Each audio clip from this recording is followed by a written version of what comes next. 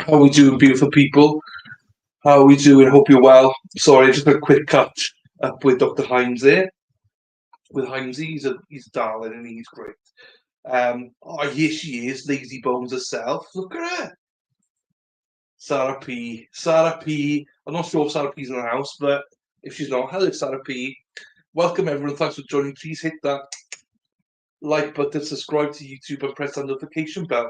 On the way in, special welcome to the newest members. Yes, we did have a new member, but he's not here. Anthony, I believe his name is. Join the Alter Corner community. Yes, you can do. You can press that link and you can become a Blue Wench or a Taco Club member. So feel free to do so, and really appreciate it. Check out the merch store. Also, these are the best way to donate and help the channel grow. If you fancy giving PayPal or buy me a coffee. And here's a stranger, SEN advocate. Hello, my darling. How are you? Merry Christmas. Good evening to you as well. Stranger, not seen you for a while. I was thinking about you the other day, actually, because I haven't seen you for a bit. I was like, oh, I hope she hasn't just left us. I hope she's still around. So yeah, welcome back, SEN. Nikki, hello, my darling. Hope you're well as well. Out in California. Hope everything's going well. Here she is, Josie again. Josie's in the house. Hi, my darling. How are you? Dawn is here. Hello, Dawn. Dawny. Sporadically, I see you, Dawn, now and again. But I hope you're well as well, Dawn. It's lovely to see you. Right.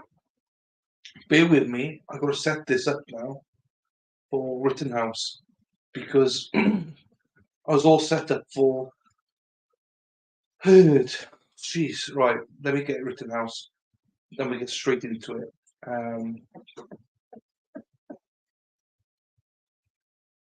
What's it called? Rittenhouse. Day 4, isn't it? um,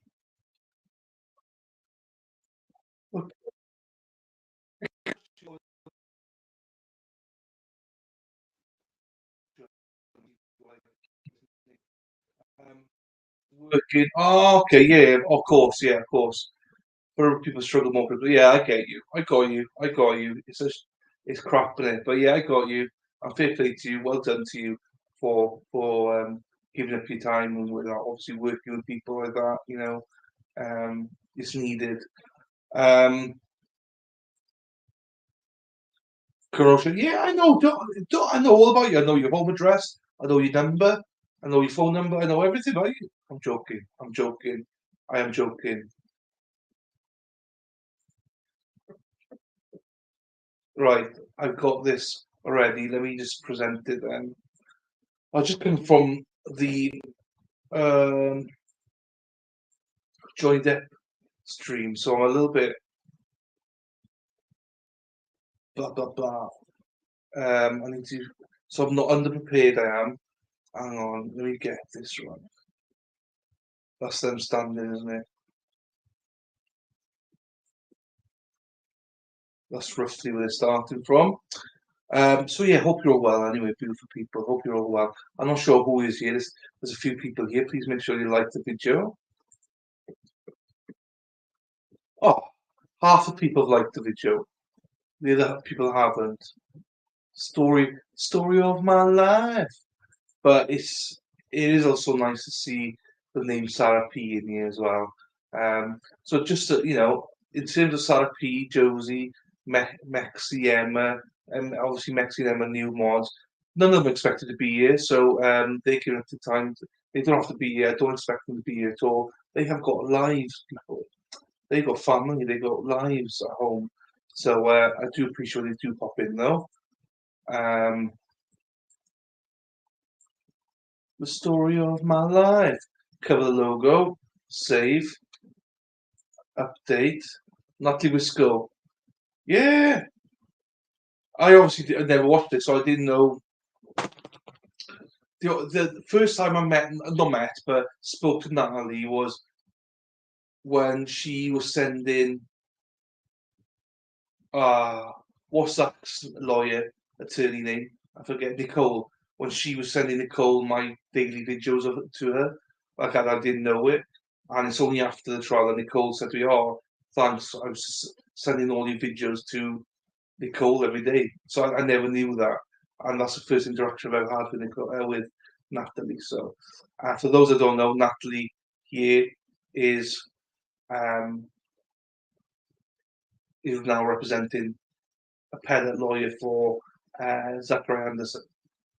So yeah. All right, then let's get going. Let's get ready. Let's get ready. Let's get ready. Gumbo. Psych. Right. I think we're pretty much ready. So let's go.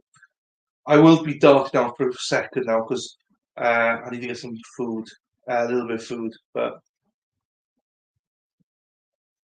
do you know what? For a minute there, it's like what we're doing. This is not the trial. It is a trial. Day 4. Yes. Right.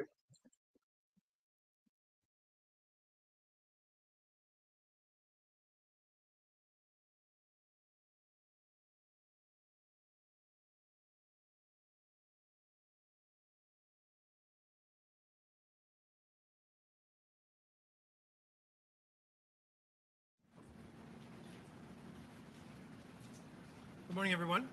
Welcome. And number 27 was experiencing some mild discomfort.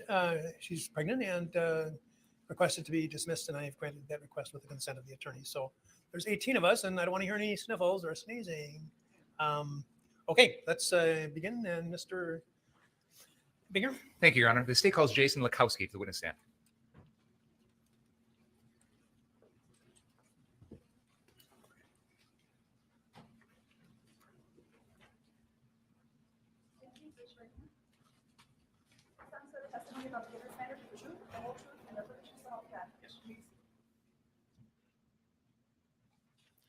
Could you please pull that microphone close to your mouth and state your name for the record, spelling your last name? Jason Lakowski, Lakowski. What community do you currently reside in? Green Bay, In August of 2020, where did you reside? What community? Brown Deer. What is your current occupation? I'm going to school full time. You go to school full time? Mhm. Is that a yes? Yes. Do you have a background in the military? Yes, sir. Can you tell us about that? I was a Marine Corps infantryman, 0311 rifleman. It's hard for the court reporter to follow that. If you could slow down and say that again, please. Sorry. United States Marine Corps, 0311 infantry rifleman. And what period of time were you in the Marine Corps? 2011 to 2015. Did you serve any tours of duty abroad? No combat, no, sir. Are you familiar with a man by the name of Ryan Balch? Yes, sir. How are you familiar with him? I met him after I got out of the Marine Corps. How long have you been friends with Mr. Balch? Since about 2015, 2016. This trial is about events that occurred on the night of August 25th, 2020. Were you here in Kenosha that evening? Yes, What time did you arrive? I believe around 10:45. Why did you come to Kenosha that night? Just to help out. Can you tell us more about that? I saw the community in trouble and I wanted to come help any way that I could. I know you said you saw things yourself. I assume that's on the internet. Correct. Did you speak with Mr. Balch or anyone else about your desire to come to Kenosha? Yes, Can you tell us about what the plan was? to come down and help any way we could. It was to protect local property, How were you planning on doing that? just to make sure nobody would come and harm the property that we were supposed to protect. And how exactly, what methods were you going to use to accomplish that goal? Shouting. Anything need else? be. I was training the shout, shove, show, shoot. What does that mean? You shout, you shove, you show your firearm, and you shoot. Did you have a firearm that night? Yes, sir. What kind of weapon did you have? An AR-15. And that is a semi-automatic rifle. Correct. Was it armed? Correct. Or was it loaded? Yes. How many rounds did you bring with you? I don't recall. What was the capacity of the magazine in the weapon you were wielding that night? 30. Was it fully loaded? Correct. No. 28. So before coming down that night to Kenosha at around 10:45 p.m., did you have conversations with Mr. Balch about what exactly, specifically, you were going to be doing? No. Just that I was supposed to come down and link up with him. So tell us what you did when you came down to Kenosha. When I came down, I linked up with Ryan. He brought me around to our area of occupation, which is where we were just supposed to protect. He introduced me to everybody that was there. Couldn't really tell you most of their names because it was in one ear out the other. And then I took my post, and that was it. Where was your post? It was on the southwest corner of that car lot I was on. And when you say that car lot, can you tell us what car lot you're referring to? I don't recall what the name of it was. Do you remember where it was located? I think somewhere on Sheridan. I don't know the actual intersection. There's a map behind you on the wall there, and I don't know if you are able to identify the area of Kenosha that's shown on there, but I will represent to you, Mr. Lukowski, that this is a map that shows the area of Kenosha from about 58th Street and Sheridan on the north end down to 63rd and Sheridan on the south end.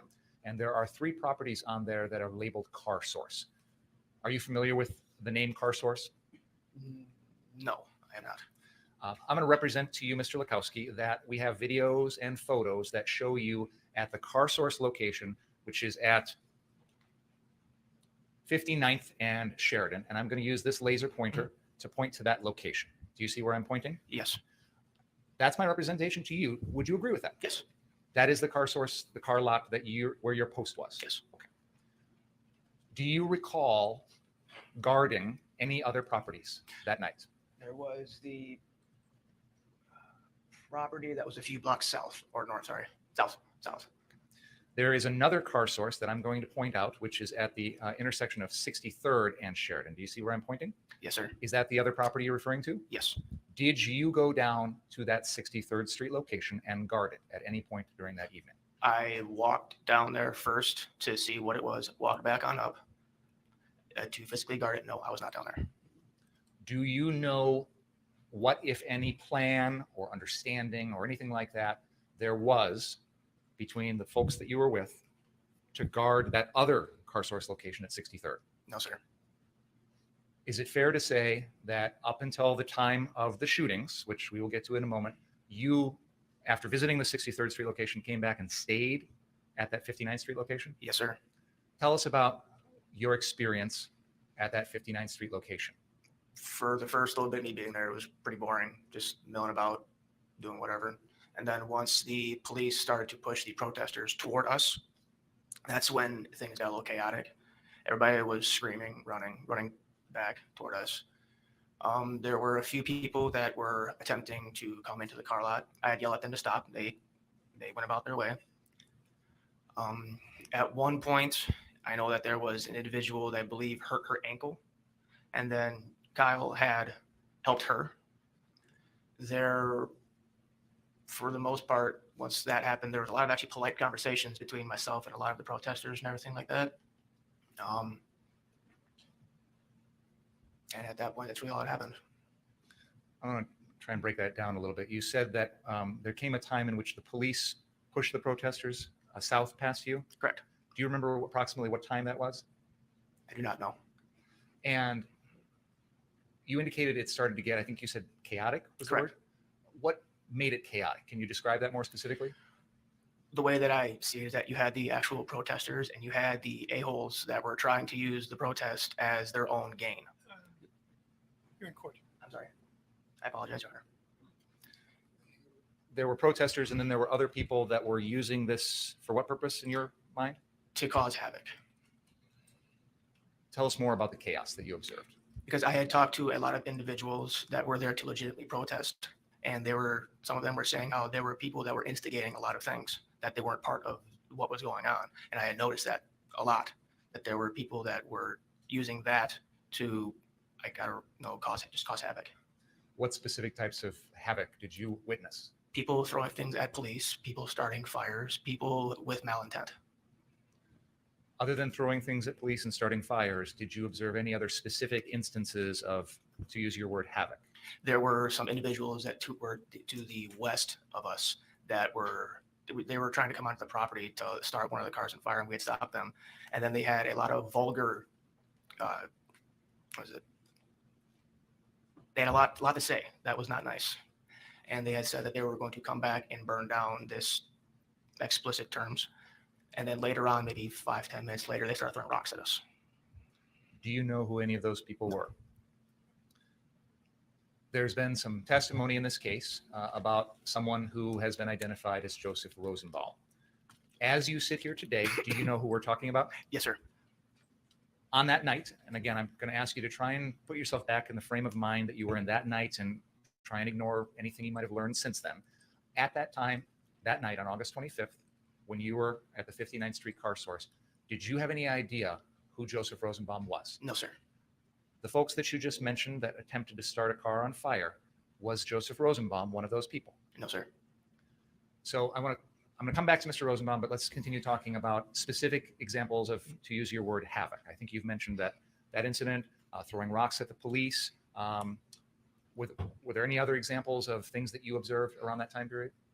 Individuals were throwing what you would call chlorine bombs at us and the police. Did you see who any of those people were? I did not see you through that. No, Was Mr. Rosenbaum any one of those people? not that I know of. No. Any other examples that you can share with us of this havoc or chaos that you witnessed? No, sir.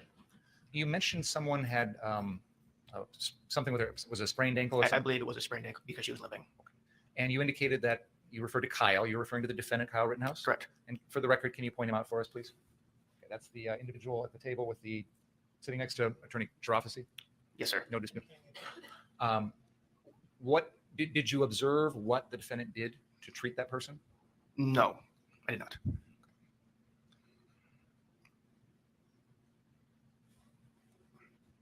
I think you mentioned that when the crowd was being pushed back, there was some words exchanged between your group and the crowd. Is that fair to say? Correct. Can you tell us more about that? They were just screaming nonsense, and they were trying. I know that there was a few individuals that attempted to come to the car lot, and we yelled at them to back off, and they did. The individuals that were attempting to start that car on fire, how did you stop them from doing that? Yell at them. You used, I think, what was it? Shout, shove, show, and shoot. Correct. Did you ever have to get to the second step? No. Shouting was enough? Correct. Did you ever have any problems with people coming on to the car source lot? No. You were Outside able of that one incident, no. And I think you said earlier your post was physically located on that lot. Did you say the southwest corner of the lot? Yes. Okay. I'm going to use. East. Sorry, southeast. Sorry.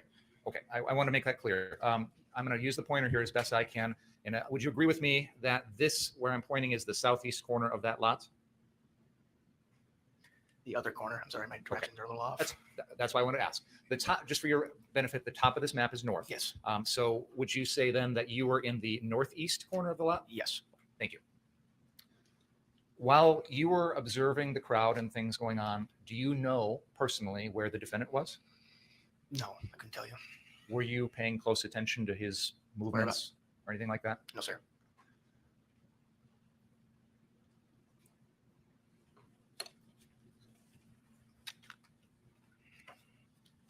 Did you speak with the defendant when you were at that 59th Street location that night? Initially, yes. Do you remember anything that he said? He introduced himself. That is his name. He said that he was an EMT. What did you think about that? I mean, just an EMT out here to help, just like we were. Did he tell you how old he was? No. How old did you think he was? I assumed he was 18. Why did you assume that? Because in the state of Wisconsin, you have to be 18, I believe, in order to have your EMT license. And he was carrying a firearm. Was one of the reasons that you assumed he was 18 the fact that he was carrying a firearm? Correct. Why is that?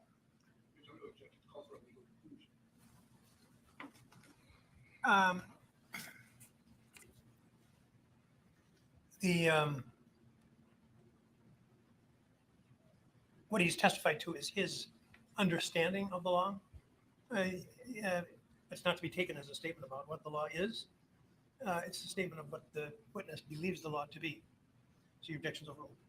Do you remember the question? Oh, why? I assumed he was 18.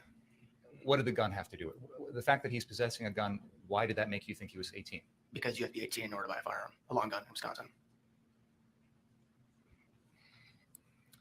Did there come a time while you were at the 59th Street car source where you observed an individual that you now know to be Joseph Rosenbaum? Yes. How many times that night did you observe that person? Just the one incident.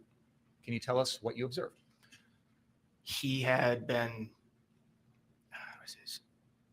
acting very belligerently. Like, he had asked very bluntly to shoot him. He did a few what I would call false stepping, which is making a step to entice somebody to do something. He had done that a few times. After he'd done that a few times, I turned my back to him and ignored him. What did you think of him? A babbling idiot. Did you consider him a threat? No. Did you feel that he posed any danger to you or anyone else? No. How tall are you? I am 5'10". Do you have an estimate as to how tall Mr. Rosenbaum was? Not really. He was bent over. How was he dressed at that time, if you recall? He had something red over his face, no shirt, and he had a bag in his hand. A plastic bag? Yes. Were you able to get a look at that bag? No. You said that he was asking someone to shoot him. Correct. Was he saying that to you? He said that to me, and he said that, I believe, to multiple others. Something along the lines of shoot me, shoot me. Would that be fair to say? There was more explicit terms after that, yes, but yes. Did you see him with any sort of weapon? Outside of that bag, no. Did you see him with a gun? No. Did you see him with a knife? No. Did you see him with a club or a bat of any kind? No. Did you see him with a chain? No. You indicated that he was false stepping. Would you mind standing up on the main floor here and physically demonstrate for us what you're talking about? Yes, please.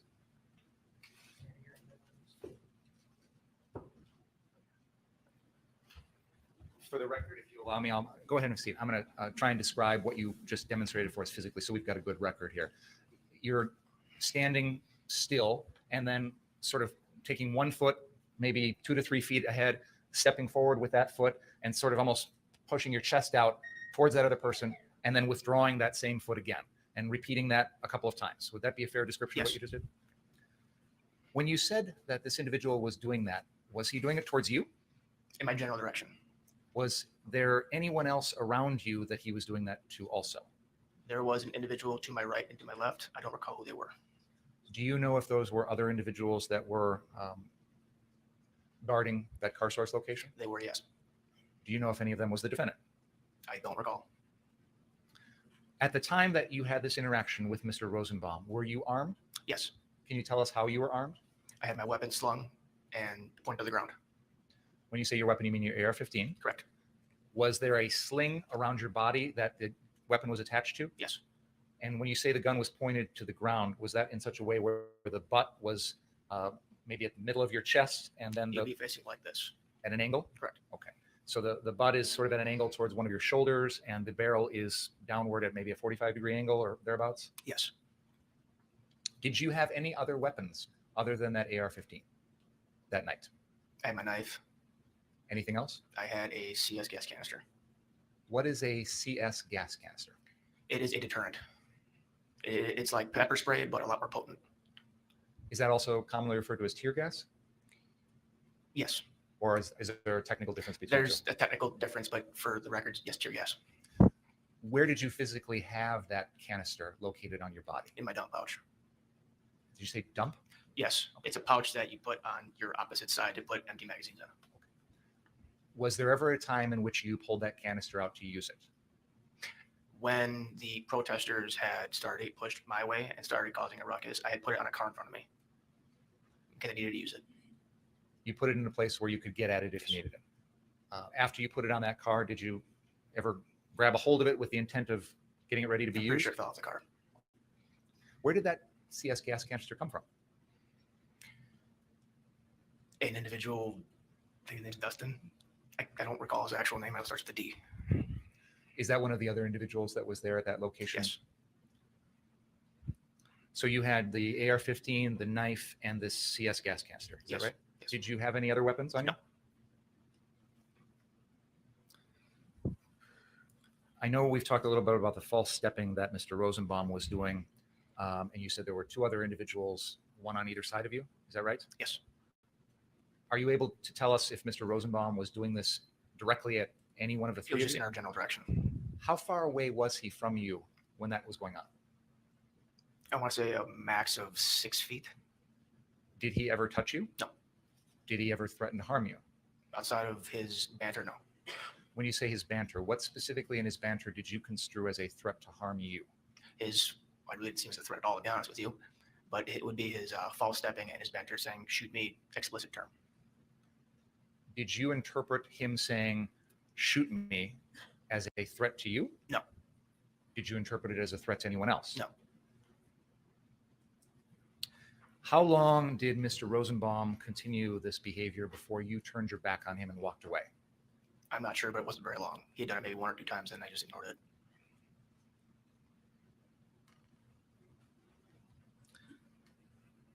Do you recall putting out any fires that night? Multiple, yes. Can you tell us about that? The first one I put out, it was just north of the car lot. Somebody had set up a deliberate barrier and set what you'd call like a campfire behind it and set it on fire to deliberately set fire to the barrier. I want to make sure I understand that. You said they set up a small barrier. It was a rather large barrier. It was taller than I was. It was a wooden structure. Do you know what type of wooden structure it was? It was just a rickety structure. I don't recall. Do you know where it came from? No. Did you see any of the individuals who started the fire? No.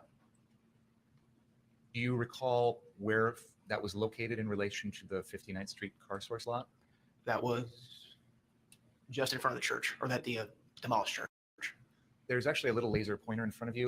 There's a button on the side, and when you point that, could you use that and point on the map where that fire was? Right there. And I just want to narrate for the record, that appears to be a location. Was that on Sheridan Road? Yes. North of 59th, closer to 58th Street. Would that be fair to say? Yes. What did you do in response to that fire? I stomped it out. With your feet? Yes. Did you use any sort of fire extinguisher or water? No. What happened after you did that? After that, I had walked back to the car lot. You mentioned there were other fires you put out? Yes. Tell us about those. There was a few after the incident. There was one on the this car lot. There was a pickup truck that the interior was on fire. Then I had found a fire extinguisher next to it. I had put that one out. And then there was another one that I couldn't put out because the fire extinguisher was spent. So there was cars around it. It was myself and another individual. I pushed cars away from that. I believe you said those 2 fires were after the incident. Yes. What incident are you referring to? The incident with, I don't want to, the incident with Kyle. The shootings. Yes.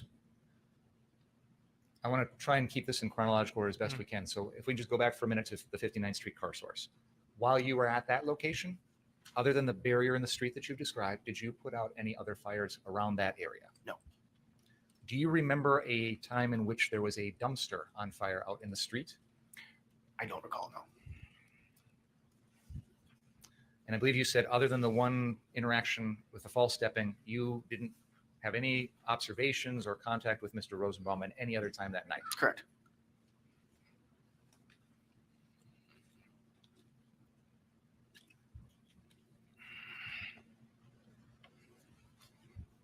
We've heard a lot of testimony and seen videos of what we now know to be the shootings.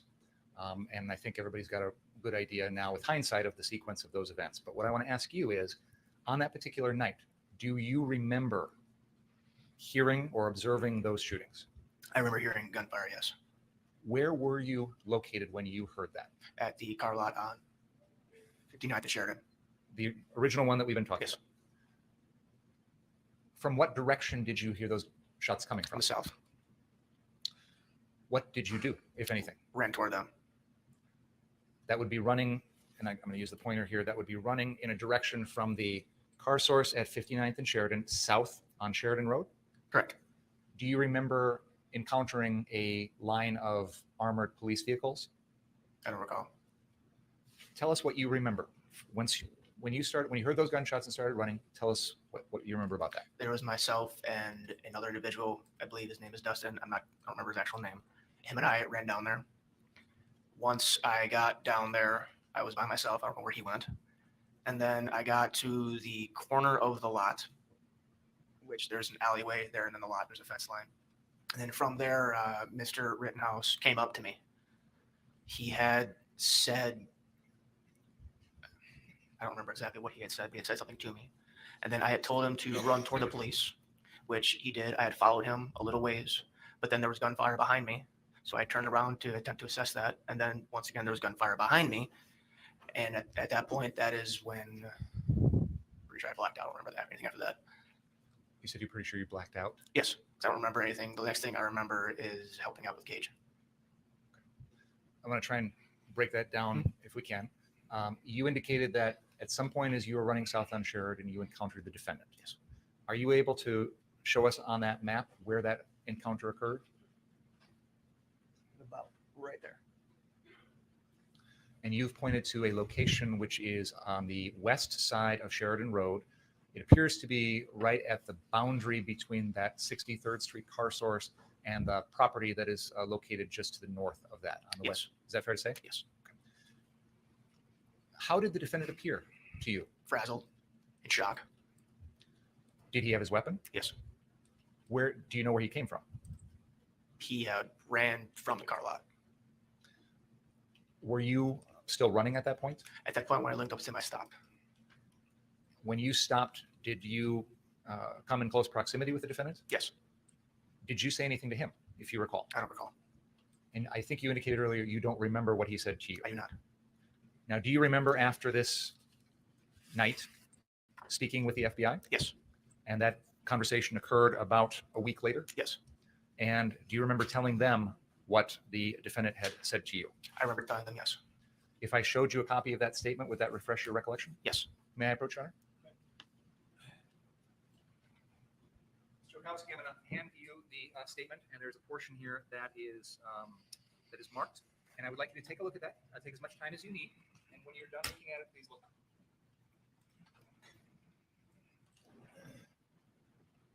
Okay. I'm going to take that back from you now. Does that refresh your memory as to what you told the FBI? Yes. And does it refresh your memory as to what the defendant said to you when you encountered him? He had indicated that he had shot somebody. According to your statement, Mr. Lukowski, you're Sorry, did not shoot anybody. I apologize. I apologize. just want to make that clear. Did not When shoot anybody. When the defendant spoke to you, he said he didn't shoot anyone, Correct. but he said he needed help. Yes. What did you tell him? if I told anything? him to run to the police that were down the road. What did you do then? At that point, he started running. I followed him. Let me pause for a second, and I just want to make sure we get our directions correct. What direction did the defendant run from there? From here that way. So north. North on Sheridan. And did you run in that same direction? Yes. What happened then? And then there was gunshots behind me. And when you say behind you, are you meaning back down south? Yes. What did you do then? I stopped and turned around. Where did you go? I was in place because it felt like seconds after there was more gunshots behind me, which would have been to the north. And that would have been the direction that the defendant had been running. Yes. Is that the moment in time when you feel like you kind of blacked out? Yes. And I think you said the next thing you remember is Mr. Grosskreutz? Yes. Tell us about that. I remember being on the sidewalk, and then there was an individual on the ground screaming. I had walked up to them with a group of individuals. Somebody was screaming for a tourniquet, I believe. So I had given an individual, I believe his name is CJ. I don't actually know if that's his name. I had given that to him. He had applied the tourniquet. He had done it wrong. So I had pushed him out of the way, applied it correctly for the most part, and I stayed with Gage until police showed up. What happened then? And then the police showed up, told me to back off. I backed off. Once he was in the vehicle, I had noticed an individual saying that there was a gun on the ground. He had pointed to it and started walking toward it. I pushed him out of the way. I had picked up said firearm. I dropped the magazine and emptied the chamber. I want to make sure the record is clear. You said someone was put inside a vehicle. The he is Gage Grosskreutz? Yes. And then there was you said a gun on the ground. Yes. What type of gun was it? It's a Glock. A pistol? Yes. After you took care of neutralizing or disarming the gun, what did you do next? The police had come up to me and told me to put it down. And then I had walked toward the sidewalk. And then I believe I had headed south toward the car lot. What happened then? There was a bunch of reporters, I guess, over there talking to people And wait, no.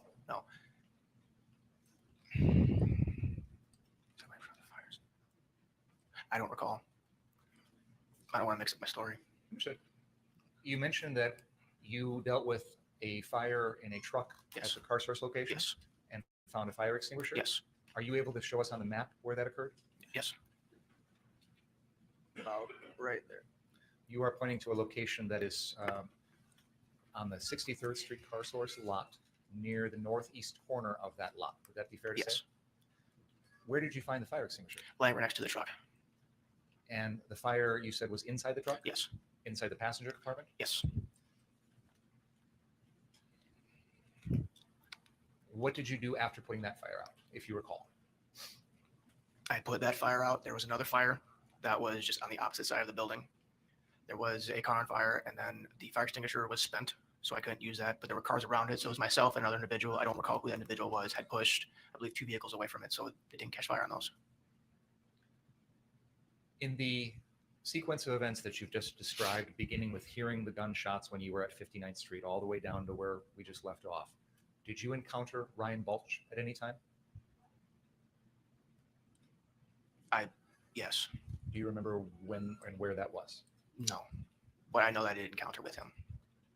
Do you remember when you were at the car source lot at 63rd Street, being with Mr. Balch? When I was putting out the fires, no. After that, at that location? After that, yes. You mentioned some reporters down at the 63rd Street car source. Did you speak with them? I avoided them as much as I could. But is it fair to say that there were a number of them around you with cameras Yes. asking pictures or asking questions rather? Yes. And they were also asking questions of Mr. Balch. Correct. During that process, did anyone show you an image or a video of the person who was suspected to have committed these shootings? No, because they thought it was me. Those people thought it was you? Yes. When did you first learn that it was the defendant? I don't recall.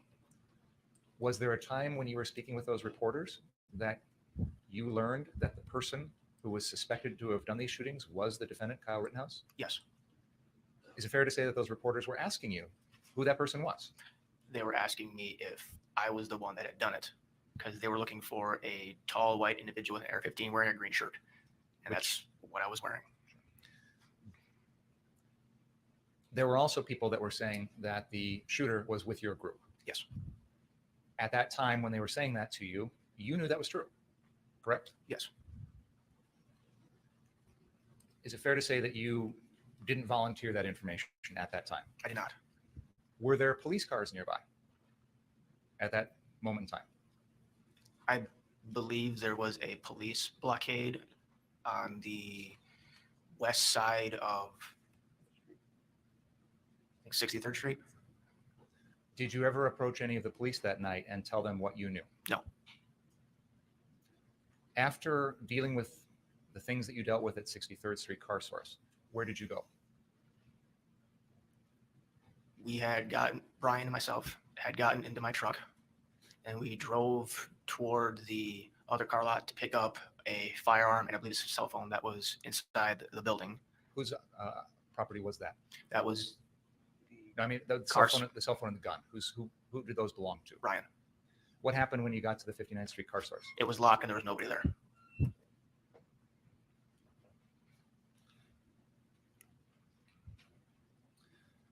Mr. Lukowski, I want to go back to beginning of your night. You indicated that you arrived at that location around 10:45 p.m. And we talked a little bit about your interactions with the defendant. Did you bring along any medical supplies with you that night? I did, Why did you do that? just in case it was needed. Just in case it was needed. Did you interact with the defendant with regard to those medical supplies? Yes. Tell us about that. He had said he was an EMT. I said that if he needed anything to let me know. And then he had asked, I don't remember exactly what he said, but he had said something. And then I remember giving him my flashlight, turning around and him digging through my med bag. I'm not sure I heard that word. You said digging through your Digging through my med bag, yeah. Was that the defendant doing that? Yes. Did he take any medical supplies from you? I don't recall what he actually took. But yes, he did take some medical supplies from my bag. Do you remember speaking to the FBI about those medical supplies? Yes. If I showed you a copy of your statement, would it refresh your memory as to what the supplies were? Yes. May I approach him? Mr. Lukowski, I'm going to show you your statement. At the bottom of the first page, there's some items marked. Please look those over, and when you're done, look up. It may continue on to the next page. Okay. I want to take that back. Did that refresh your memory as to the medical supplies that the defendant borrowed from you? Yes. What were those specific items? A quick clot, a bandage, and what you'd call a vitamin pack, which has a bunch of random stuff in it. What is quick clot? It is something that you use to stop bleeding, severe bleeding. Quick clot. Were you aware at that time what sort of medical supplies, if any, the defendant already had on him? I was not aware, no. One second, please. I have a question. Cross-examine.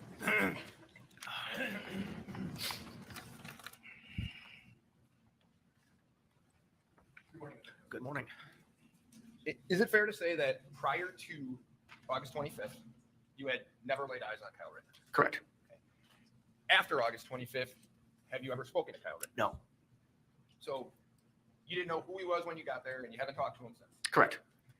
And you had made mention when speaking to Attorney Binger about shout, shove, show, shoot, right? Yes. In anywhere in that kind of commands that you do, is run away or retreat? Is that in there? No. So if you shout at someone and make physical contact or show them your firearm and they're still coming forward, have you ever been trained to No. head for the hills, No. run away from them, try to get yourself out of the situation that you're in? No.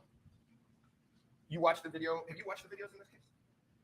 I have watched several, yes. Okay. Have you watched the video at Car Source at 63rd? Not in its entirety, no. So have you not seen what Mr. Rittenhouse did prior to the shooting? I don't know what you mean by that. Well, you saw Mr. Rosenbaum. Did you see Mr. Rosenbaum and Mr. Rittenhouse running through the parking lot? Not that I recall, no. So you arrive at 59th Street Car Source, 10:45-ish, Around, yes. and you have an AR-15 and a medical pack with you. Correct. Same kind of situation that when you meet with Mr. Rittenhouse that he has, right? He has an AR-15. To a sense, yes. You have more than he has, but you both are carrying a medical pack. Yes. And he goes through some of your things, your medical things, and takes things that he needs. Yes. And you see him that night, Correct. and he is, when you speak to him, you get his name and the EMT information. Correct. Is that about it? Yes. You see him that night out and about trying to actually help people. Correct. Do you see him that night threaten anyone? No. Do you see him being aggressive in any manner toward anyone? No. You, I'm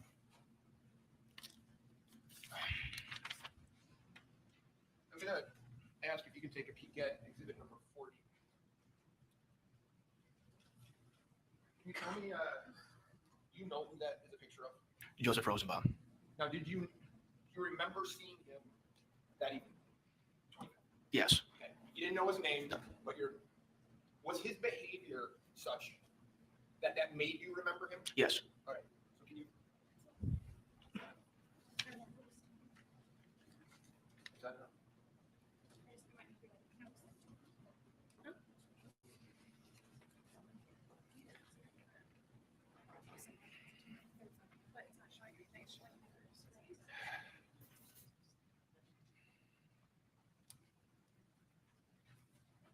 Mr. Lukowski, I'm going to ask you one other question about this. You said you see Mr. Rosenbaum in that picture, right? Yes. Okay. There's a person behind Mr. Rosenbaum as well. Is that right? Yes. John Krasinski. I'm sorry, Josh Krasinski. Do you recognize or do you remember seeing the person behind Mr. Rosenbaum? No. You don't remember seeing Mr. Krasinski? Okay.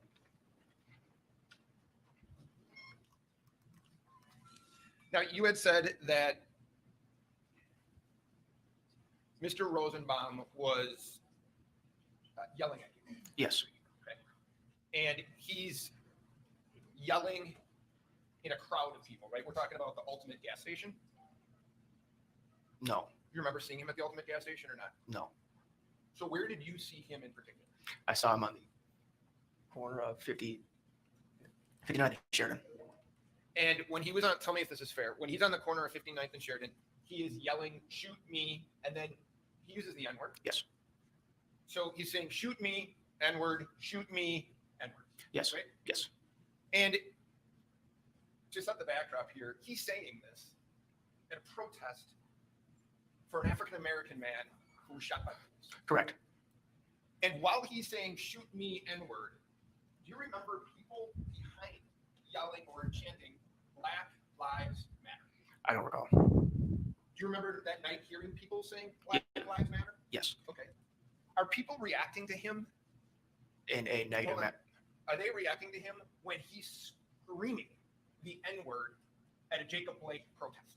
In a negative manner, yes. Okay. I didn't hear you in a what manner? In a negative, Okay. in a negative manner, yes. How? Stepping away from him. Okay, so they're separate, if I have it right. They're trying to disassociate themselves with the guy screaming racial epithets at a Black Lives Matter rally. Yes.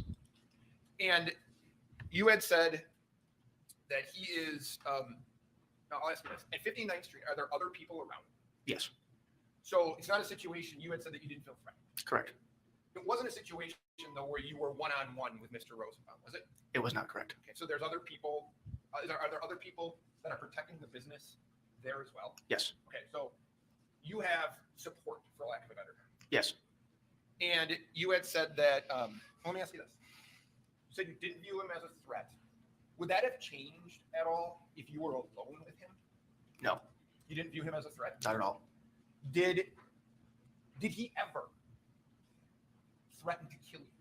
No. Did he ever say to you, if I get you alone, you're dead? No. You said that he was false stepping towards you, right? Yes. Okay. Did he ever do more than that? Did he ever come actually after you? No. If he would have done that, would have made you more concerned? Situation dictates.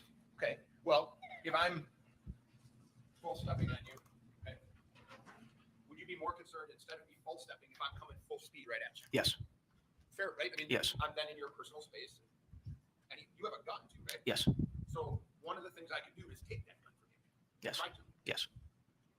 And if I threaten to kill you if I saw you that night, and then I'm running full speed at you and I'm going for your gun, are those all things you would have considered when making a decision what to do against somebody like me? A threat to my life, yes.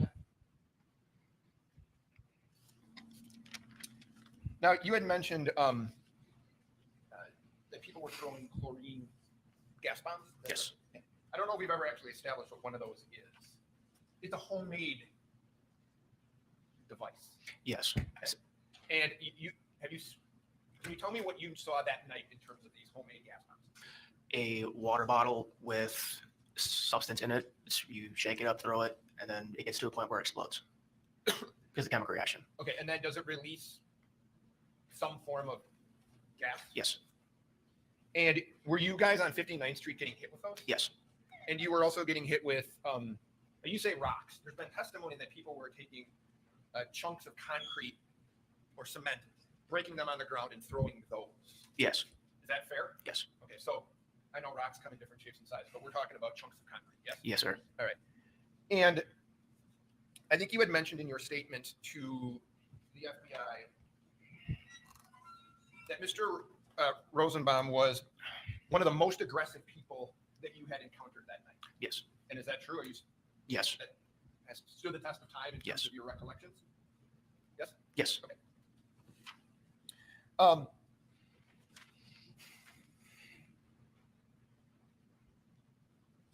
There was some conversation that you had with Attorney Binger about your interaction with Kyle on on Sheridan Road as he's running north. Yes. He never stops running, correct? He stopped running to talk to me. For how long? I couldn't tell you the time span. Okay, well, I want to see if we can do this. Is it minutes? It seemed like seconds. Okay.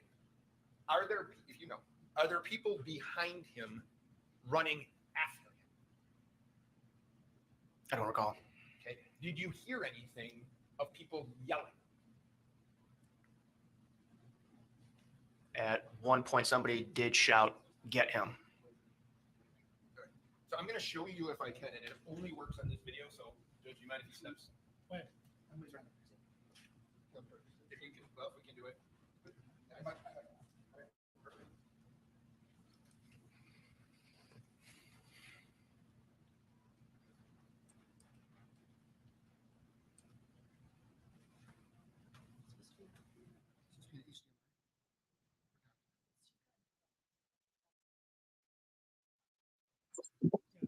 Okay. There's a few people who've not seen this trial before, which is good. Good. I'm glad it's not just me. So, Tom. Yeah, thank you. This is the. So, Judge, I have marked this video as 41. I don't think there's an objection from the state to move it into evidence. May I see it?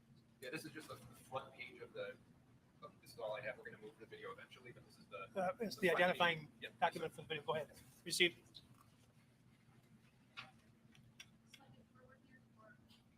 No, you can. No, no. Well, okay, it's your, the defendant cannot currently see the screen. Oh, it's up now. I'm sorry. I'll stay out of it. There's a screen there too. I'll stay out of it. Okay. Oh, and he's coming there. Judge Rogan. All right. Okay. All right, we got.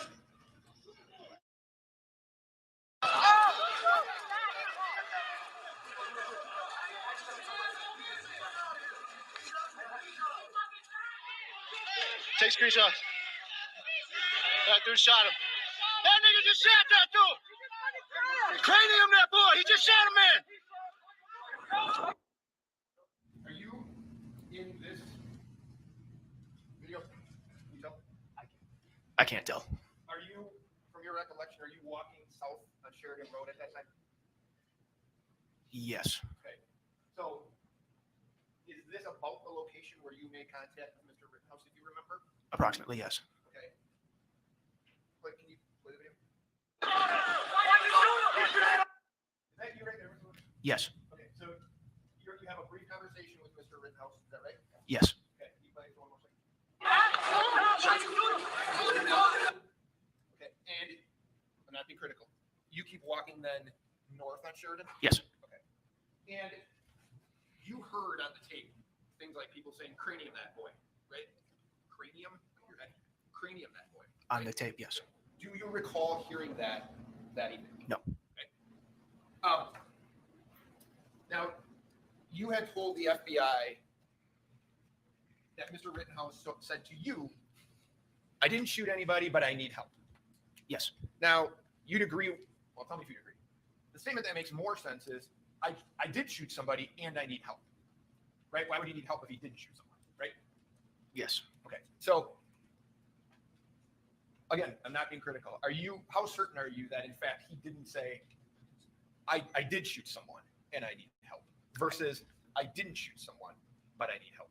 I don't honestly recall. Okay.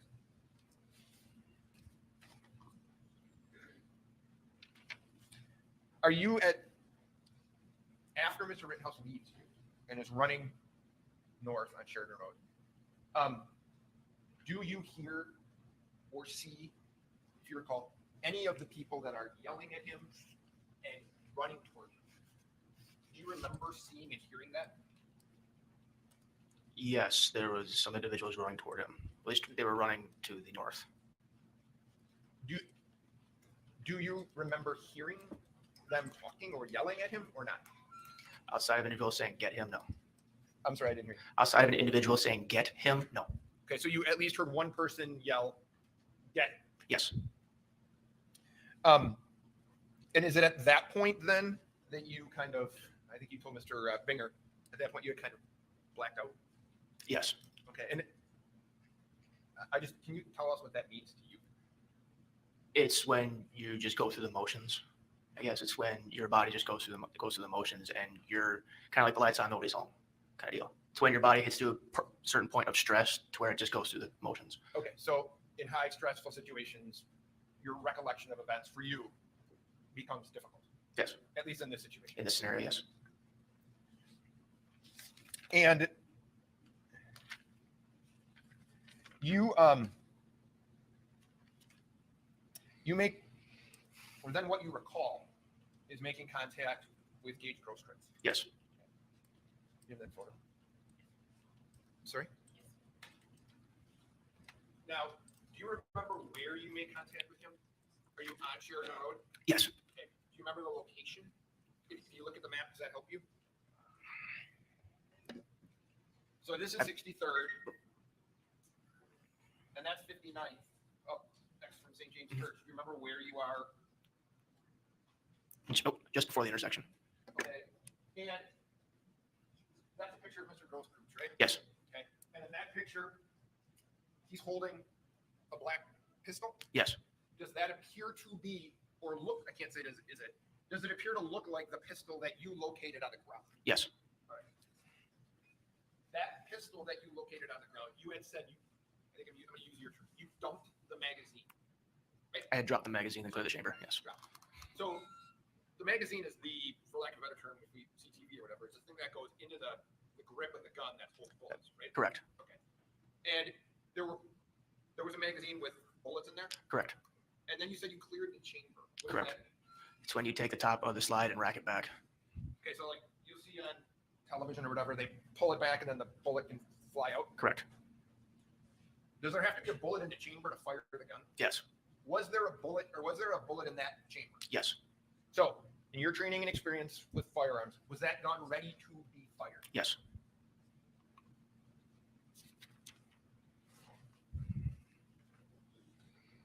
So, in the past with some witnesses, Mr. Binger has asked them if they had shot anyone that night. And what I want to do is just ask you a couple questions about you that night. Okay.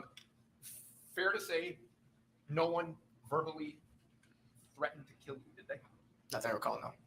No one actually chased you, did they? Not that I recall, no. Did anybody ever say to you, forgive me, you won't do shit, motherfucker? No. No one ever said that No. to you? Did anybody ever, well, were you alone at various times that evening? Yes. Okay. And you have military training? Yes. Okay.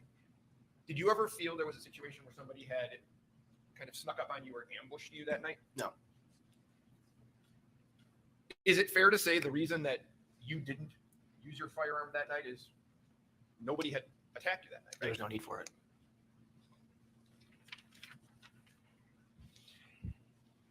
Now, after the shooting, you had said that you put out a truck that was on fire by Car Source. Yes. We call it Car Source 3, but it's Car Source at 63rd. Yes. And that, by happenstance, there was a fire extinguisher located close to that. Yes. Did you ever see Kyle walking back toward the police line on 60 or on 59th or 60th here? Did you ever see him walking back this direction after you had contact with him down here? No. Okay, so you don't know what happened after that? No.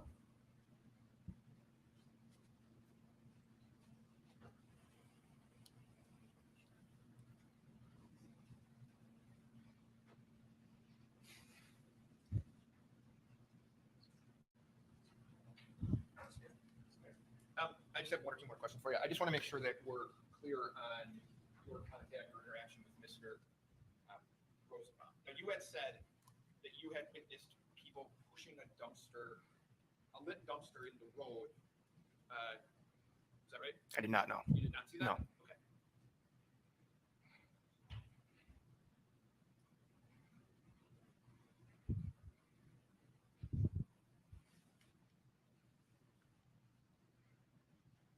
Were you ever at the Ultimate gas station?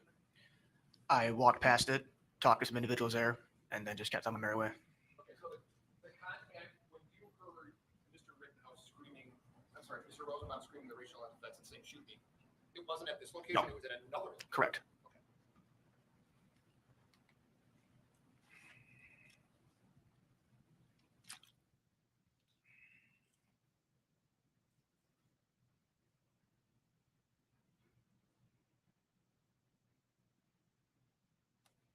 So can I ask you this, when you left for the evening, you had driven down there, right? Correct. Was your vehicle damaged? Yes. How? I had a smashed back window and a smashed front windscreen. Sorry, front. Windscreen or windshield. Yeah. Okay. So you drove back to wherever you were with the smashed up vehicle? Yes. I think I have one more question.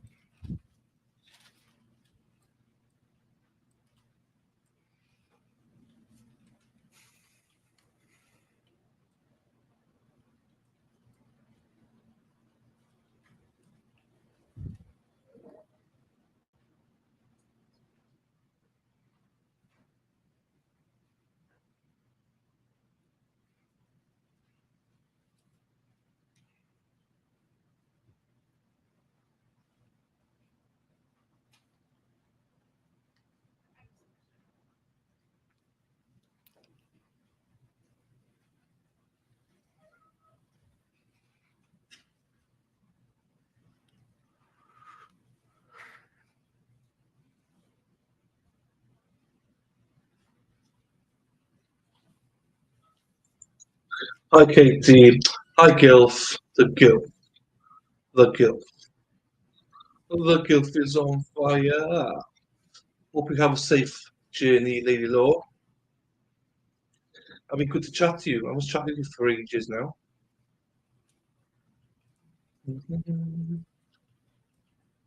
I agree, Katie. I think he's a good witness, yeah. I think he's a good witness. I will agree with you. Dirk Diggler in the house. Dirk Diggler. Never know when Dirk's about. Dirk hides. Da, da, da. Da, da, da, da, da, da. Dirk's about. Diggler. Dee, dee, dee.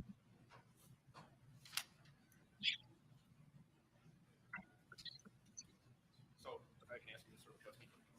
Is that the fire extinguisher, if you recall, that you used to put out the fire in the truck that's next to it? Yes. So thank you. How much redirect do you have? All right, let's take a break. Please don't talk about please don't talk about the case during the break. Read, watch, or listen to any account of the trial.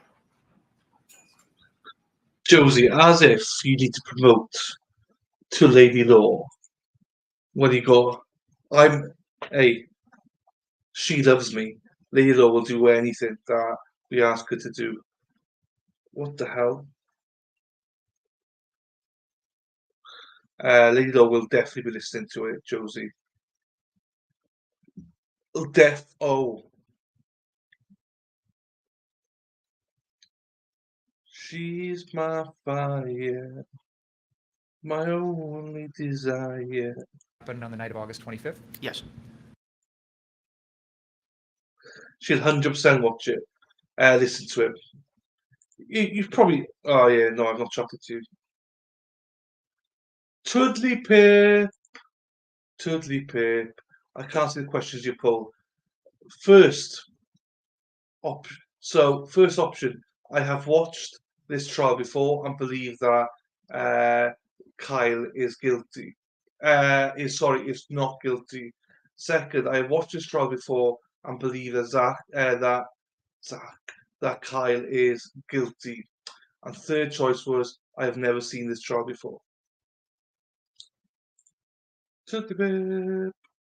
And as she's shouting out Lady Law, shout out to everybody to go to wrongfulpod.com. I'm surprised you've not watched it. I promoted it to you, Lady Law. You should be watching it. Listening to it. I will give her credit.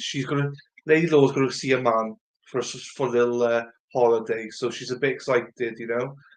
She's a little bit excited. She's going to be a little bit busy to listen to stuff, shall we say. So, no worries at all, Tudley. You are my fire, my only tears. I'm just glad I'm not the only one that's never watched this trial before. So, whoever's not watched it before, I'd be intrigued if you said hello in chat. She's a busy lady. She's going to be busy for the next few days. Woohoo! Give me a cowboy. Woo-hoo! So yeah, I'm sorry, Lady Law. I'm sorry.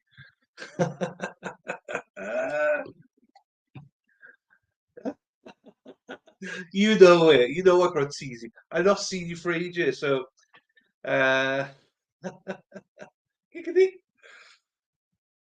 Yes. Right.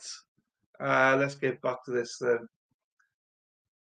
That's why I miss having Lady Law on streams of this because I can't control myself. She gets me to give the worst of herself on stream.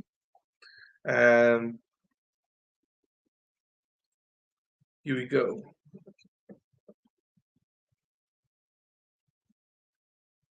I'm trying to find the spot. Hey, oi! Trying to find the spot. I think we'll just leave it there. If we go too far, then Did you receive a report that you or other folks guarding 59th Street needed to go down to 63rd to put out a fire No, or to deal with any sort of property damage at that location? no, So when you decided to go down there in the end, it was simply because you heard gunshots. yes, You were asked about your FBI statement regarding what you heard the defendant say. yes,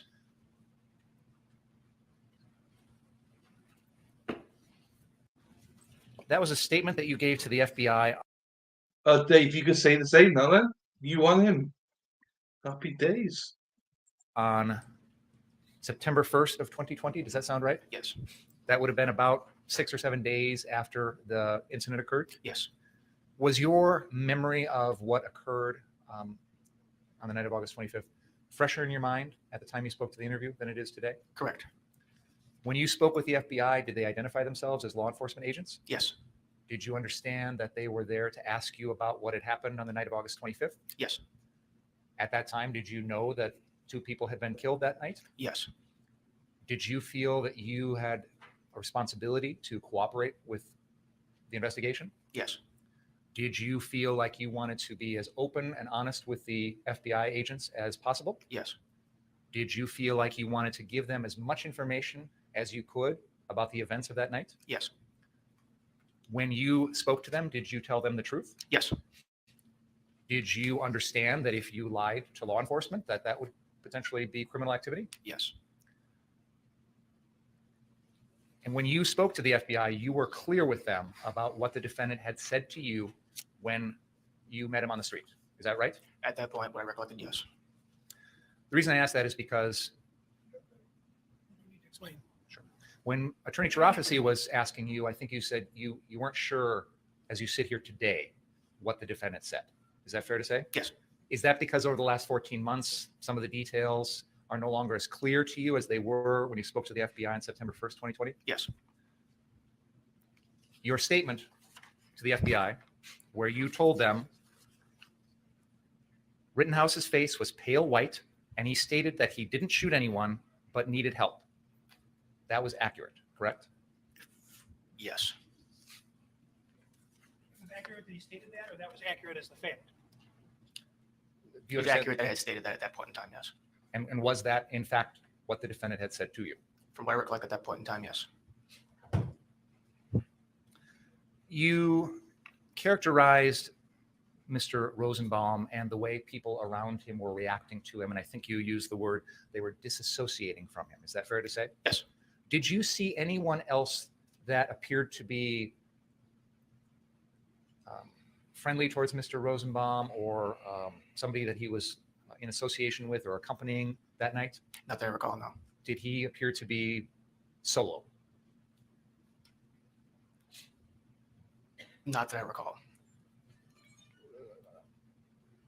I'm a little confused, so help me understand. Did he appear to be in the company of any other people? I was confused at that.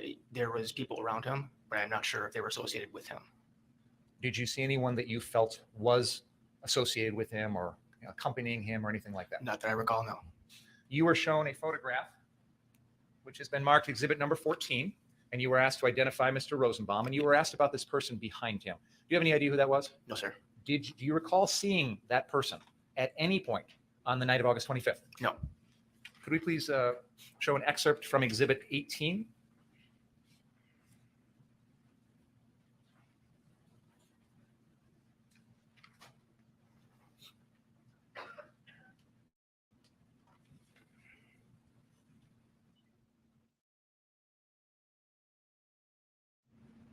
Mr. Lukowski, there is a female in this almost center of the video, a little center left, with a backpack on and a dark shirt and blue jeans. Do you see that person? Yes. Do you recall ever seeing that person on the night of August 25th? No. And I'll state for the record for the jury, there's no dispute. That is Kelly Zeminski, and standing next to her is Joshua Zeminski, whose face can be seen here in exhibit number 40, just for the record. With regard to those two people that I've drawn your attention to, were they around Mr. Rosenbaum when Mr. Rosenbaum was stepping at you and saying the things he was saying? Do you recall? Not that I recall. You characterize Mr. Rosenbaum as the most aggressive person out there that night. Is that fair to say? From my recollection, yes. Did you ever see him physically harm anyone? No. Did you ever hear him threaten to physically harm anyone? No. At any point on the evening of August 25th, did you personally witness anyone physically harm anyone else? No. You mentioned that at one point you walked past the Ultimate gas station. And just so we're clear, the Ultimate gas station is right here on the southeast corner of 60th and Sheridan. Do you see where I'm pointing at? Yes. And you know, you're from, as you sit here today, you're familiar with that location? Is that a yes? Yes. Sorry. Is that the location that you're talking about that you passed by at one point? Yes. What I want to ask is, where in the timeline did that occur? Right when I got there, I had parked my vehicle on the one street over, and then I walked up. I think it's a 60th. Would you be able to use that pointer to show us what you just described? I parked somewhere back here, and then I walked up 60th. Okay. So you're pointing along what I think is 8th Avenue. Is that right? Good. 8th Avenue there by Library Park, and then walked up to 60th and headed west on 60th. Yes. And that was the only time in the evening when you passed by the Ultimate, that you stopped at the Ultimate gas station? Yes.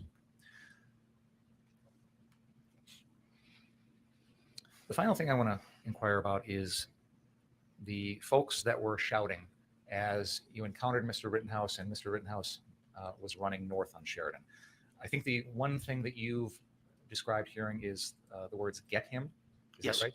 Do you recall any other specific words that the crowd was saying? No. I'm going to try and ask you to put yourself back in the mindset of that night, at that moment when you heard that. Who did you think the him was? I'm not too sure, to be honest. Was it obvious to you that the him was the defendant, Kyle Rittenhouse? No. At that moment in time, did you have any reason to believe that the defendant had shot anyone? No. Did you have any reason to believe that when people are shouting or pointing or doing whatever, that they were meaning the defendant, Kyle Rittenhouse? No. I have no further questions. Maybe across? I do briefly. When you heard "get him,"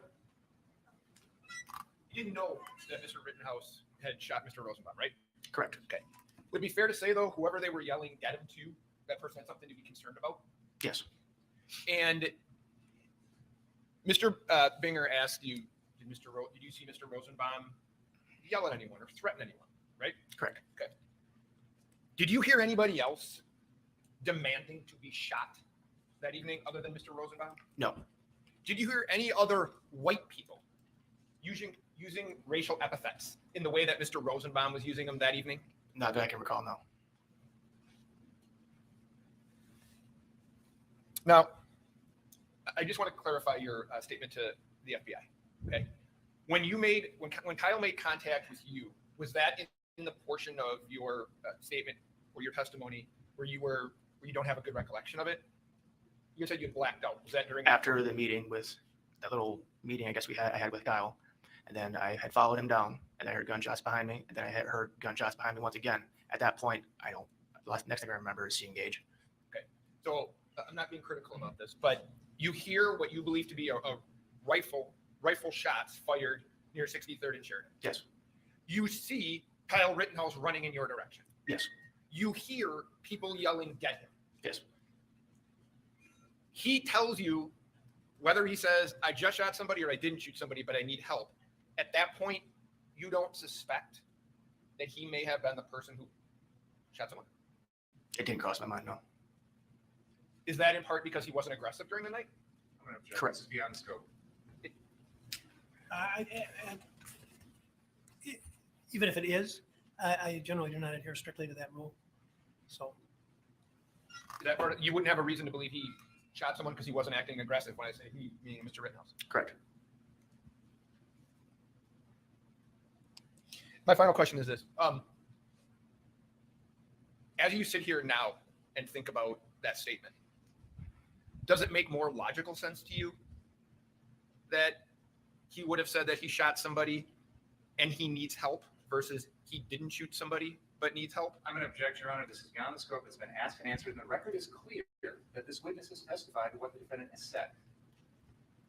why don't you rephrase your question? The first part, they asked and answered, as I said, that we're here to develop the facts for the jury. And we all have seen abuses where people lie back and hold their questions until they're into a redirect or a recross. But I haven't seen that from either side in this case, so I'm not going to swerve from my usual indulgence with these kinds of things. But on the second point, I think the question should be restructured. So I know that you've testified about what you believe you heard that night, right? Yes. Okay. Now, what I'm asking that you do is, have you looked at your statement since you gave it? Have you ever read your statement? A few days ago, and then in the court. Who had you read your statement? Myself. Well, who gave it to you? Sorry. I did. Okay. So you met with Mr. Binger? Yes. I want to be clear. Was this his statement or a statement, a summary made by Yeah. Oh, the FBI? yeah, fair enough. Okay. So the statement that Mr. Binger provided to you was a statement written by the FBI saying what you told them. Yes. Okay. So remembering that, now my question to you is this. Having read that statement, and the portion I'm talking about is what Kyle said to you, does it make more logical sense to you today, or when you had, and he can shake his head if he wants, while you are sitting here now, why would he need help if he didn't shoot someone? I'm going to object. Okay. I have another question. Thank you. I have one final question, Your Honor. Mr. Witkowski, you said you didn't think that get him was aimed at Mr. Rittenhouse, right? Yes. At that moment in time, you didn't think Mr. Rittenhouse shot anybody, as he said he didn't shoot anybody, correct? Correct. Thank you. Okay, then you may step down, sir. The busty bestie. Busty bestie. So this is, for those that don't know, this is Josie's busty bestie. Two busties, by their besties. Hello, Kay there, my darling.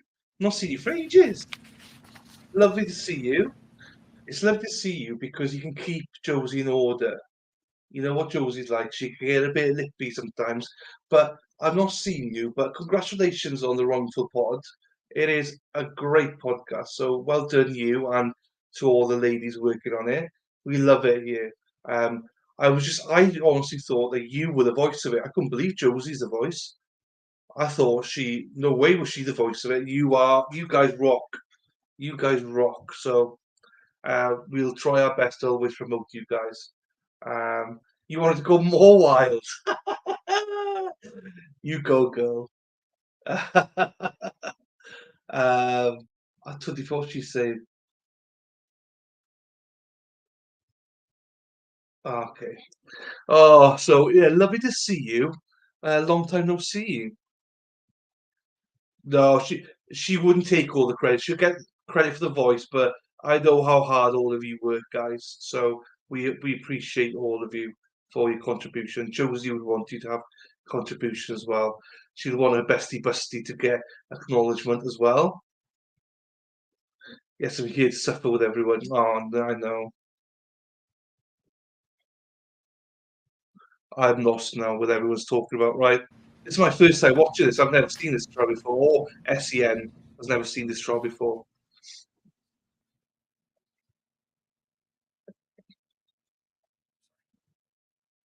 So this is for a UK person, for a British person, this is quite a weird. Well, for me, Twiddly Pip might disagree. Twiddly Pip's from England, but might disagree. But I find this quite a weird trial to watch as someone that doesn't know much about Call guns. Amber Rasmussen. Much older, yes. Oh, new person up to now.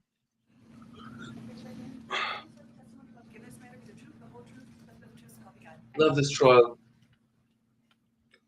Oh, mask. Oh, was masks a thing back Can you here? please state your name and spell it for the benefit of the court reporter? Amber Rasmussen, AmberRasmussen. And where are you employed? I'm employed at the Wisconsin State Crime Laboratory in Milwaukee. And what is your position there? I'm a DNA analyst in the DNA analysis unit. And how long have you been a DNA analyst? Why do you find it strange? Because getting an understanding of things, Twiddly Pip, I find it quite strange. Like, to be fair, I learned a lot from Mighty Meat the other day, because I didn't get the whole logic. So the reason I don't, some things in this trial mess me up, is because I watched a video in Ohio of a father protecting his daughter from her ex-boyfriend, and the boyfriend's trying to kick the house door in, and he got warnings and warnings. Do not enter. I've got a gun, and he's still trying to break the house into the house. And the father shot him 3 times, and he died. So for me, that was perfectly right. That he should have been able to do that, protecting your family. But they still got questioned. They tried to take him to court.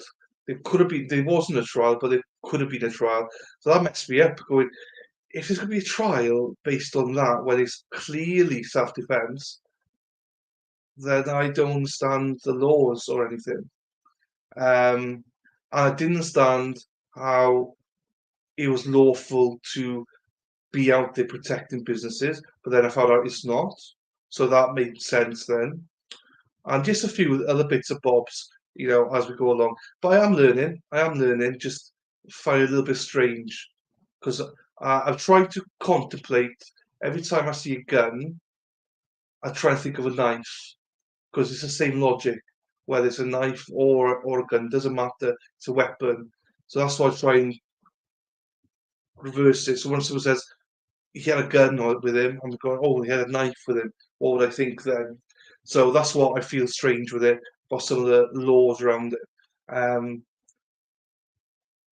Yeah, and I know I've got some unpopular opinions here on it, Also, yeah, so I don't know. I just, I'm sure it'll all come together. I'm sure it'll all come together. Just, it doesn't sit well with me right this second, that's all. But we'll get there. Well, I think once I know a bit more about the story, because obviously we only heard the story of the state so far. We've not got to the defense yet. So, I'm not prejudging. I've not got Kyle as guilty or anything, but I do have question marks, which hopefully will be clarified when we get deeper into the trial. So, right, let's get back to it. I'm going to grab a quick coffee. So behave yourselves, bestie busties, behave, and I'll be back now. Analyst. I have been employed as a DNA analyst for just over 10 years. And what is your educational background? I have a bachelor's of science in biology and human biology from the University of Wisconsin, Green Bay, as well as a master's of science in forensic science from Marshall University.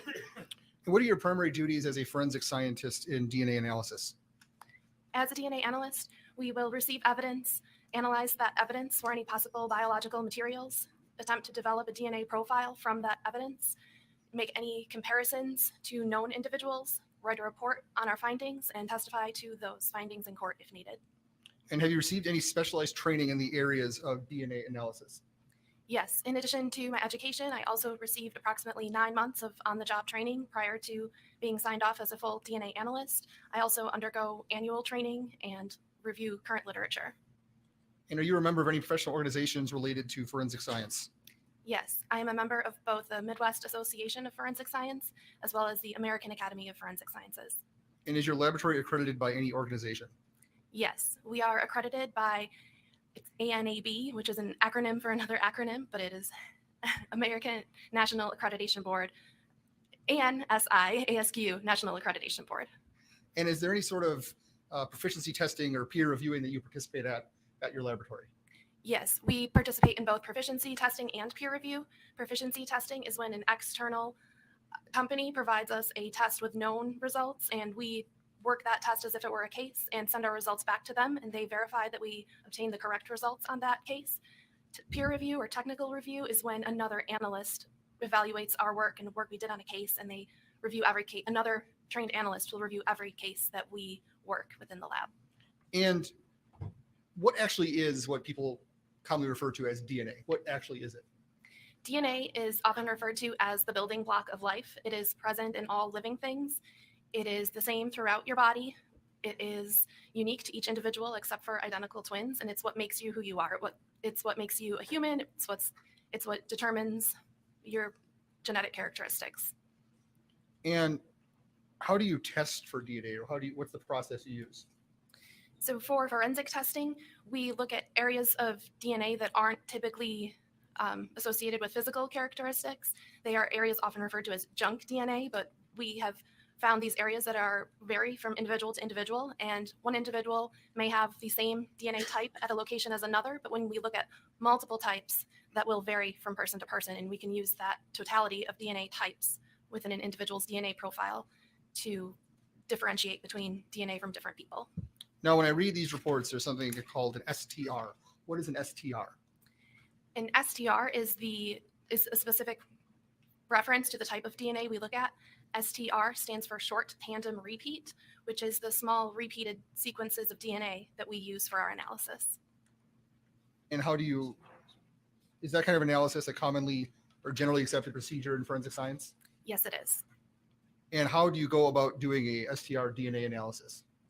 So first we will take an item of evidence, whether it is swabs or clothing, and we will take a sample from that item, and we will subject that sample to a series of reagents in order to break open any cells that may be present, clean up that sample from anything that is not DNA, and end up with a small volume of liquid that contains purified DNA. We will then take that small sample and count how much DNA is present and run it through our system to make copies of those areas that we use in our analysis. Now, I've placed a document in front of you that has been labeled in another way, Exhibit 22. Can you please take a look at that document and tell me if you recognize it? Is this the document? Yes. Okay. Yes, this is a copy of my confidential report of laboratory findings for laboratory case R20-2992, dated June 25th, 2021. And I can tell that it is my report because there is my signature on the first page and my initials on each subsequent page. So did you review that report before coming to testify today? Yes. And is this, as far as you can, is this a true and accurate copy of your report? Yes. I'd like to move Exhibit 22 into evidence. Now, in this case, is this case related to the Kyle Rittenhouse? This report related to the Kyle Rittenhouse case? Yes. And what did you receive to test for DNA in this case? In this case, we received 3 sets of swabs from a firearm, 2 sets of swabs from an ammunition magazine, and 3 standard or reference samples from known individuals. What is a standard or reference sample? A standard or reference is a sample that is directly collected from a person, and we use that to establish what that individual's DNA profile is. We can then use that for comparison to any questioned evidentiary profiles we obtain. And the 3 standards in this case you received from Joseph Rosenbaum, Anthony Huber, and Kyle Rittenhouse? Yes. Now, Kyle Rittenhouse standards is called a buccal swab. What is that? A buccal swab is a swab of the buccal cells, which are the inside of your cheek, contains buccal swabs. So these are basically swabs that are taken from the inside of a person's mouth. And the ones from Mr. Rosenbaum and Mr. Huber are dried blood standards. What are those? Dried blood standards are when blood is applied to usually a card, and then we can take a sample of that blood to develop a profile. So you get the DNA from the dried blood. Yes. And you talked about swabs from a firearm and from some ammunition magazines. Can you describe how that process is done? Which part of the process? I'm sorry. What do you mean by swabs? Like, what do you actually receive? So in this case, what was received were envelopes containing swab boxes, which are small boxes that contain basically a wooden stick with cotton on the end, a long-handled Q-tip. And each of those boxes was marked as having been collected from a different area of either the firearm or from a magazine. In this case, there was one set of swabs marked as having been collected from a trigger, another from a barrel guard, and another from a pistol grip, and then 2 sets from a magazine. And what we do is we will cut off the cotton portion of that swab, and that is what proceeds in our testing to try to develop a DNA profile. So is it your understanding that someone would have taken that swab, swabbed the parts or the items that are listed, and then packaged it up and sent them to you? Yes, So it's being represented to you that the gun has been swabbed by these Q-tips, yes, or not technically Q-tip, but now, did you find any DNA on any of those swabs? yes. Where did you find DNA? There was DNA detected on all 5 of those evidentiary items. And what did you do once DNA was detected? I attempted to develop a profile from each of those and then attempted to interpret those profiles and make any comparisons to those. Now, for the trigger swab, was there any DNA found from the trigger swab? Yes. And who was the source of that DNA? A single source male profile was obtained from the swabs from the trigger, and Kyle Rittenhouse is the source of that DNA profile. Now, the next finding is swabs from the barrel guard. Is that a part of the gun? Yes. And what were the findings on the barrel guard?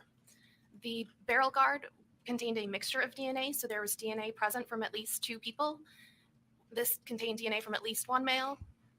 And assuming that there were 2 people present, I was able to do a comparison to each of the 3 different individuals in this case.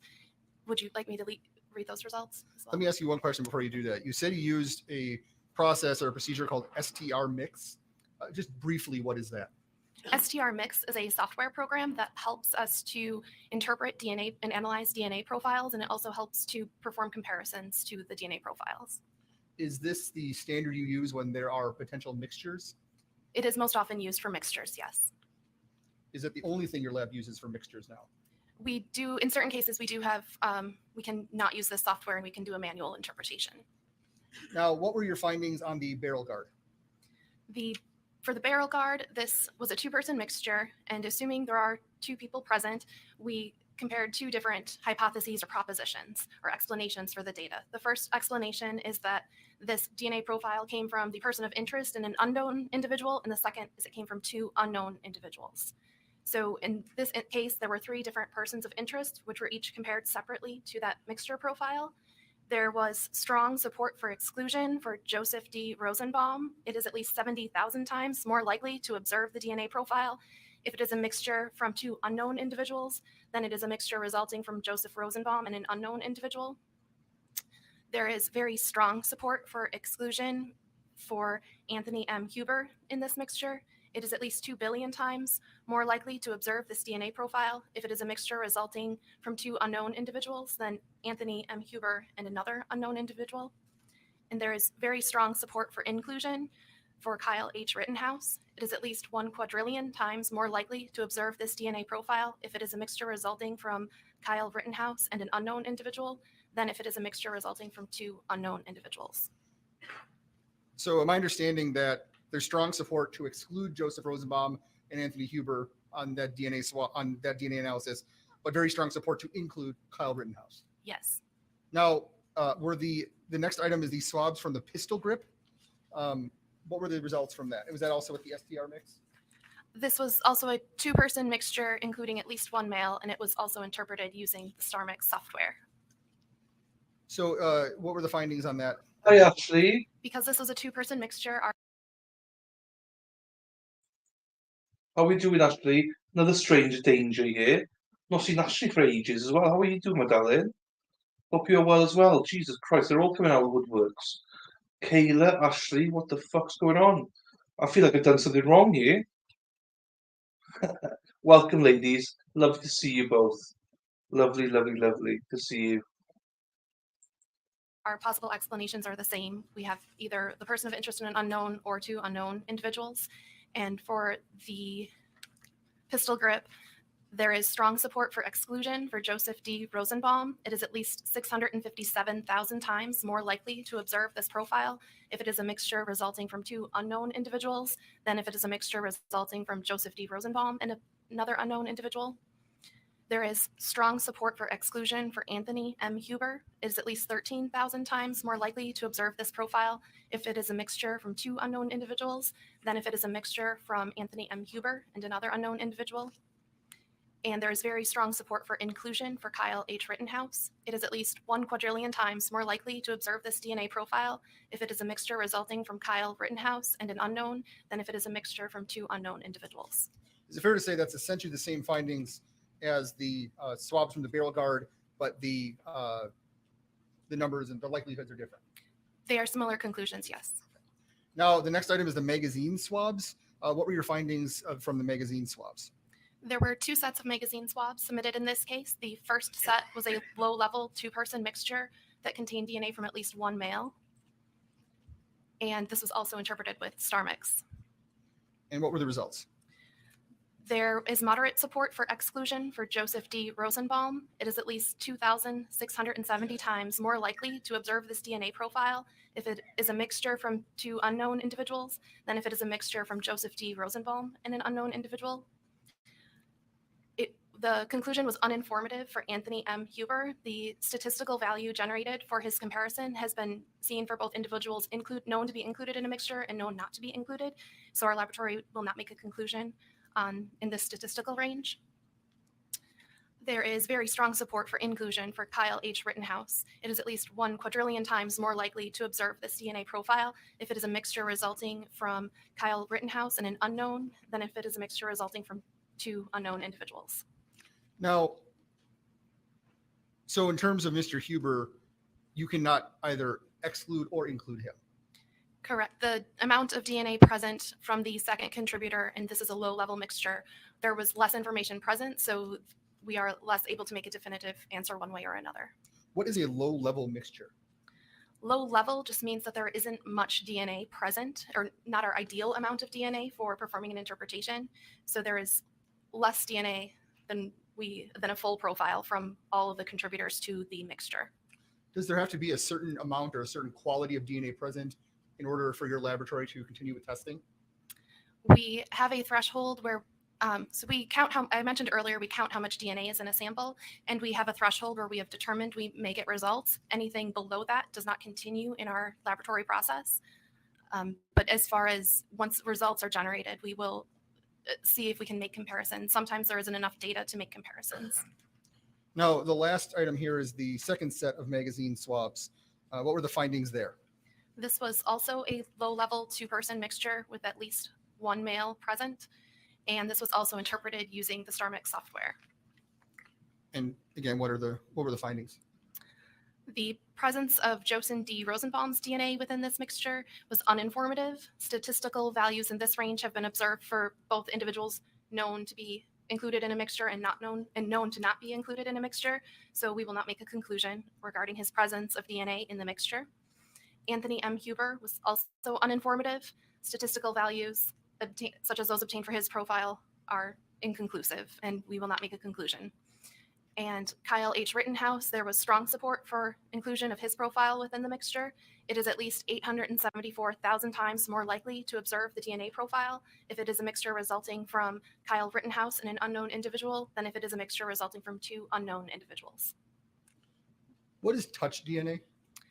Touch DNA is the term that is often used to refer to the DNA that is transferred to an item when a person touches or handles it.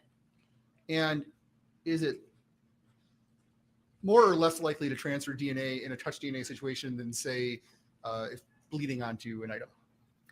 Body fluids are a definite source of and good source of DNA. Touch DNA will vary greatly in the amount of DNA contained in the resulting sample.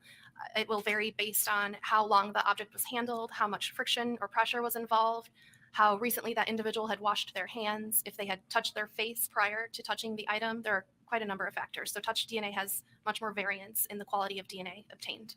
So assuming your hand is not bleeding or doesn't have any sort of other bodily fluid on it, what kind of cells would you be expecting to find if it's touch DNA? Like from where in the body or what fluids in the body? Touch DNA is often from skin cells or transferred from, as I said, usually touching your face is the most likely source of DNA, or touching any other items may also be a secondary transfer of DNA. So So if I touch this television here briefly, I may or may not leave DNA behind on it. You probably left DNA behind. Whether it was enough to be detectable via our methods is a different question. But if I sat here and touched it for a longer period of time, or if my hands are particularly sweaty, would it be fair to say that it'd be more likely there'd be enough DNA to test? Yes. Now, we in the courtroom have seen a video that shows Mr. Huber making contact with the firearm that was in question here. How could it be that Mr. Huber makes contact with the firearm and does not leave DNA behind? As far as leaving DNA behind or being detected on the samples we received, touch DNA again can vary. There may have been very little DNA on his hands when he handled that object. It may have been wiped away later. The sample may have been exposed to heat or moisture or undergone a duration of time before it was collected, and all of those things will limit the amount of DNA that can be detected. Is it true? Let me ask it this way. Does your lab have restrictions on what they will accept in terms of items for simply touch DNA analysis? Yes. And why is that, to the best of your knowledge? We have submission guidelines for touch DNA items. They are less likely to result in usable DNA profiles, and we will not accept touch DNA items on nonviolent cases. I have no further questions. Thank you. Cross-exam.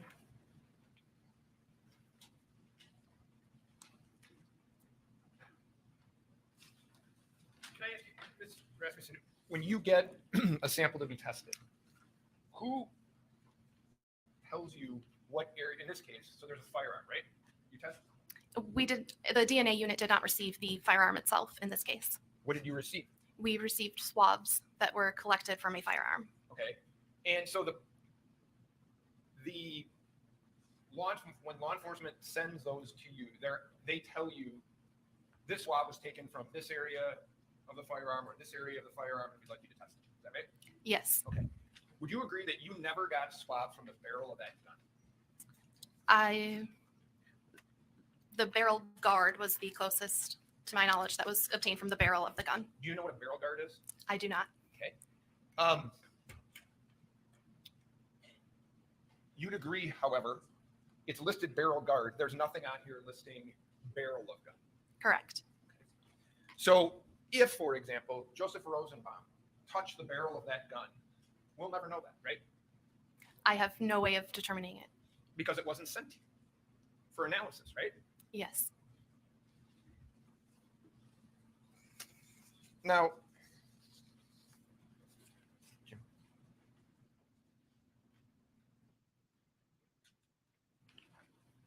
Mr. Rasmussen, I'm going to show you what has been marked exhibits 45 and 46 for identification. I just would like if you can tell me what you see in those exhibits. In Exhibit 45, I see a person walking the opposite direction of whoever's taking the photo, and a person on the ground, and there's an object connecting them. The person on the ground appears to be holding on to the object. Okay. No disagreement that the person on the ground is Mr. Rittenhouse? No disagreement that the person standing up is Mr. Huber? No disagreement that the object in between them is a firearm? No disagreement. Okay.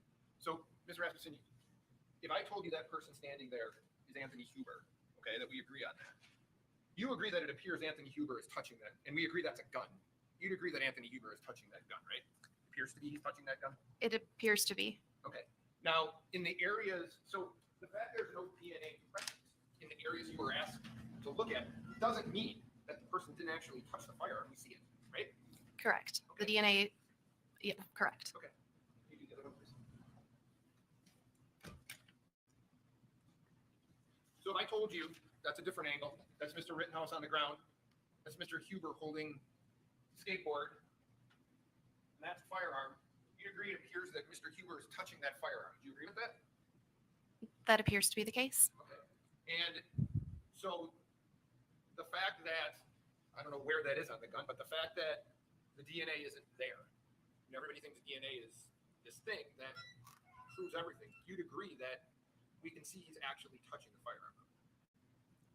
What is your question? Well, the fact that it's not present, and I don't know where on the gun that is, but the fact that DNA is not present in any of the areas of the firearm for Mr. Huber doesn't mean that he didn't actually touch it. Correct. Whether DNA was detected from an individual or not does not mean that they did not touch that item.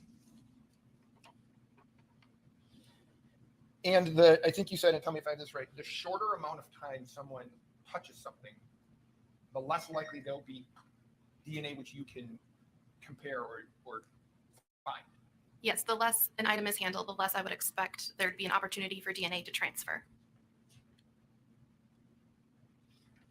Was there ever a follow-up request by law enforcement to test any other areas of that gun? Not to my knowledge. That may not have gone directly to me, though it may have been to someone else at the crime laboratory.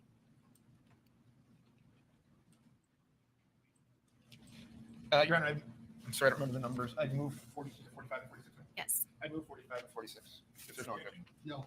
And I have no other questions. Thank you for your time. No. Let me step down, ma'am. I haven't heard anything about food, so we'll just. Mr. Mayor? Well, here, We have it digitally. That will submit. okay. Although actually, unless you need it, well, go ahead, do it. Oh, you can have it. We have No. 1,000 copies of it if you want it. Let's fight over it.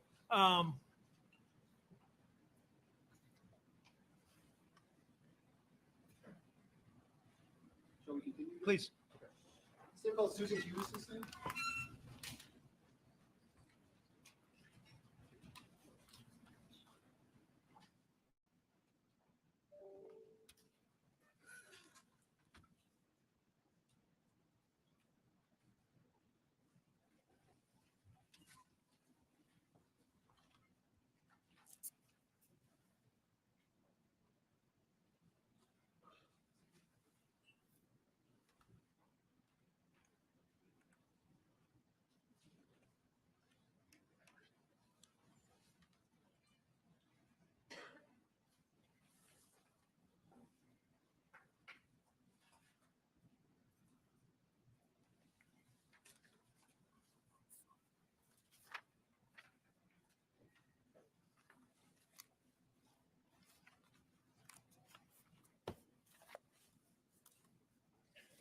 What was that?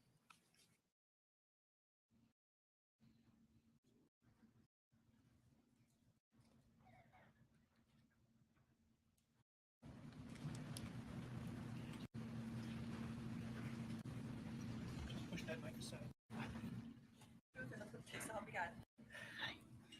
Ma'am, could you please state and spell your name for the benefit of the court reporter? Susan Hughes, Hughes. Ms. Hughes, did you know Anthony Huber? Yes, How did you know him? I am his great aunt. And, His grandmother was my oldest sister.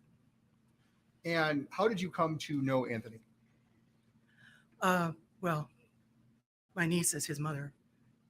So did you know him from when he was a child? Yes. And would you have considered yourself close to Mr. Huber? Yeah, even when he was a child, we had kind of a special connection. But I was born in Kenosha. I moved away, came back in 2011. And from that time, we became even closer. Now, you said you had a special connection. What do you mean by that? He was a redhead. I used to be a redhead. He was, his immediate family, they were all blondes. So he kind of gravitated to me at family gatherings and things, even though when he was a child, I really only saw him, holidays and when I visited Kenosha. So, 4 or 5 times a year. But even then he would gravitate towards me because I could talk to him about things he was interested in. I mean, we shared interest in art and music and computers, Star Wars, things that little boys like to talk about. So you said you would see him in Kenosha. Did Anthony grow up in Kenosha? Yes, he was born here and went to school here. Do you know if you know any schools he attended here? Well, he's in the Southport neighborhood, so I think he went there perhaps. I know he was at St. Mark's for a while. And I don't know, those kids go to Lance maybe for middle school. I'm not sure. Or, I was living in Madison, so I wasn't real connected to what schools he was going to. so in 2011, you said you moved back to the Kenosha area Yes. and you said you became more close. What do you mean by that? Well, from that point, I moved back because I had health issues and both of my sisters did. So I was seeing his grandmother quite frequently. And Anthony was very close to his grandmother, so I would see him sometimes, once or twice a week. He would call her frequently. She moved in with me actually in 2013, and from that point, we saw Anthony even more.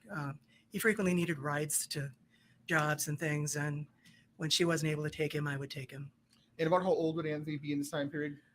Well, when I moved Teenager, back, I adult? think he was like 17, maybe when I moved back here. And even back then, did you ever know Anthony Huber to use a skateboard?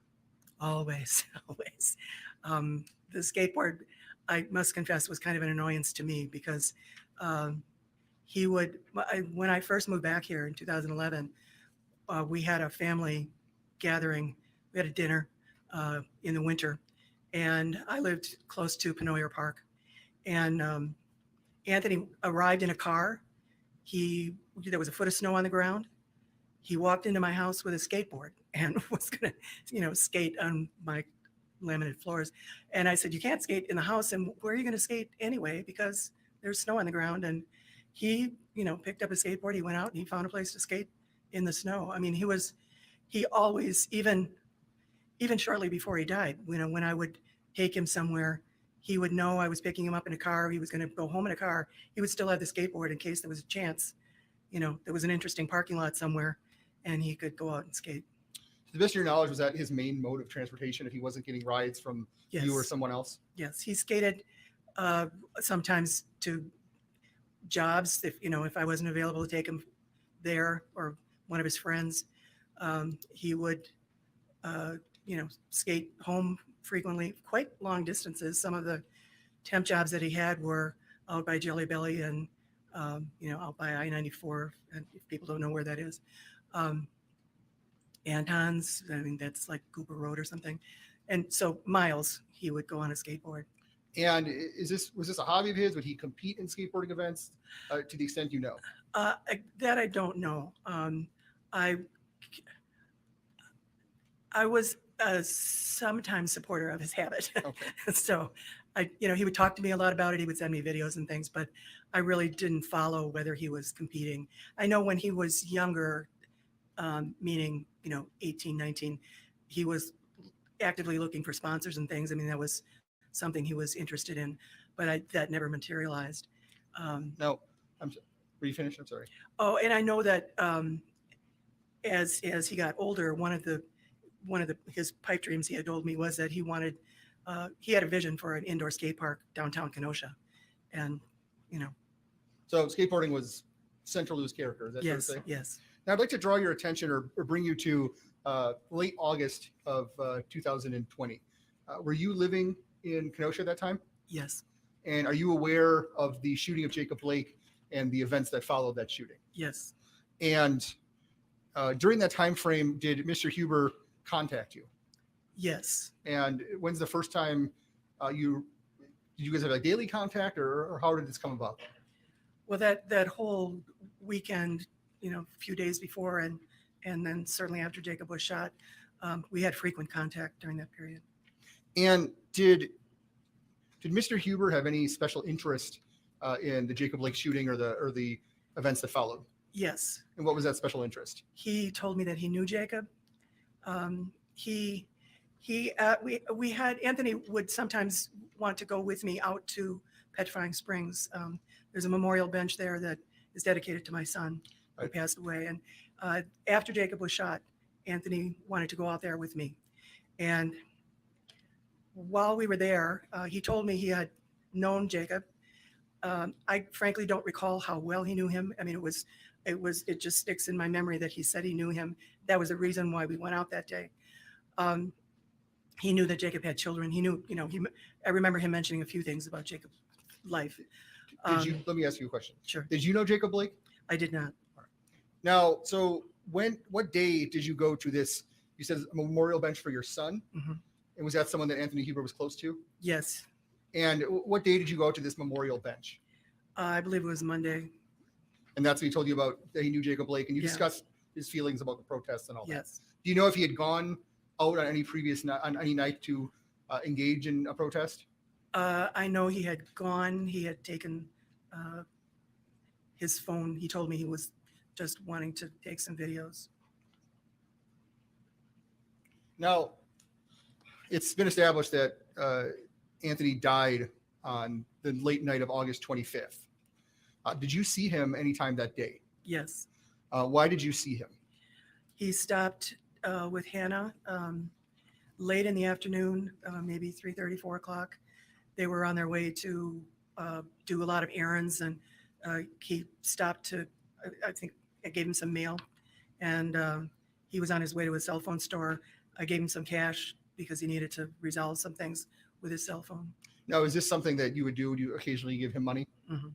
And did he have a driver's license? Did he know how to drive? Yeah, he got his driver's license the day of his birthday, the Friday before. And who would go practice driving with him and things of that nature? That was me. You mentioned a Hannah. Who's Hannah? Hannah was his girlfriend.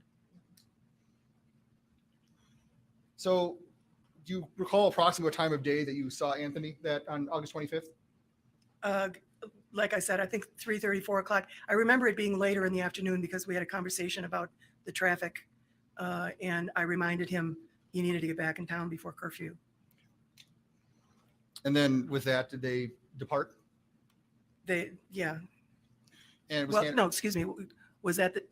Can you repeat that question? then they left after you said be back by curfew. Was that then Yeah, they left to go yeah, to the store yeah. or wherever they went? Was Hannah driving at that point?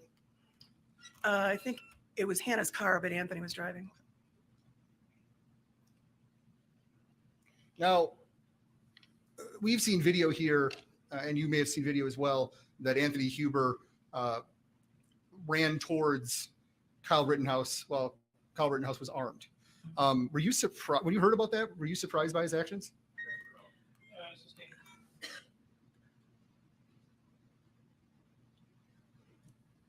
Had you ever seen Anthony Huber run towards danger? Yes. As to which ground? Both.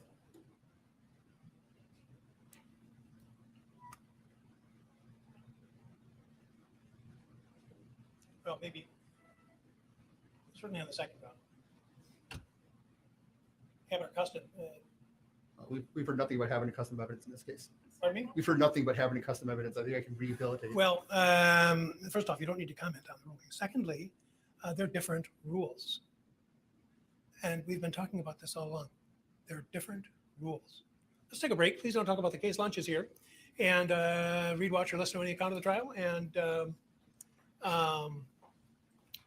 we'll aim for about 12:30. Pardon me?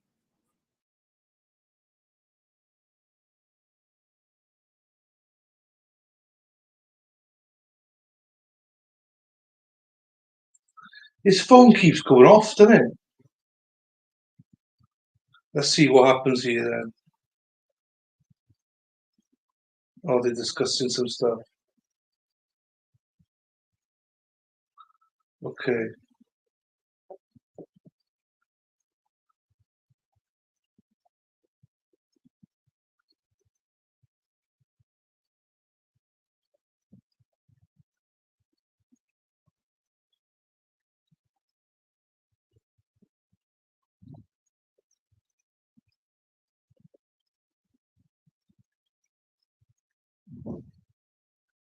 He's a lot better in this one. Right.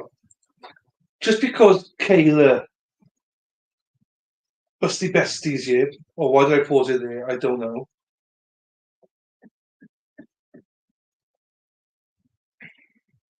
Hang on. Hang on. Right. Because we got Ashley, Kayla, and Josie here, and it is Christmas, and I'm not loaded or anything, but I was thinking about doing something in the new year, right? But let's try it now and see if it works. So currently there's 16 people here, right? In an hour, exactly an hour, whatever it is in an hour's time. So that'll be 22:15 my time, which I believe is 5:15 Eastern, 4:15 Central. However many people we got at exact that time, in here, I will donate, I think probably $1 for each person, right? So if we get 100 people in here, I'll donate $100 up to about, don't know, 200. We're never going to get 100 people in here, but I'll try and donate up to 100. Because I want to try and do something to raise money for Zach, but I obviously can't do much because I'm not, let's say, loaded. But I'll go out and try and promote stuff now. And if you guys can get, and all they need to do, they don't have to do anything as long as they're here for in an hour. Do you know what I mean? They don't have to stay or anything like that. Get them here and like the video. And at exactly 59 minutes away from now, if it's 70 people, I will donate $70. If it's 50 people, I'll donate $50. Do you know what I mean? If it's 120, I will donate 120. They don't need to do anything. It's just something I'm trying to do. How can I tie stuff in for myself? Oh, sorry, Helen. Oh, sorry, Tuddy. What I'm trying to say is that in an hour's time, our time, which is at 10:15, however many people we have here, at the minute we've got 15 people, however many people we got here, whether it's 40, 50, whatever, I'll donate $1 per person. Now, obviously, realistically, I don't expect that we're going to get many, do you know what I mean? But if we can get people in here during that 5-minute period, I'll donate $1 for each person. They don't need to do anything. I don't want anything from them. If they don't like the video, that's fine. If they don't stay, that's fine. I don't care. You know, all I'm trying to do is, you know, get people here. We could all donate $10 each, and then that would make it. Well, I mean, at the minute we got 14, so I will donate 14. If we can get 50, I will donate $50. Do you know what I mean? So, so as many people we can get here in an hour. No, 20 people. You don't have to do anything. Don't you keep your hands in your pockets. This is from me, because I've been gracious enough. People have been members and donated through Christmas. So I want to give back, you know, a little bit. I say I'm not rich either. I can't afford much. So that's what I'm trying to, you know, do something incentive for people. You know, do I gain from it? Yeah, because hopefully some people that don't know any that I exist come and say hello. But I don't expect them to stay or anything. So I don't know. I'm just trying to think of something like that. That whoever's here in the next 55 minutes or whatever it is, or whatever the peak is in about 55 minutes to 60 minutes, I'll donate that many for current members here. So they don't need to come here at all up until basically 50 minutes time. And then don't have to even say anything. Don't have to do anything. Don't have to whatever. It's fine. Let's hopefully try and get about $100 out of it. So I don't know, it's just something to give back. If we can do it. Josie, get your loud mouth out there, Josie. Josie's my promoter. She's good. So, and all you guys are currently here, all you need to do is stay here. Don't leave. Just stay. Even if you go somewhere, just leave it open. Obviously, I do not expect that we're going to get hundreds here, but I have to cap it like probably 200 or something. Do you know what I mean? But I don't expect to get anywhere near that. And even if we get like 30, 40, there we are. Did you hear what I just said, Josie? There we are. So, as I say, they don't need to come in here until 55 minutes time. So wherever the peak is in about 50 to 60 minutes, I'm not going to be a dick about it. I'm just going, oh, that's exactly. However, the uproar is, in about 50 minutes. I'll donate $1. I know it might not be much. It might not be nothing at all, but so I'm going by this Tuggy Pip. 55 minutes from now. 55 minutes from now. Just so you all know, 55 minutes from now is when we're gonna have it, and they don't have to do anything. If they want to like the video, happy days, but they don't have to do anything. Just pop in and stay for a couple of minutes so that I can see the ticker, because it takes about a minute for it to update. And once we get that, that's a person. Thank you, Josie. There we are. This is the spirit. Thank you, Josie. There we are. There we are, Josie. There we are, actually. So I'll continue this, right? the mouthpieces here, the busty besties here. So, you know, I know you girls will get out there. Ashley, oh, there you are. See, you all of you so kind. I mean, thank you, Kate. I mean, look, people will look at it and go, oh, you've been selfish because you're getting people each channel. But I was just trying to think of something that hopefully I can afford, you know, it doesn't break my bank. But also, you know, I'll donate on behalf, I'm not donating on behalf of myself, I'll donate on behalf of the alternate corner, you know, so be the alternate corner that gives this money. So, so those of you, like Tudley said he couldn't afford it, don't worry about darling. This will be in your name, the alternate corner. So this will be a donation for everybody that supports me, hopefully. So let's get many people in here. As I say, don't worry about them staying or whatever. Just get them in here for 5 minutes. That's all. Every bit helps, exactly. So, right, I'll continue playing this, and then let's just see what we can do. I want to do it like soon, because there's no point doing it tomorrow. You know, let's just do it now, and then let's see how it goes. If it fails, it fails. At least, even now, there's about 18 people here, so it'll be $18 at least. I'll round up to 20. What do you want to say, Mr. Cross?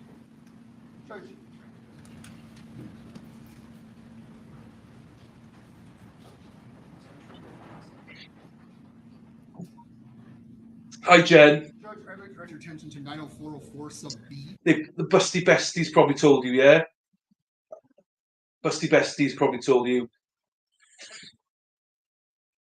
For 53 minutes. However many people would go on here in 53 minutes, Jen, I'll give $1 for each one. So, as I say, they don't need to be here. Don't totally pip, don't match it, because we you know, we'll sort it out. It's all good. Here we go. And by the way, no one needs to be here now. Do you know what I mean? As long as we're back in 50 minutes, it's all good. Do you know what I mean? So, and I'm sorry it can't be more, guys. I wish I could even give more, however much it is. So,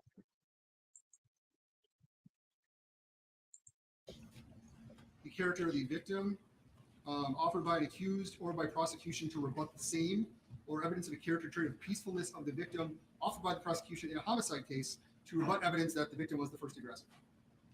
We are rebutting the evidence and characterization that's been made both in opening statements and in cross-examination that Anthony Huber was attacking, being the aggressor against Kyle Rittenhouse for seemingly no reason. This is what the defense says. You want to respond? Well, the response is there's been evidence that Mr. Huber, while Mr. Rittenhouse was on the ground, struck him in the head with a skateboard. So I think that goes to, if I can here, I don't know if that rebuts evidence that the victim was the aggressor when it's really just a fact on video that in fact he did strike him in the head with a skateboard prior to being, and then grabbed his weapon prior to being shot. So I guess the court has to make a determination whether or not the evidence that's been put into the record up to this point would support the idea that we're just saying watch the video, which clearly shows what Mr. Huber had done to, I think it goes, Mr. Rosenbaum was, I think the question is, we've alleged that he's the aggressor here. Mr.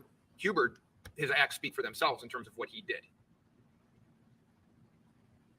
So you think that Anthony Huber was not an aggressor? I'm saying that the evidence shows that Anthony Huber threw a skateboard, swung a skateboard at the defendant's head. Then he hit him in the back of the head with a skateboard while he was lying on the ground. Then he grabbed his firearm. That's what I'm alleging. I guess what I'm struggling with. Oh, did you want to say something? Yes, that's precisely why we have this. Sorry, I didn't hear you. This is precisely why this rule is here. They're alleging that Anthony Huber attempted to strike Kyle Rittenhouse with a skateboard, missed, and then came and we would say did not strike him with a skateboard, perhaps attempted to strike, but came at him with the skateboard and grabbed the weapon. They are calling him the first aggressor, although now they're apparently not.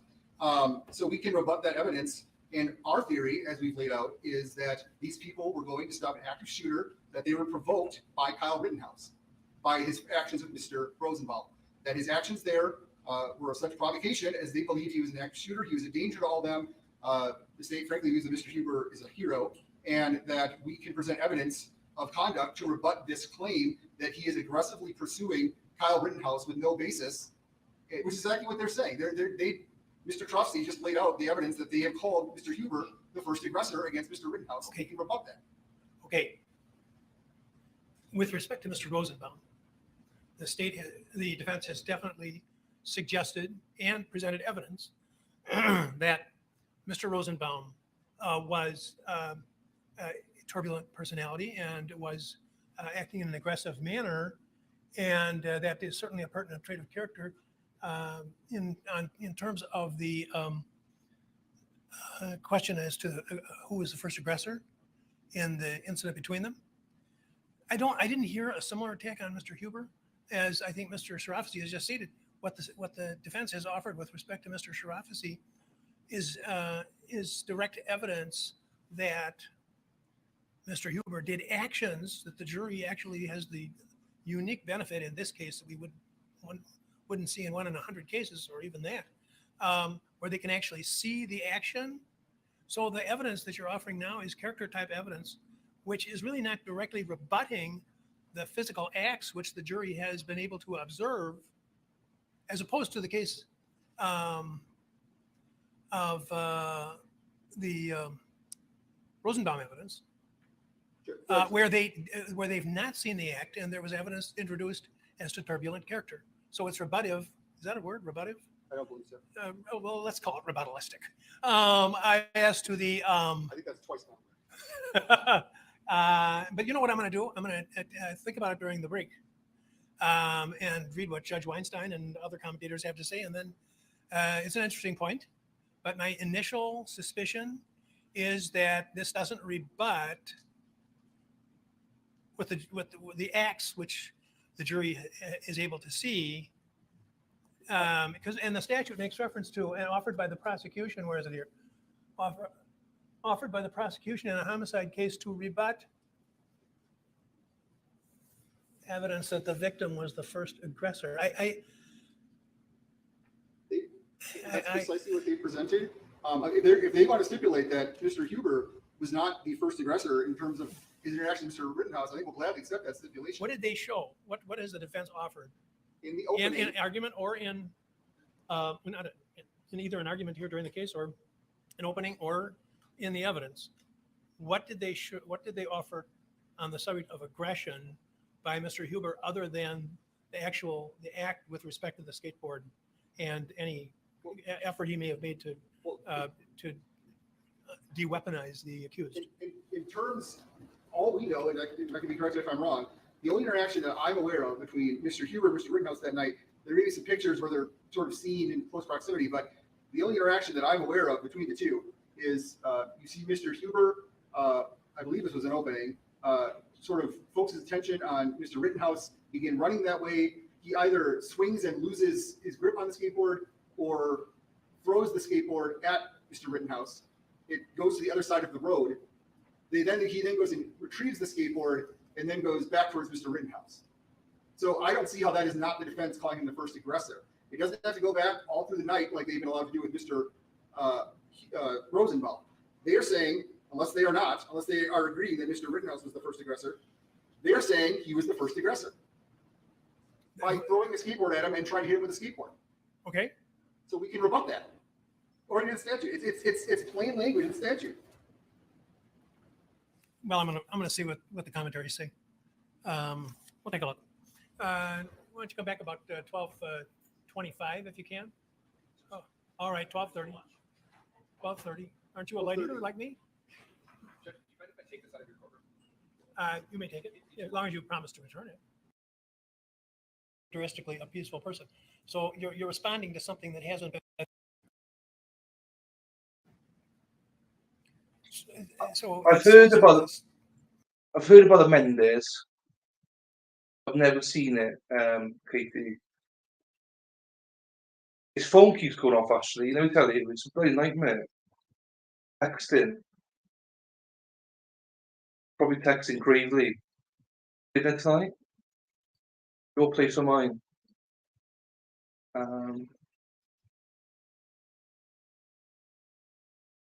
And Colonel McCormick section, and this, we don't update a lot of these things anymore. This is from 1990. the laws of evidence don't change that fast, although there's been change to this rule fairly recent. And I actually, one of the issues I didn't get to yet, and may not have to, is whether on the particular points we're going to talk about, whether the federal and Wisconsin rules are alike, because there's been somewhat of a change. But this is from 1992, and Section 193, Colonel McCormick, a well-established exception to the rule forbidding character evidence to prove conduct applies to homicide and assault cases in which there is a dispute as to who is the first aggressor. This exception permits the accused in such cases to introduce appropriate evidence of the victim's character for turbulence and violence. In response, the prosecution may adduce evidence that the victim was characteristically peaceful person.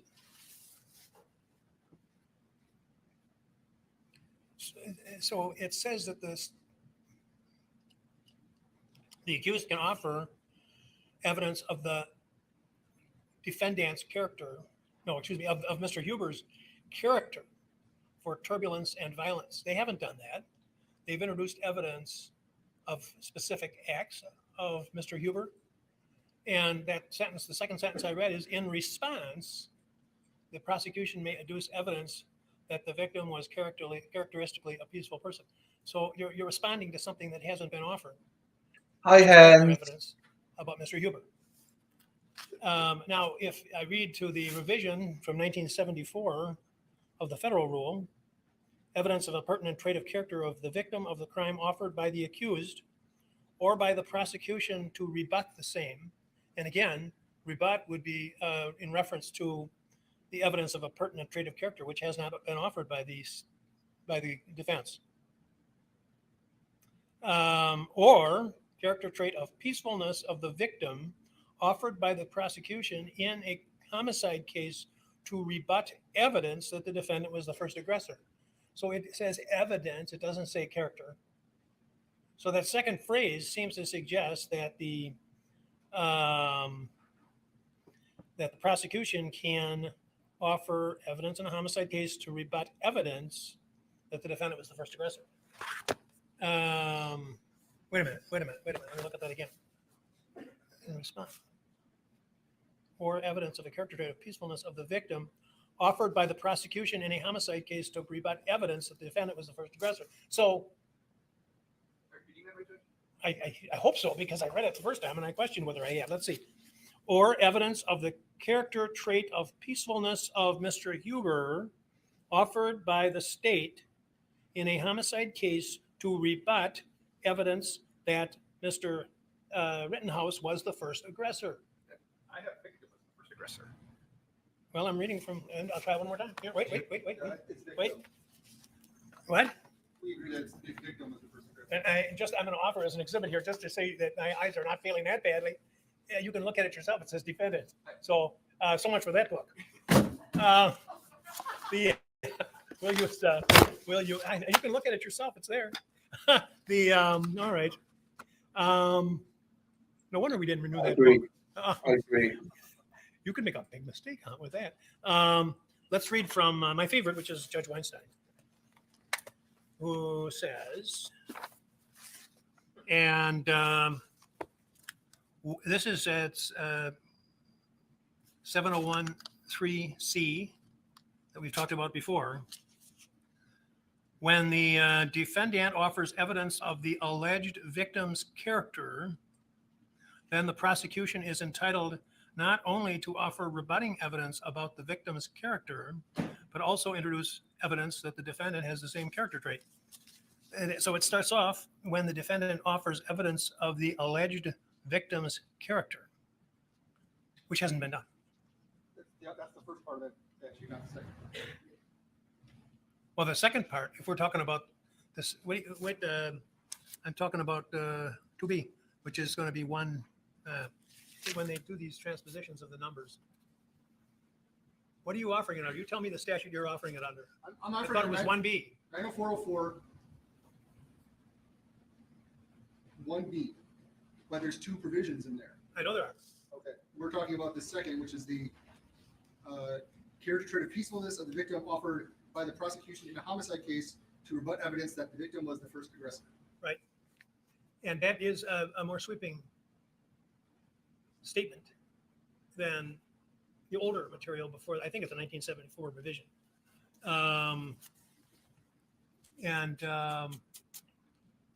Anyway, there was disagreement in the other one I used was the Graham Handbook of Federal Evidence, and there's disagreement. So when I walked out here, I thought, well, I think I'm going to resolve it, the tie in favor of the state. Now, you're forewarning them that you have got some other crimes or some contrary evidence, well, I guess rebutting evidence that we might as well talk about now rather than have to accuse the jury again. Are you prepared for what the defense suggests they're going to offer? Yes, I don't believe the incident in which an individual runs to try to help or try to save people brings in completely irrelevant criminal acts that have already been barred. It's character traits for peacefulness is what they're getting into. I have 2 criminal complaints, one of which the defendant held a knife to his brother's throat. He put a knife to his brother's ear. He called him. He said he would gut him like a. He said what? Mr. Huber told his brother that if he didn't start cleaning a room in their house, he was going to gut him like a pig. Mr. Huber's brother noticed a knife in Mr. Huber's right hand that looked like a butcher knife, 6 inches long with a green handle. Mr. Huber later on in the same incident threw a chair and some clothes across the room, threatening to kill his brother if he didn't clean. Mr. Huber then sat down with the knife in his hand and watched them while his brother and Mr. Huber made his grandmother pick things up as well. And Mr. Huber told his brother that if he stopped cleaning, he would kill him. Mr. Huber's brother then turned around and Mr. Huber put a knife to his brother's stomach, saying he was going to gut him like a pig. Mr. Huber's brother bent down to try to protect himself. Mr. Huber then grabbed his brother by the neck, dug his nails in. He then put a knife to his brother's left ear. His brother felt the blade and believed his ear was cut. And then as he left, he told the people in the house, "I'm going to burn the house down with all you fuckers in it." That's what Mr. Huber had said in that instance. And that is charged in Kenosha County case 12 CF 1346. He has another criminal. What was the outcome? And what 12 CF? 12 CF 1346. I believe he entered a plea to strangulation and suffocation in that case. Okay. I have a 18 CM 509 case in which he kicked what I believe is his sister, Caitlin Hughes, in the right hip, causing her pain and causing her to fall into a nearby dog crate. So I would normally not move to admit those. However, if they're saying that this is a peaceful man, and if you say, Judge, running to this area to stop whatever was happening, it's not a fight or there's no violence, it doesn't sound like. But if you're saying that's peaceful, 90405 allows me to get into specific instances on cross. So I think 90405. Sure. I think 90405 allows specific instances of conduct of the individual being cross-examined, which we obviously cannot do. This I don't know how they would get this in. I guess. Wait a minute. What do you mean? What do you can't? The individual being cross-examined will be the person who's giving the opinion. I tried this case, State against King, right here in this room when I was district attorney, 1974, 75. Mr. King shot his wife in the eye and killed her, and there was testimony. Well, the bottom line was that I was allowed when an opinion had been expressed about the character for peacefulness of the accused, and on cross-examination, I inquired, "Would your opinion change if you knew less and so about Mr. King?" And there was objection because it was a specific instance. And the Supreme Court said that was permissible inquiry because the opinion had been rendered and the wealth of knowledge of the opinion giver was therefore subject to scrutiny as to how much information this person actually knew. Because the character you're trying to present isn't limited to just an incident involving a fire. at some point in time, but is limited to the entire character of the decedent.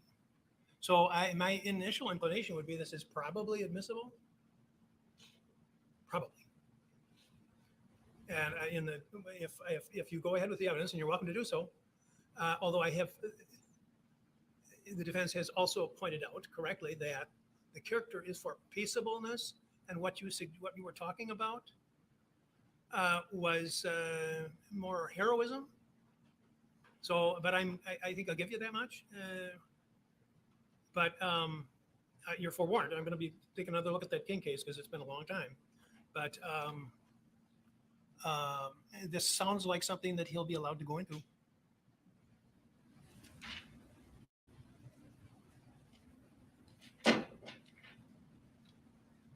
Understand? What do you want to do?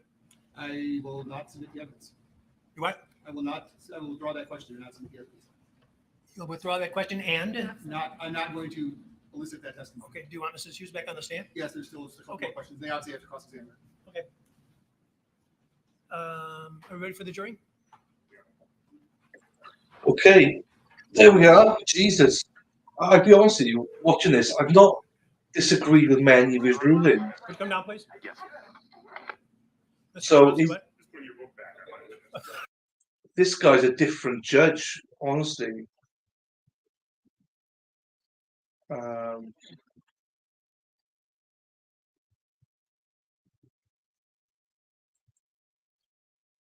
Here we go. Question which was asked.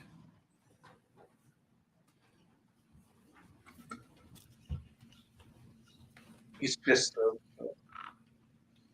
Settled in? Okay. Ms. Hughes, Do you know what it is? It's not me. It's StreamYard. Hang on. Hang on. What it is, Twiddly Pip, is I've got an extension now because one of the viewers is hearing impaired. So I bought an extension so that this person can listen to it, which messes up the whole volume stuff then. So don't be sorry about it. I always forget about it. So this should be better now. I've turned the court audio down because this person's not here. So I don't believe so anyway. So I only put it that high when that person's here. I can't, Katie, I can't. There is no way. No with StreamYard. StreamYard won't let you. Whatever I set the court at is what I have to be. It's on the tab, you see. There's no other way to it. The only way you can do it is on OBS, which I don't mind doing OBS. So you know, I don't mind that, but I can't play with this.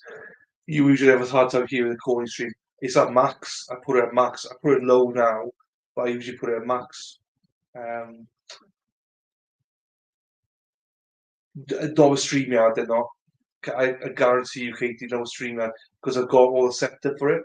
On OBS, 100% you can, but this one I can't. It might not be just StreamYard, it might be by function as well, but I can't do it. Even Jonathan's looked into it. the night of August 25th, or into the morning of August 26th, when or how did you hear about what had happened to Anthony? I got a text around midnight, maybe a little after, from Anthony's girlfriend, Hannah, saying, Oh, we don't need to get any context of it. That would be Okay. called hearsay. And then did you ever receive any further communication about, let me ask it this way. When did you find out that he had died? much later. It was maybe 5:30 in the morning. And how old was Anthony when he died? He had turned 26 a couple days before. Ma'am, I'd like you to look at there's an item in front of you which I've turned over. I'd ask you to turn it over to look at it. It's in marked as States Exhibit 44. Do you recognize that? Yes. What is that? This is a photo of Anthony as an adult and Anthony as a child with a skateboard. And are those pictures you provided to my office? Yes. Are those true and accurate copies of how Anthony looked at the in childhood and as an adult. Mhm. I'd ask that before 44 be entered into evidence and published to the jury by being passed around. Is there objection? There's not. Okay, go ahead. That's all the questions I have. I'll give it over. And he can do it. I'll do it. Yeah, thank you. Did you have questions? I have no questions for Ms. Hughes. Thank you, ma'am. You may step down. Thank you. Carry on.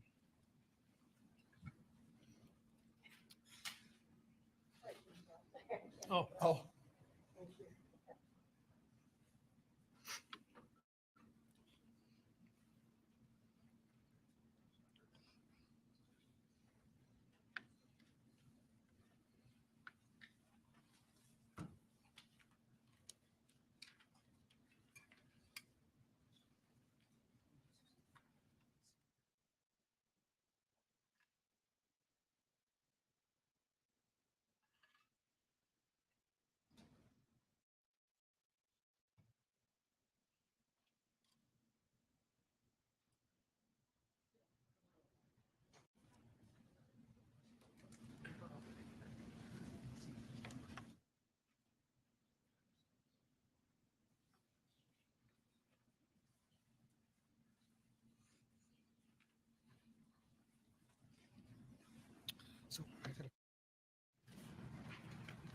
would you raise your hand, please?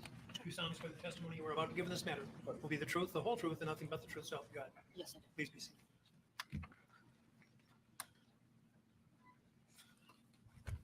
Ma'am, could you please state your first and last name and spell them for the benefit of the court reporter? Carrie Ann Swart. It's spelled Kariann, And Ms. Swart, do you know Joseph Rosenbaum? I do.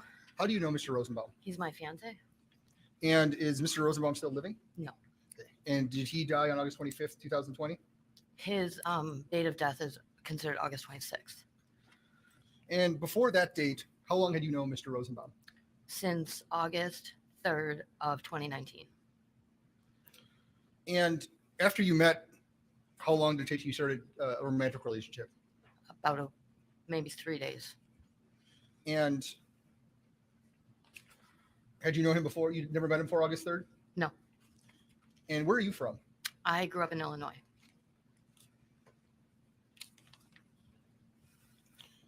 What would you and Joseph do together?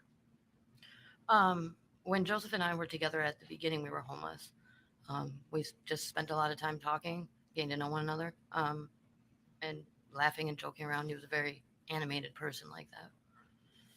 And is Joseph from Kenosha?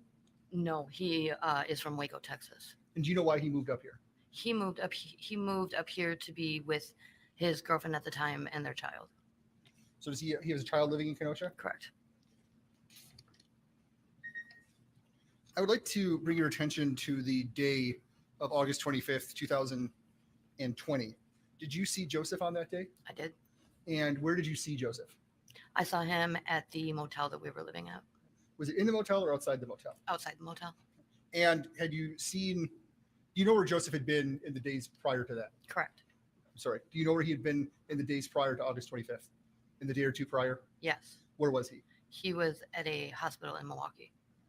And do you know for sure how he got from the hospital in Milwaukee to back to Kenosha? I am not 1,000% sure. As far as I gathered from him and from the hospital, they brought him down here. You didn't bring him back down. No, I did not. And he wasn't dropped off at this motel? No. So how did, if you know, how did Joseph, do you know where he was dropped off? I believe he was dropped off by the transit center. So right around here in downtown Kenosha. And do you know how he got to your hotel? He walked. I don't want to give the name because it's about how far would that be? About an hour, 40 minutes, 40 minutes to an hour, I would say. So the hotel is not in downtown No, Kenosha. it's not. Ma'am, can you bring the microphone a little closer? It's kind of hard to hear in here. Is that better? And when Joseph arrived at your hotel, what did he have on him? You mean as in on his person? Well, let me ask this way. What was he wearing? He was wearing jean shorts, white shoes, and a red top. Did he have a bandana with him at all? No, And was he carrying or holding anything? he was carrying a plastic hospital bag. And did you see the plastic hospital bag? I did. Did you see what was inside the plastic hospital bag? I did. What was inside the plastic hospital bag? I saw socks, a miniature deodorant, like trial size, little toothbrush and toothpaste, paperwork, and an empty water bottle, like a plastic water bottle that was empty. So when you're talking about a plastic water bottle, let me just borrow Yeah. one from the detective here. Yeah. Do you mean like your standard 16 to 20 ounce plastic bottle, or like something you'd see maybe at a gym or on a bike, like a more heavy plastic? No, it was a plastic bottle like that. So a small, probably 16 ounce plastic. It was water bottle. empty. There was no water. And did you talk to him about this bag? I did. I just asked him if he wanted me to throw it out, and he had said no, he was going to carry it around with him because of the few items that were in it. About what time did he arrive at this, or I guess near this hotel? I would say between 3:30 and 4:30. And what did you guys do once he arrived? We talked. We hadn't seen each other for maybe a week, and we just mostly talked about his and my relationship. And this was outside? Correct. And then how did, actually, let me ask it this way. Do you know if he was able to procure any medication that day? He was not able to fill the prescriptions he had because the Walgreens closest to us had been boarded up and closed down due to the chaos that was going on. Do you know, if he had taken his medications that day? He had.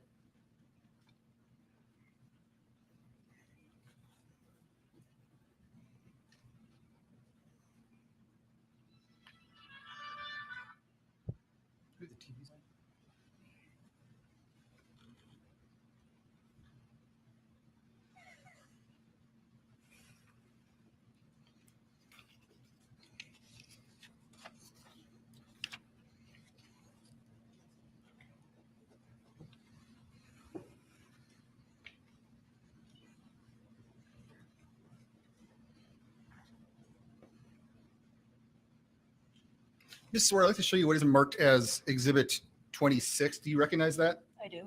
And what is that? That is the plastic bag from the hospital. And is it true that a few days ago I showed you a printout of this exact exhibit? Yes. And is that the plastic bag that you're referring to that he brought back from the hospital? Yeah, it's like one of those plastic bags that you just put your clothes and belongings in.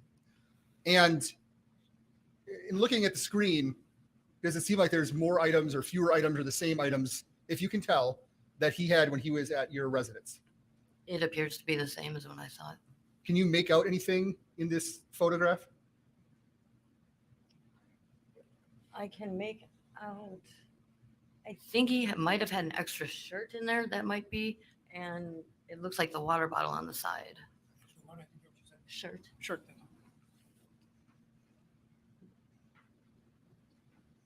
Do you know if Joseph Rosenbaum knew anyone named Kelly or Joshua Zeminski? He did not. Sustained. Expect the answer. The witness would not be in a position to know the identity of all persons that the accused would have known, the decedent would have known. Thank you. Do you know if he knew any people in Kenosha? No, he did not. Not sure I heard the question. The question was, do you know whether he knew many people in Kenosha? And she answered, pardon me? That would be my objection would be the same. Okay. It's a lot, generally, it's the same, would be the same ruling, except that it's like my asking if you know people, many people in Topeka. And that's really a bad example. But the bottom line is, it's a little bit different from the last. Did the decedent know a specific individual? Now he's asking her, did he know many people in Kenosha? And I think that she'd be in a better position to answer that, so I'm going to let that one go. And you said no? Correct. Now, in your relationship, this about year, how often were you with him? Every day.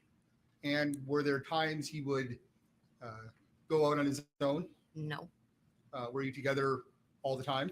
all the time. And you said for a while you were homeless and you said you were living in a tent Correct. and you were together that entire time. All the time. Did Mr. Rosenbaum ever introduce you to someone named Joshua Zeminski? No. Did Mr. Rosenbaum ever introduce you to someone named Kelly Zeminski? No. Did he ever talk about knowing a Josh or a Kelly? No. Do you know Joshua or Kelly Zeminski? I don't.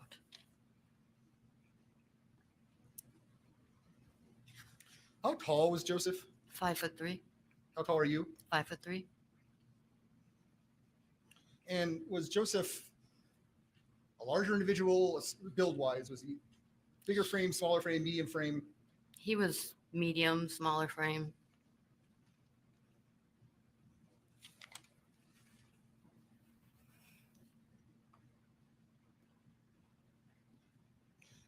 Do you know if Joshua had any money on him when he was at your residence? I'm sorry, Do you know if he had any money? Joseph? Did I say Joshua? I apologize. Did Joseph have any money? No.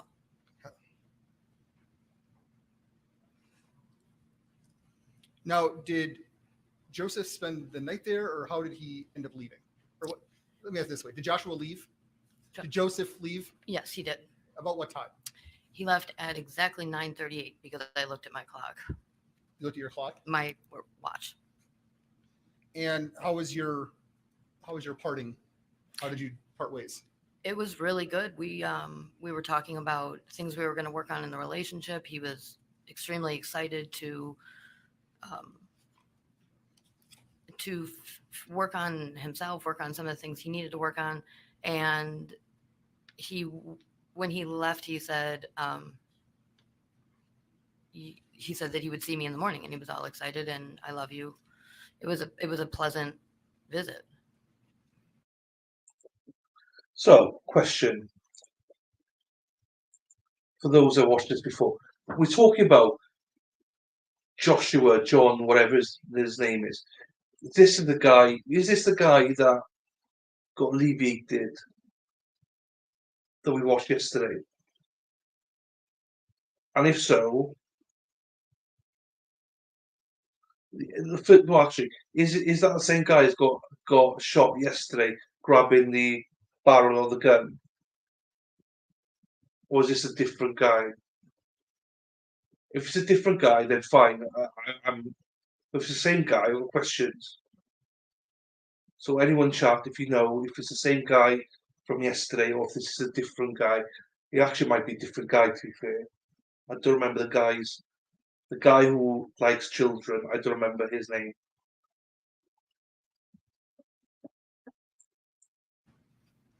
Baseball dad. Hey mate, different guy, yeah? It is. I'm all confused now. It is the same guy or is it a different guy? So it's the PEDO or a different guy?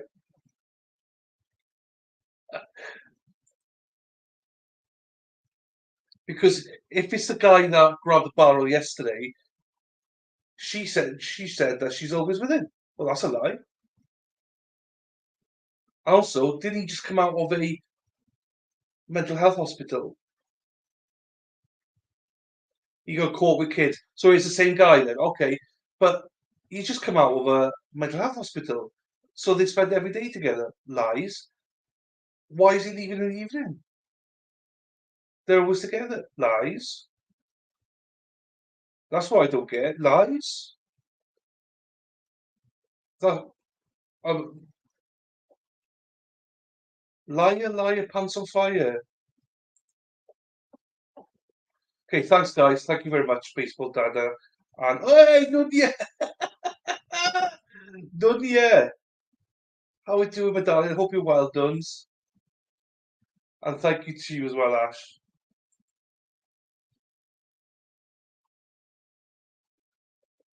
Mike, to be fair, everyone can. That's a good way to put it. Was PDF there any file. discussion of the potential for events downtown or the curfew or anything like that? I did explain to him that things had gotten bad the last few days because he was not in town, and I did tell him explicitly not to go downtown.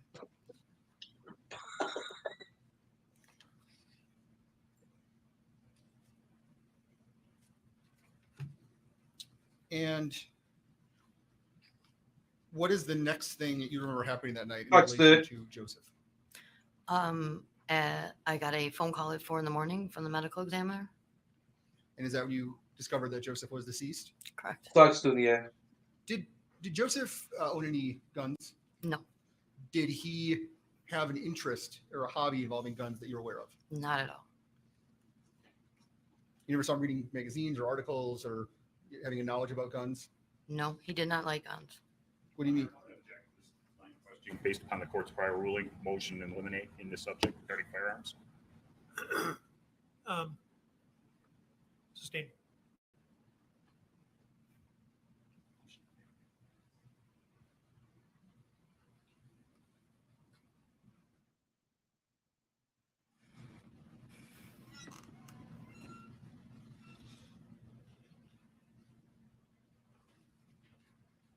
So what did you do once you received this news?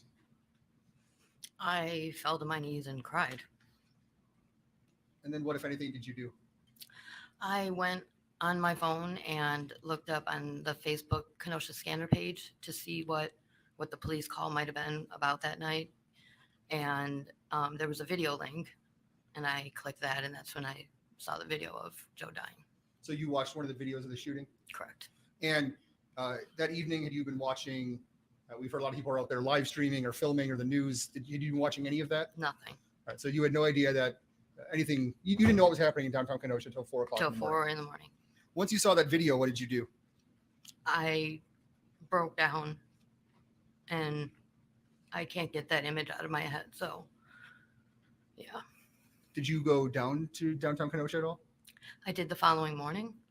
My sister picked me up about 8 a.m. and we went over to Car Source, and there was the mark where Joe had been laying, and I put my hand in it, and my hand was wet with his blood, and that's again when I collapsed on the ground. I'd like to show you what is marked as States Exhibits 42 and 43.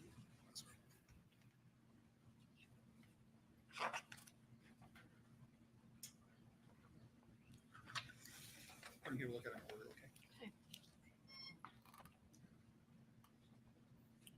I'd like to show you Exhibit 42. Do you recognize that? Yes, And what is that? it's a picture of Joe and I in front of Quick Trip.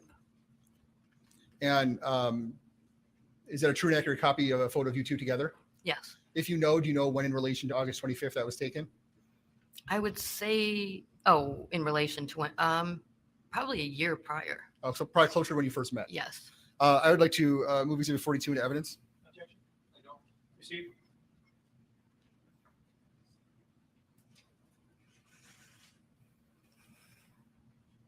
Let's take a look at exhibit number 43. Do you recognize that? Yes. And what is that? It's a picture of Joe and I in the bathroom. Okay. And is it a true and accurate copy of a picture of yourself and Mr. Rosenbaum? It is. And is that a picture? I can move exhibit 43 into evidence. Objection. I don't have an objection. Receive. And if you know, where in your relationship was that taken for time-wise? Was it? This was about April of 2020. Thank you. I'd like to publish the pictures by having them passed around the jury. Objection. No. Go ahead. I believe that's all the questions I have.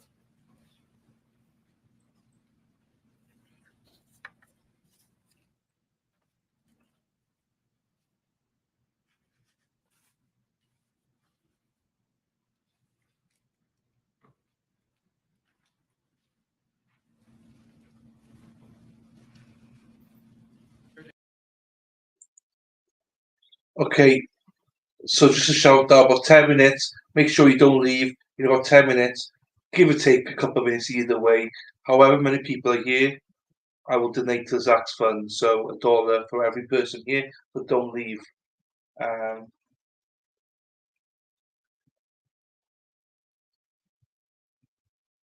Okay.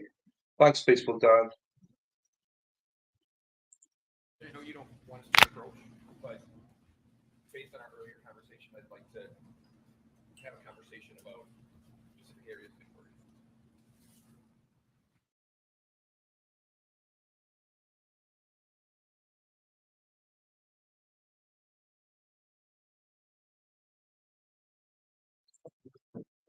It won't be much ends, but it'll be something. Do you know what I mean? It'll be something. So that's what I'm hoping, that we get more people in here by then. Yeah, done. Yeah, you're right. You're right. You're Let me right. ask you folks Nuns. to step out for a minute. And yeah, when you finish looking at those pictures, then I'm going to ask you to step into the library for a minute. After you've done so, why don't you step in the library?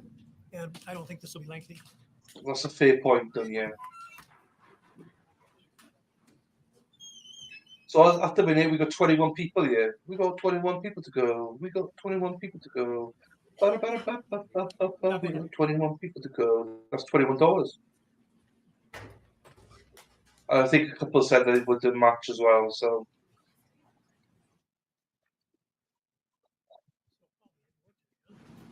You had to work today instead of your usual.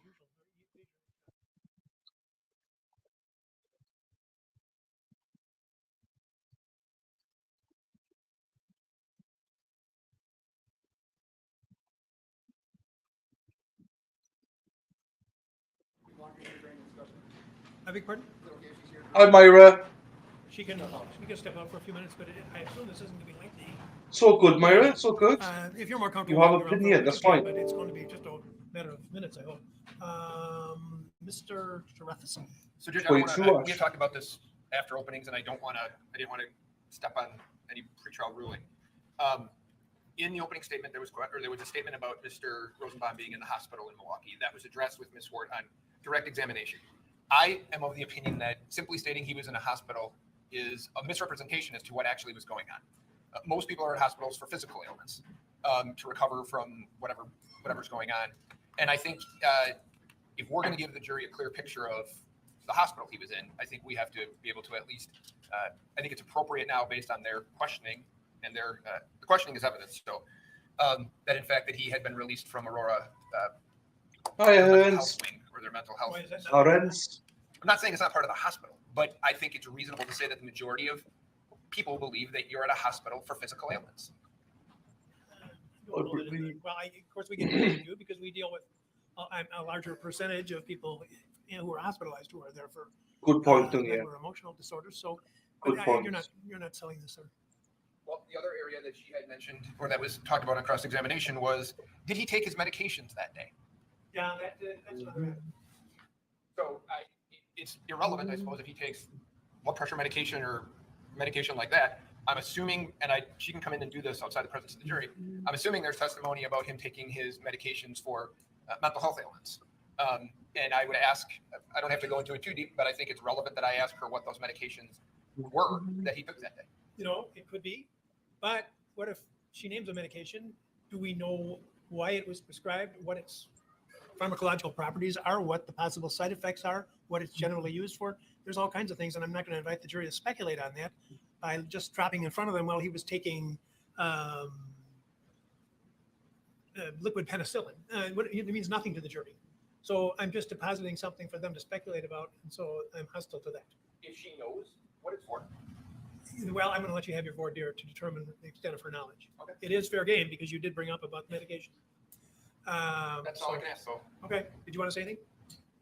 I don't believe it's relevant. There's things in the reports that he had not taken medication that day. That's why I brought it up. I don't think it's technically all that big of a deal. I do believe it's relevant. I think they are raising a good point, which is these psychoactive drugs, these benzodiazepine type drugs. I'm not an expert on them, or else I wouldn't be at this table. But one drug can be prescribed for a variety of diagnoses.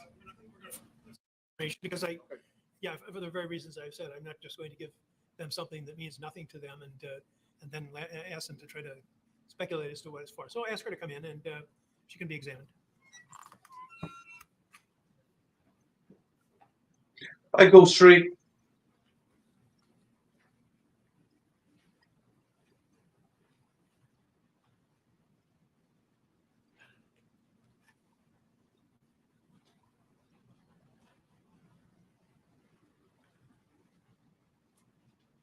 All right, go ahead, Mr. Sharofsky. Basic. Answer some questions from Attorney Kraus regarding Joseph taking medications that day. Correct. Rosenbaum. Sorry. that Mr. Rosenbaum had taken medications that day? Correct. Do you know what they were? No, I only know some of them. I don't remember all of them. Do you know? Can you tell us the sum that you know he took? Gabapentin was one. I'm gonna stop you for 1 second. Do you know what he takes that? Did you know what he took that for? Bipolar disorder. Okay. Any other medications that you know that he took? I know he was on an antidepressant. At that time, I don't know which one they had him on. Okay. Those would, and then something for sleep. Okay, but so the only, to be fair to you, the only medication that you know by name was gabapentin. Mhm. And you are telling us that you know he took that for his bipolar disorder. Correct. Okay. Any question for the state? Do you know?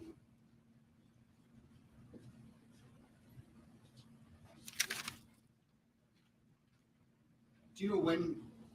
Do you know that he was diagnosed with bipolar disorder? Yes. Did you go to doctor's appointments with him or anything of that nature? Yes. And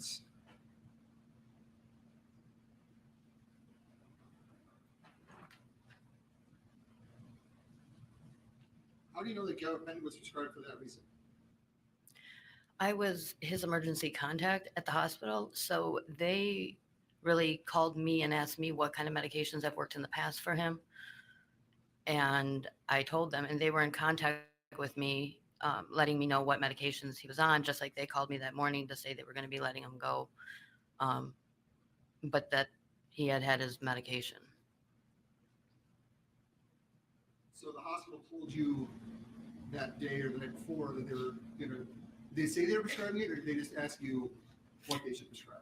At first, they were asking what they thought was best. And then I told them what had worked for him in the past. And he, the doctor or the nurse that I spoke with, then explained to me what medications they put him on. And that was that. How many medications total, if you know, was he taking? Or was he given it this way? Was he given at the hospital? I believe he was given Effexor, gabapentin, and Seroquel for sleep. Seroquel.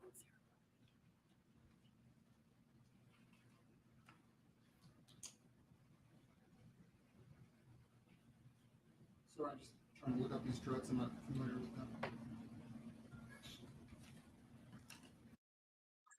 Okay, so we'll keep it open for the next 4 minutes. So currently we've got 24 people in here. I'll keep it open for 4 minutes. Whatever the highest point we get to in the next 4 minutes is how much we will delay. It's 25 right now. And it's 20, 20, 20, 20, 20, 20, 20, 20, 20, 20, 25. We got 24 now, 24. But 25 is a max so far. 25. So even though it says 24, we've got 25. So 25 so far, guys. So $25 going to Zachariah's fund, plus some people donate matching as well. It's going down to 23. It shouldn't go down. It's going up, guys. Come on. The reason I do 4 minutes is because it does take a couple of minutes for it to register that people are here. Back up to 24. Just don't leave.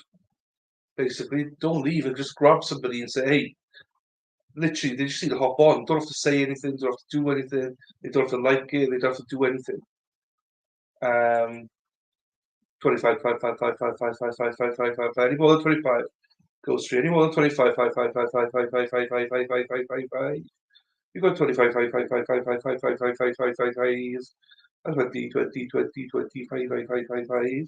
25, 25, 25, 25. 25 is the maximum so far. We can't get over the 25. 25, 5, 5, 25, 5, 5, 25, 5, 5, 25, 5, 5, 25, 5, 25, 5, 5, 5, 5, 25, 25, 25, 25, 25, and then 25, 5, 5, 5, 5, 5, 5, 5. Jury. You sound like an auctioneer, I know. Well, I'm from a rural area, so I used to see auctioneers around. My cousin, he was an auctioneer before he went to Hong Kong to earn his millions. 25 is still the limit. We've got 2 minutes left. 25 is still the limit. So it's now 1:15. So 26, we've got 26 in here. Thank you, guys. That's $26 plus a little bit more with others joining in as well. So that's $26. Amanda Diggins, hello Amanda, welcome Amanda. You just afforded us a little bit more money for Zachariah. Thank you very much, Amanda. Ashley's matching, Josie's matching. So that's two people matching. Nunya, lol, Hong Kong. Yeah, so no, he was a auctioneer, and then he what do you call it? Went out to work in Hong Kong as a estates and stuff. He's loaded. He's a millionaire. So and me, I Tudley Pip. So there we are. So Ashley, Josie, Tudley Pip. This whatever we got, $26 so far. $26. And we've got another minute or so. Literally, we just grab a few more people. And Kayla, see, so that's Kayla, Ashley, Tudley Pip, Josie as well. So at the minute it's $26 times 5. 26, we're still on 26. Myra's matching as well. Josie's here. 27. We got 27. Let's go. We'll wait another minute. 27. Let's go, people. 27. Let's get up to 30, shall we? Let's get up to 30, shall we? Look at me. What am I doing? That sounds dodgy as hell. Let's go. 27. We'll keep 29. Let's.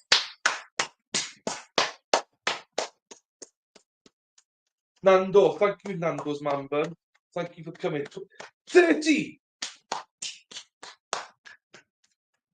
30.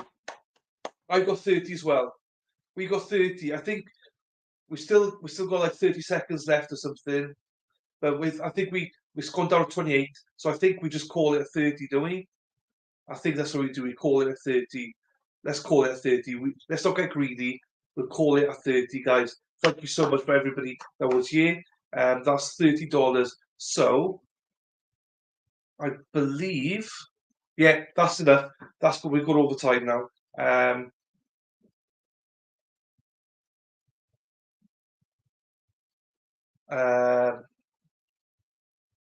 What's Josie? I can't see what Josie's saying. Nope. 31. We called it. I got 30. Yeah, I don't have 31. We called it a 30. We did call it a 30. So let's call it. So I believe we got 30 coming from Josie, 30 coming from Kayla, 30 coming from Ashley, 30 coming from Tudley Pip, and someone else said 30 coming from. Where's it coming? Did I say Kayla? Yes. Myra as well. That's 30, 60, 90, that's 150. Sorry, Myra, there we are.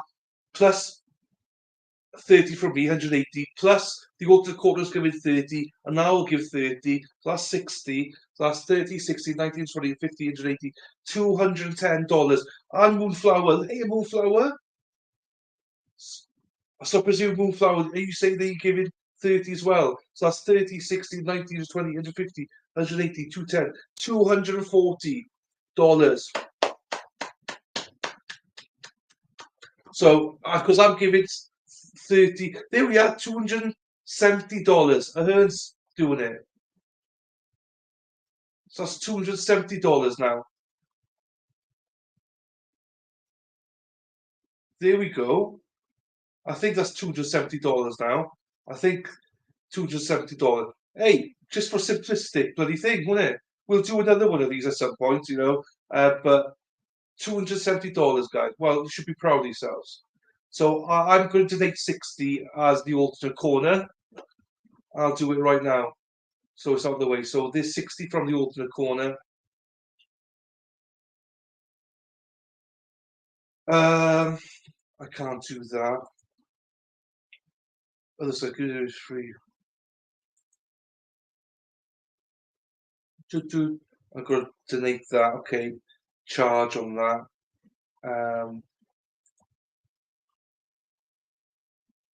From the alternate corner members. Continue. Yes. Let's continue. Right. Got to give my count. Oh, here we go. Happy days. It's already in. Oh, that's dangerous. My account's already set up for me.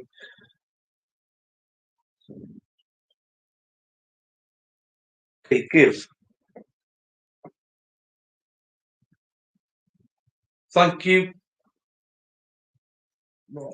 Thank you for your donation. There we are, done. It's in. And it's gone out of my bank account. There we are. The alternate corner, $60. Oh, there we are. Tuddy Pips already donated as well. Thank you, thank you, thank you. There we are. How awesome is this? Yes, you can get a link to donate. Hang on. Give Senko. This is how awesome is this? How awesome are you guys? I saw it, Tuddy Pip. You just got it before me. Happy days. So we should have $270, guys. So you should be proud of yourselves. Thank you so much for everybody. It's a simplistic thing, isn't it? Thank you so much for that. So yeah, we'll go back to the trial now, but we'll do it another time as well. I'll just do it for myself rather than everyone batching. I'll do a big one. Thanks, Josie. We'll do a bigger drive, so I'm on the hook for a few hundred or something. We'll do it another time. There we are. I'm happy with that. That was just an hour ago. We came up with that idea. We've just raised $270. How amazing is that?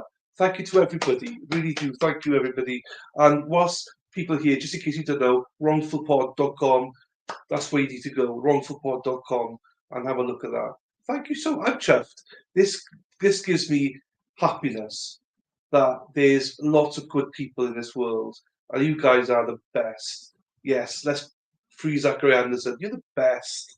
Look at you. And for everybody else, the alternate corner, I'm giving $60. That covers you as members. So, as members, be proud. Thank you for your support as well. We've donated as members. Let's go. So thank you guys.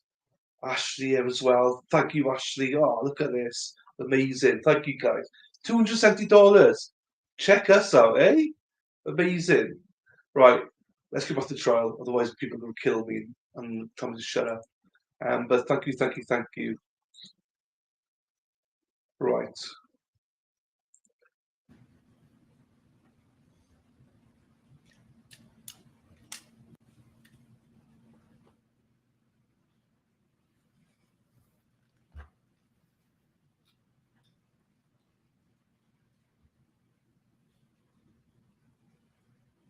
I have no further questions.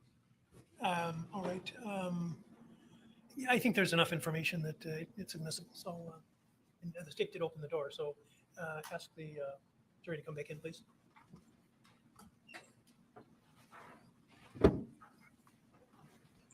Done it, Hen. We've done it, mate. I'll do another one at some other point where we'll have more warning on it. January maybe. That was a nice amount. Well, I'll do another one of these. That was nice. We'll think of something. Josie and me will think about something we can do to get me on the hook for a couple of hundred. I'm a great believer. As long as I pay my bills, I don't mind giving away. So, you guys have been very generous to me this Christmas. The members, people, that Krieger trial has been very generous. So basically, the members of our Krieger trials has helped me pay for that. So, I want to give forward, whenever I can. As I say, as long as I pay my bills, which some months I struggle to do, but this month I've definitely done it. So I'm glad to give back, pay forward, as they say. Commission recount. I know, Perry. Thank you, Myra. Okay. What a babe. So Thank you had you. mentioned on direct examination that you and Mr. Rosenbaum spent the day of the 25th together. Is that fair? The afternoon, yes. Okay. And you were asked by Attorney Krause if he had taken his medication that day, right? Correct. And Mr. Rosenbaum was taking gabapentin, is that right? I believe so, yes. That's what I was told. Okay. And having been around him, Thanks, that was for Ashley. bipolar disorder? It was to help with, along with the antidepressant. Also, shout out to Moonflower as well for donating. Thank you. And when you saw him, this plastic bag, you saw the picture of the plastic bag? Correct. One of the things that you mentioned that he had in there was a plastic water bottle. Mm-hmm. Yes. And you had said that plastic water bottle was empty. Is that right? Correct. Did you find it odd that he was walking around with an empty plastic water bottle? Well, when I saw the bag with the empty bottle, I thought it might have been garbage. I asked if he wanted me to throw it out, but he said because he had some clothes and some paperwork from the hospital that he was just going to hold on to the bag because that was all he had. And he didn't ask you to throw away the water bottle, did he? No, He took that with him when he left you that evening. Is that right? as far as I know. Now you had said that normally you had spent a lot of your time or all of your time together. Thank you, Moonflower. I did see you there. Thank you so much. Awesome. And thank you for everyone just coming in to say hello as well. Really appreciate that. I don't expect anyone to stay, but thank you very much for coming in. I really do appreciate it. Especially new names. You know, I don't see you very often, like, you know, Moonflower, Myra, and stuff like that. I really do appreciate you coming in and saying hello. Don't let Josie scare you. Come back in anytime you want.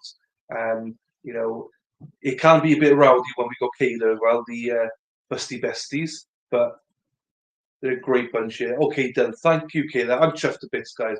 This has made my month, if I'm being honest. I'm chuffed. Thank That you. night was going to be different. Is that fair? Yes, And you had told him not to go downtown. correct. Okay. Why was that? Because of all the unrest the days prior. And you were concerned that he was going to go down there? No, I was concerned that because the entire city was up in flames that something would happen to him anywhere. But specifically, it seemed like it was downtown. So because he was coming from Milwaukee and didn't know all that information about Kenosha, I just wanted to make sure he knew. Did you feel the need to go with him when he left? No, And did he tell you where he was going? no, he didn't.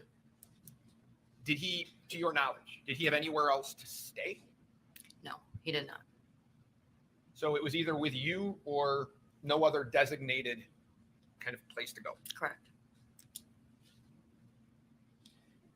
And my last question, from where you were staying, how far is it to 59th and Sheridan? I would guess an hour walk back because it's about an hour from the transit to the hotel. So it'd probably be about an hour back to this area. So if we walk, let's say we walk 4 miles an hour, I don't know that, but so it would be maybe 3, 4, 5 miles, somewhere in there. I don't know. Okay, good enough.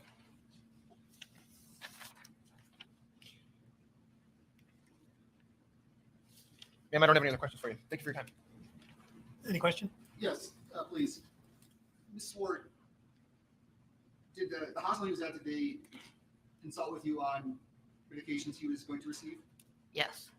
And why? So was this a new mixture of medications that he was on? This was his regular medication that he had gone off of and had been back on for the last week or so, last week, 10 days before his death. And he had been on that with his other medications altogether for a while. Yeah, for the whole time I was with him, a year, yeah.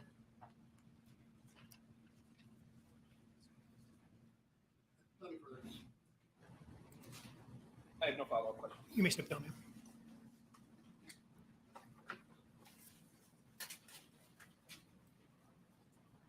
State.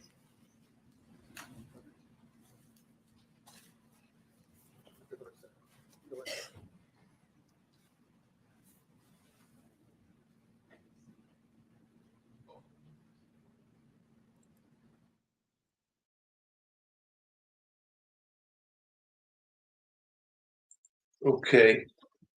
Forward this a little bit then. Like, just so people know, I've never watched this trial before. I'm starting to get understood it. So, Katie, I've looked at some of the laws as well around it. That castle, or whatever it's called, though, was interesting. I think that's very similar to stand your ground, which would make sense then. Natalie?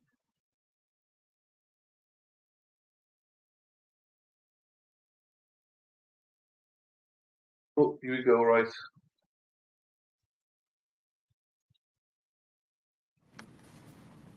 Would you raise your right hand, please? Do you solemnly swear the testimony you're about to give in this matter will be the truth, the whole truth, and nothing but the truth, so help you God? Yes, sir. Thank you. Yeah. Yeah, Mighty. So yeah. That's it. Yeah, I'd never heard of that before because you don't have stand your ground laws in Wisconsin. You have to retreat and stuff. But then I looked at castle doctrine, or whatever you call it. It's basically the same as stand your ground, which makes sense. For personal and property and things like that. Yeah, I'd never heard of that before, which makes a lot more sense now because there's no standard ground law there like in Ohio. So Good afternoon. Hi. Could you please pull that microphone really close in front of you and speak as loudly and clearly into it as possible? Could you state your name and spell your name for the record, please? Sahil Kendry, Sahil, last name Khindri. How are you currently employed? I have my own dealership in Milwaukee, What is that dealership called? Car Planet, Where is that located? 4020 North Green Bay Avenue. Back in August of 2020, were you operating that car dealership in Milwaukee? Yes. Are you familiar with a series of car dealerships here in Kenosha by the name of Car Source? Yes, sir. How are you acquainted with those businesses? Actually, I worked here up until 2015, and after that, I moved to Milwaukee. When you say you worked here Mhm. up until 2015, where is here? Kenosha. Okay, at Car Source? Yes. After 2015, did you work at Car Source? No. Did you have any ownership interest in the company? No. Was there a time in which you were down here at one of the car sources around the night of August 25th, 2020? Is that Monday? That's Tuesday night. Tuesday? I was actually here. We got a call on the first night of riots. We got a call from police department. It's actually my dad's dealership, so I was here actually before that too.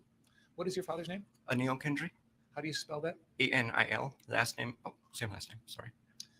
What is his relationship to the car source dealership? He's the owner. You said that we got a call. Who is the we? Police department called because my brother's phone was off, and I guess people like around 4 o'clock, he put it on silent mode at nighttime, and then police department called around 6:30 to notify that riots happened or stuff like that. Who did the police call at that time? I do not remember. One of us, When you say one of us, it's you either and my who else? dad, either me, myself, or my brother. I think more like my brother, What is your brother's name? Anmol Kendry, And do you know what Anmol?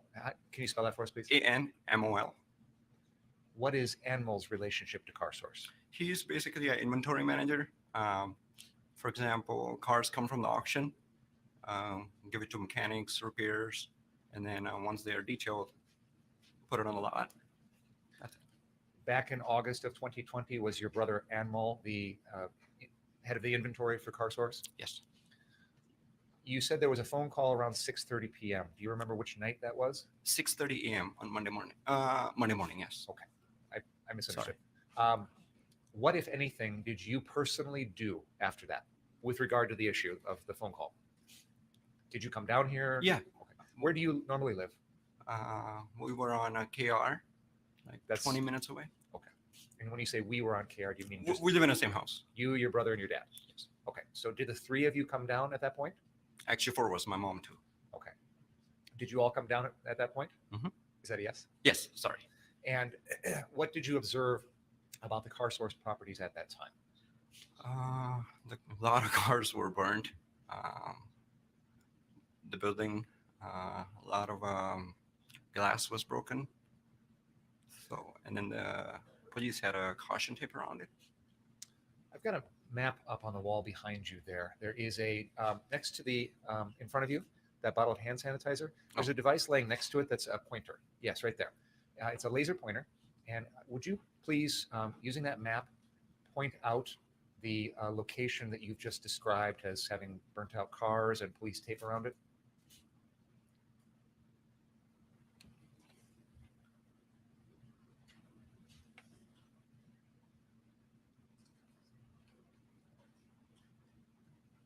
On 5821, at least can. The address. So this is a map of the area of Kenosha along Sheridan Road. Right there. Okay.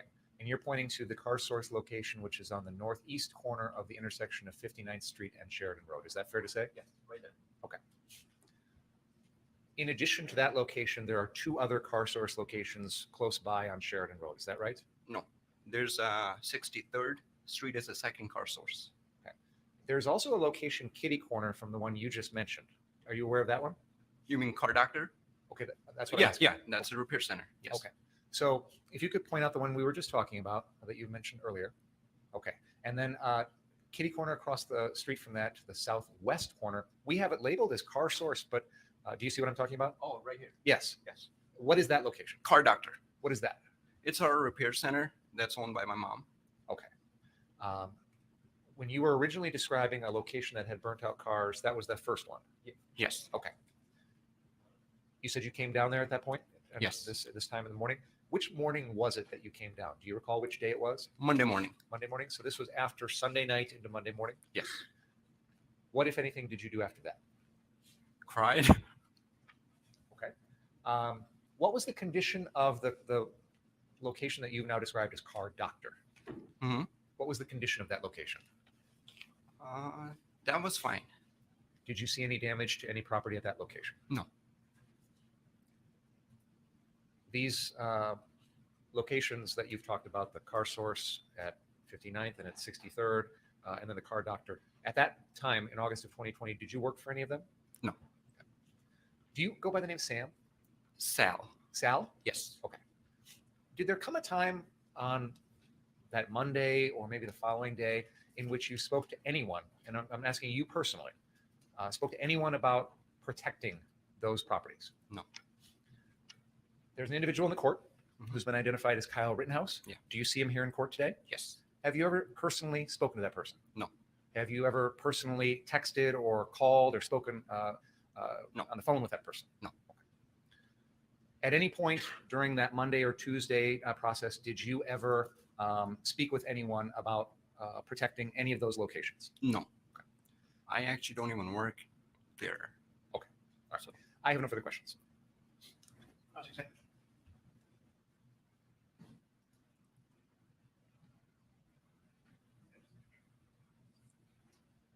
So, Mr. Henry, how close in age are you and your brother?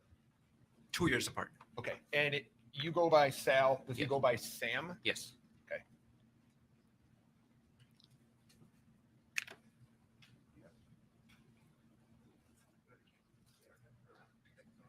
So,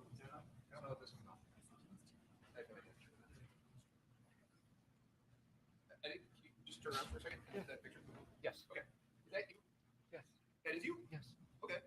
I thought it was Sam, but it's you. Yeah, And can you tell me where that picture is taken? 63rd Street. 63rd 63rd Street. In Yes. Sheridan? Yes. Okay. That was taken on the night of the 25th. Is that right? Tuesday evening. 25th. Okay. Now you were asked. I think Mr. Bringer asked you if you can identify the person sitting at the table with the blue tie on, right? Mm-hmm. And you had said that you've never seen him before. Now I know his name, Okay. but I didn't know him before that. Okay. If I told you that he was this guy right here, do you know that? Yes. Okay. And Mr. Binger asked you, if I have it right, if you had asked anyone to protect the property that night, right? Correct. Okay. And you had said No. to that? So these men are on your property, right? It's my dad's. Yes. They're on your family's Yes. property. Mm-hmm. You don't ask them to leave, correct? Especially when they have guns and they dress up right in front of me. I was actually behind that silver Mercedes. There was a Hummer parked, which is our personal car. It had a brake line issue, and we parked that car inside, me and my mechanic. And there were a bunch of cars came in around 7-ish, and then the person that's right next to me dressed up right in front of me, like putting the fancy shoes on or something like that. And then he put some other, and then I was over there and I observed that they did that. Well, tell me if this is right. You didn't think they were there to harm you, did you? No. Okay. And do you know anybody else in that picture? No. Do you know a gentleman by the name of Nick Smith? Later, I learned he was actually worked for my brother about for a week or two. I don't recall because I live in I manage Milwaukee store, so I really don't even know his staff until when I come there because I'm there all day. Okay, so people in that photograph Mhm. have worked for members of your family in the past. Agreed? Yes, And only if you know. Do you know if those people in that picture were going into the car source physical building? okay. The person with the white hat with the cross. Later, I find out that he was he used to work for my brother as an ex-detailer, and he worked for a short amount of time. So my question to you is, do you know if people in that photograph were physically inside that building? No. Anything? No. You don't know that, or they weren't? In this building? Yes. No. Were they in any other of the car source buildings that your family owns? Just the 5821 and the car doctor, which is a service center. So they were physically present inside 2 of the 3 buildings, right? I don't understand your question. Well, you said you have 3 buildings on Sheridan Road. Yes, You said they were not physically present inside that building, right? correct. But they were physically present in the 59th. Who Any present? of these people? No, no. Only person which I can't imagine because the Nick, he probably inside because he worked as a cleaning cars. That's what he used to do. Okay. Did he work there at the time on August 25th? No. Do you know how he got in the building? I do not know. To get in the building, he would need a key, correct? Yes, Do you know? Only if you know, does your family's business give keys to people who no longer work there? they don't. So to physically get into the building, would somebody in your family have to open the building? Correct. And do you remember what time you took that picture with those people on the screen? Right before the curfew, I can recall 7:30ish. And then did you leave? Yes, Okay. And are you telling the ladies and gentlemen of the jury, there was no conversation between you and any of those people about staying to protect the business? No. Nothing. No, there was not, or no, there. no, there wasn't. No conversation. No, at all I personally believe. I think the questions more you have is for my brother. for Sam. Yes, he goes by Sam. Because I don't even work there.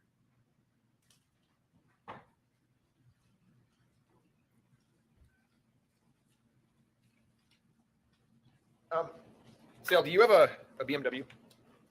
Yes, Do you remember giving Mr. Rittenhouse a ride from Car Source, what we call Car Source 2, which I think is the car doctor, to Car Source on 63rd? Do you remember doing that? No.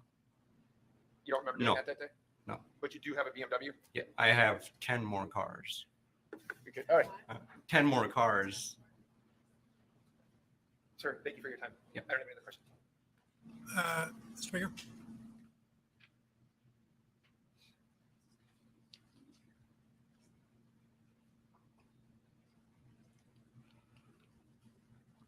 Mr. Kindry, there's going to be something up on the screen in just a second I'd like you to take a look at.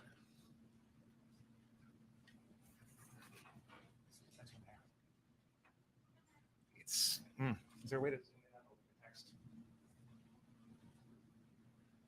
Mr. Kindry, there's a message on the screen. It's a text message. I'd like you to read it to yourself if you would. Hi, Sam. No, to yourself. Oh, sorry.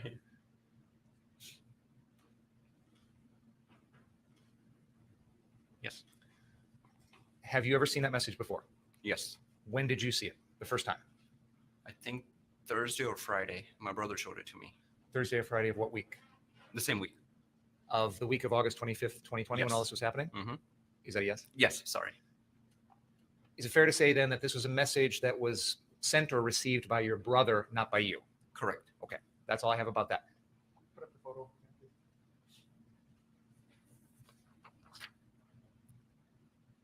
Mr. Kindry, there's the photo that was just shown to you of you at that is the 63rd Street car source, correct? Mhm. Yes.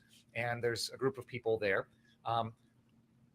It's kind of hard. I'm going to ask you to try and go back in time to that moment. There may be some things you've learned since then. I'm interested in at that very moment, as you're standing there with that group of people, did you know any of them? No. I got to ask, why are you in the picture?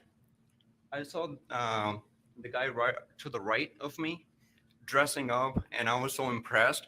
And he mentioned he's from ex-army, and I was like, I'd never seen that, and I normally saw these things on TV. So I'm the one who requested, can I take a picture? And I think somebody did. I can't recall who did it. And then I gave my phone number to Nick to send it to me, and then that's it. Did he ever do that? Yeah, he did. Can you tell us which one is Nick?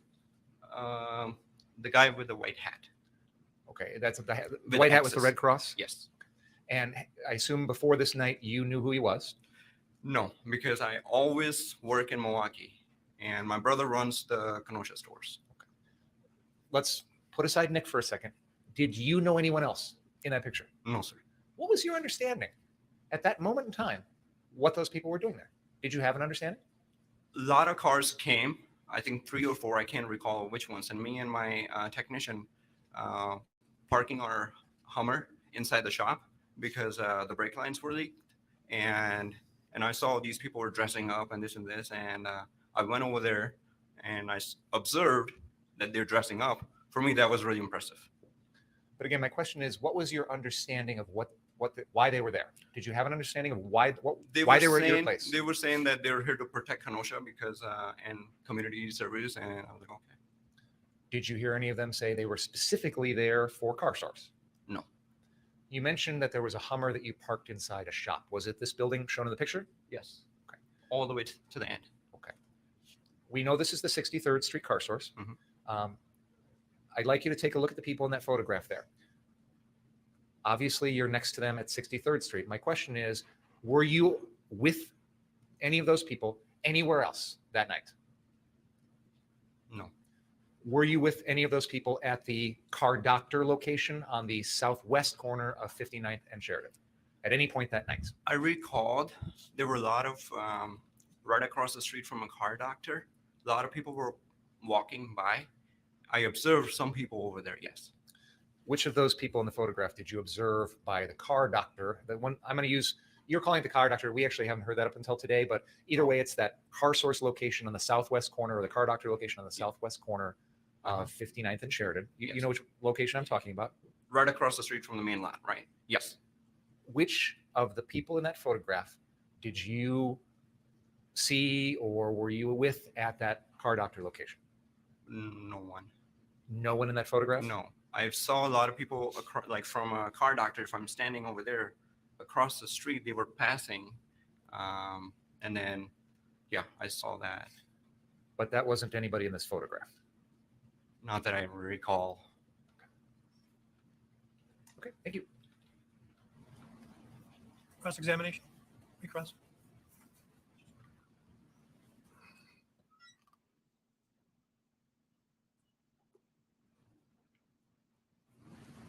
Mr. Kendry, I have one question.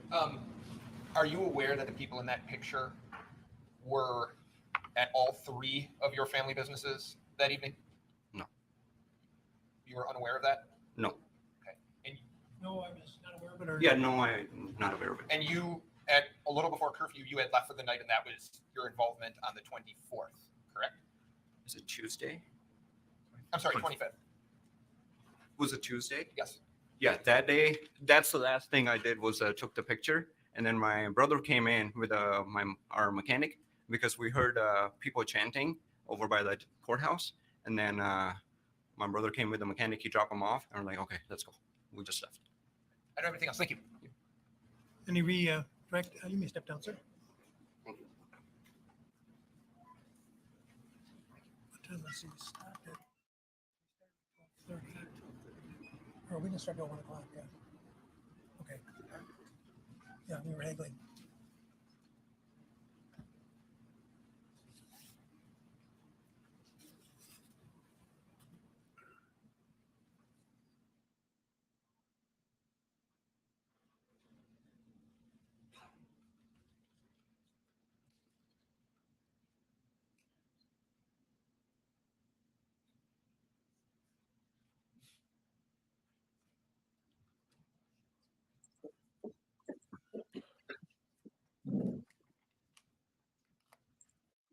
Sorry, just checked quickly. Sorry, Brittany as well. Brittany Hearns, thank you for donating $30. So that is $270 now donated from this stream. Everyone's paid up. So thank you, thank you, thank you. I just checked it. Let's go. Thank you very much, guys.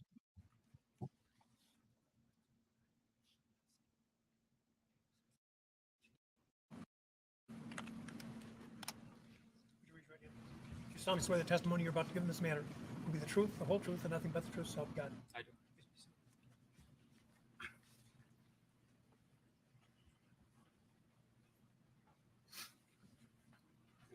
Good afternoon, sir. Could you please bring that microphone as close as you can and speak as loud as possible into it? It's sometimes hard to hear. Sure. Could you state your name for the record and spell it, please? Anmol Kendry. It's ANMOL. Last name KHINDRI. How are you currently employed? I work for Car Source. What is Car Source? It's a dealership owned by my dad, What is your father's name? Anil Kendry. How long have you worked for your father's business? Ever since we started, When was that? back in 2013. Where is Car Source located? We have two locations. The main location is 5821 Sheridan Road, Kenosha, Wisconsin, and the second one is on 6226 Sheridan Road, Kenosha. Are there any other locations that are named Car Source? No, sir. Do you have your own business as well? I just started a month ago. Is that in any way related to Car Source? No. Are you familiar with a location called Car Doctor? Yes, sir. Can you tell us what you know about that? That's actually our inspection center because we have a lot of regulations that we have to follow for DOT. So every car that comes in has to be inspected, certified by mechanics. Doesn't matter if they're certified, but yeah, we just use it as well as we have a body shop and a detailing center there. All of that occurs at Car Doctor? Yes, sir. Where is Car Doctor? It's right across the street from 5821. Sir, there's a map on the wall behind you there, and that is showing the area of Sheridan Road. On the north, at the top of the map, is 58th Street, and at the bottom of the map, on the south end, is 63rd Street. Right in front of you, by the microphone, is a little laser pointer. Would you mind using that laser pointer and pointing out on this map where those two Car Source locations are that you described?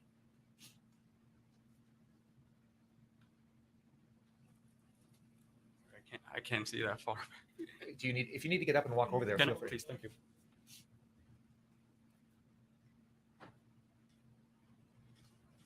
Yes, yes, I do see it now. Yes. Could you please point them out for us? This is our first location. And I think you said first location? Yes. Okay, and where's the other one? The other one is 63rd and Sheridan.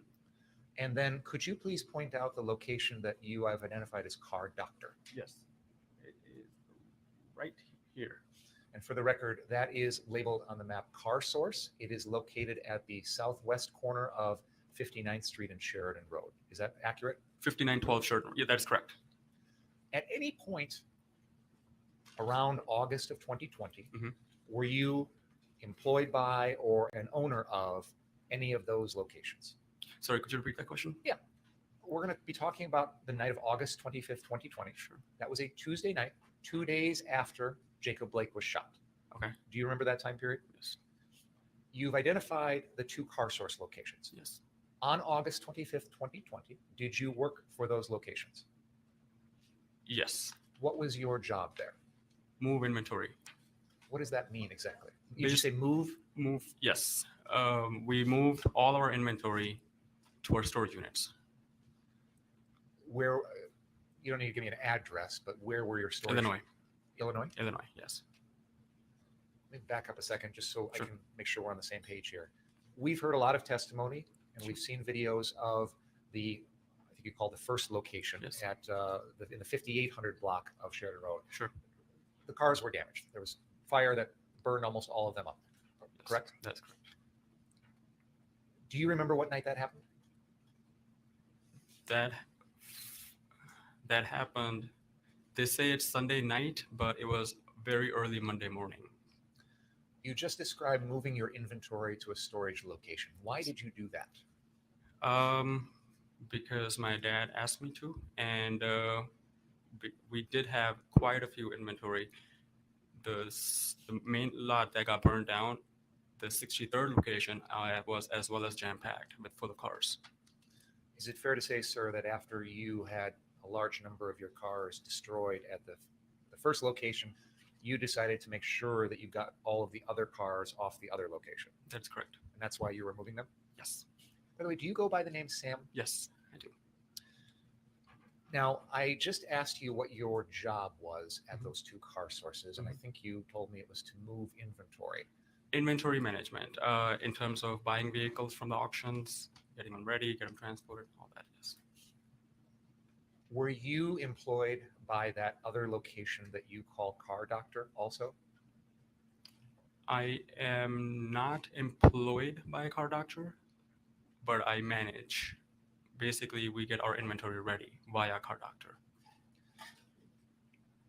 Why is that location owned and named something different than Car Source? Because we don't sell cars here. Okay. Neither we have license to sell cars here. When you say you managed the Car Doctor location, Mhm. you seem to suggest that that didn't mean you were employed there. No, I'm not employed. Basically, like I said, I manage inventory for car stores. Who, back on August 25th, 2020, who owned Car Doctor? My mom. And even though you weren't an employee of that location, you managed it? Well, a lot of the inventory sitting there is from car source.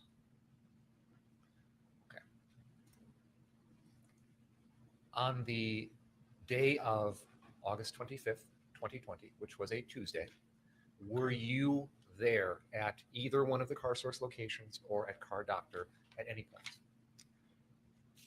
Sorry, could you repeat that question? Absolutely. I am going to focus in on Tuesday, August 25th, 2020. That was the night that Kyle Rittenhouse shot and killed two people. It is 2 days after Jacob Blake was shot. And I'm asking you on that particular day if you were at either of the Car Source locations or Car Doctor. I was at the car doctor location. What were you doing there? We had few customers' cars that came back for service. We had two vehicles that needed major repairs. So we were pushing those cars inside the building. Why were you doing that? To save them from destruction. Up until that point, had any of the property at the Car Doctor location been damaged? No, sir. Sorry, could you repeat that question again? Absolutely. I think you're describing that on Tuesday, August 25th, you and someone else were pushing some cars inside the building. Yes. What I'm wondering is, before that, had any of that property at that location, the building or the cars or anything else, been damaged? On Tuesday or before Tuesday? Before Tuesday. Before Tuesday. Sorry, I have to think about it. That's right. Back. So you were asking Monday? Well, I think you've testified that Car Source 1, the first location, had been destroyed by fire. Right. What I'm wondering is, were any of the other locations, the Car Doctor or the other Car Source, burned or damaged in any way? I'm sorry, I cannot remember. I don't believe so. Other than pushing some of the customers' cars inside the building at Car Doctor, what else did you do at those locations on Tuesday? We basically removed our mechanic tools because we didn't know what was going to happen, and cleaned up because there was, from Monday night, you can say, some cars did get damaged, a lot of glass everywhere, and our mechanics and detailers were basically clearing up the lot. Just clean up, basically, pretty much. Other than what you've just described, did you do anything else at either of the Car Source locations or at Car Doctor on that Tuesday? On Tuesday, no, sir. Majority of the time I spent was at Car Doctor. Did you ever have any discussions that day with anyone about protecting or guarding either of the Car Source locations or Car Doctor? No, sir. Do you know or have you ever heard of a person by the name of Kyle Rittenhouse? Now I have. On that day, did you have any contact of any kind? Phone call, a face-to-face discussion, email, a text message, anything like that with the person that you now know is Kyle Rittenhouse? No, sir.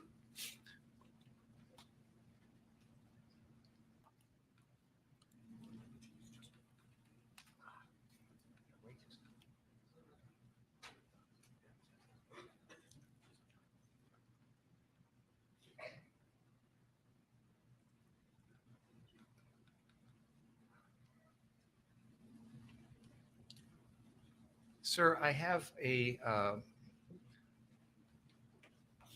message that is up on the TV screen there.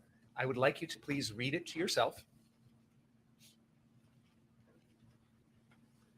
Have you had a chance to read that message? Yes, sir. Before today, had you ever seen that message before? Before today? Yes, sir. When was the first time that you saw that message? I cannot tell you exact time, but it was the day after the shooting. The shooting occurred on a Tuesday, Yes. August 25th. Yes. Are you saying that you saw this message on Wednesday? I am not sure. I cannot remember which day it was, but it was pretty close. Where did you first see this message? In other words, did you see it on a device that you possess, or was it something on the internet? Or My cell phone. Was this? Sorry, I didn't hear your answer. Sorry, what was the question again? I think you said my cell phone. This message, yes, on my cell phone. Sorry. Mr. Kindry, the message that's up on that screen, was that a message that you personally received on your cell phone at some point? Yes, sir. And I believe you're not sure exactly when it was that you first saw it. Is that fair to say? Yes, sir. There is a timestamp on this message, and it says yesterday, 3:02 p.m. Do you have any idea? Does that help you at all to figure out when this was? The day after, I'm assuming. No, I get that, but I'm wondering if that helps you to understand which day of the week it was.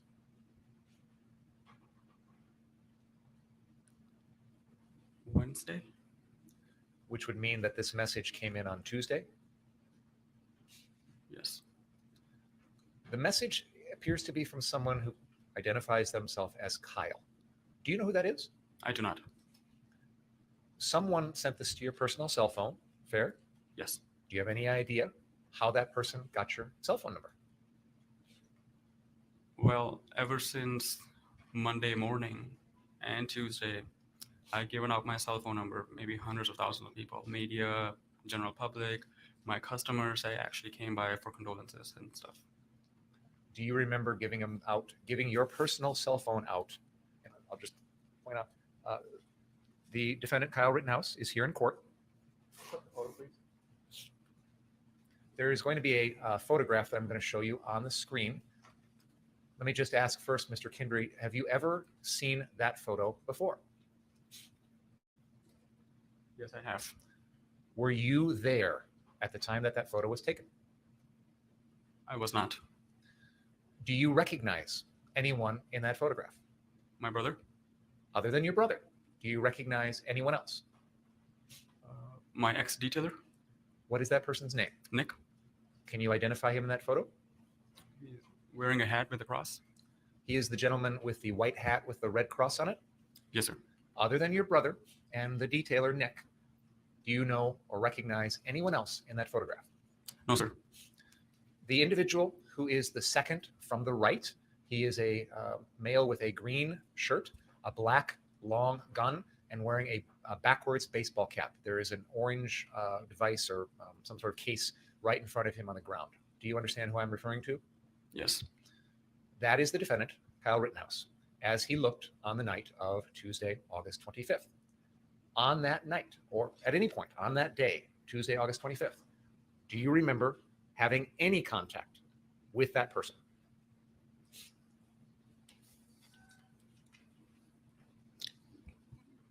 Sorry, I got a question. Yeah.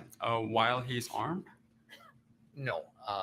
I'm asking if you remember at any point on that Tuesday having any contact with that person, either in face-to-face, over the phone, a text message, an email, any contact of What any the fuck is I this? do remember he came to me at Car Source at the first location.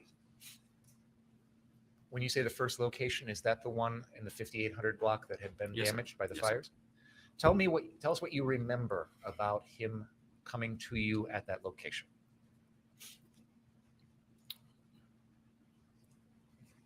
It was pretty normal. Just like everybody else, they were talking to us and that you're gonna be fine and this and that. You will come back from this. What the fuck are these witnesses? What the what the fuck? The text messages? I don't even know what's going on. I can't believe this is a fucking real thing. Oh, I don't know. Anyway, His response was the same, like the way he said it. He talked about how he can help us with fundraising the business, and I'm sure he asked for my phone number, which I gave it to him, just like I gave it to the media or any other individual who was nice and polite. And I don't remember him giving me his phone number, neither I asked for it. Did you talk to him about after 2 hours, protecting it's or fine. guarding either one of the Car Sources locations or Car Doctor? I did not. On Like, no jokes. It can't get worse. It can't get worse. In no way can it get worse in Cross. No way. It's just been called lying. It's basically his pants are down. Neo Dark Matter. Hello, Neo Dark Matter. That's why did the prosecution never call the father? I've no idea. I don't even know who's coming next. But sorry, British Jonathan. Tuesday, August 25th, did you talk to anyone about guarding or protecting either of the Car Source locations or the Car Doctor? I did not. You've identified your person that used to work as a detailer, Nick, in that white hat with the red cross. Yes. So this is August 25th, 2020. Was he still working with your family companies in Not any at way? all, sir. But he had done so in the past? That was quite far back. On that day, August 25th, that Tuesday, did you talk to Nick Smith, that individual? I did not. Did you provide keys to anyone on Tuesday, August 25th, so they could get in or out of any of the Car Source locations or Car Doctor? I did not. Did you offer money to anyone? I did not. Let me finish. Sure.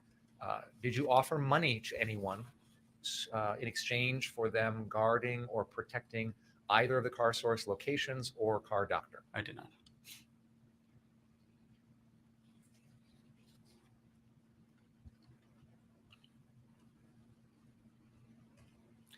Did you give anyone permission to be inside any of the buildings on either Car Source location or the Car Doctor location on Tuesday, August 25th? I did not.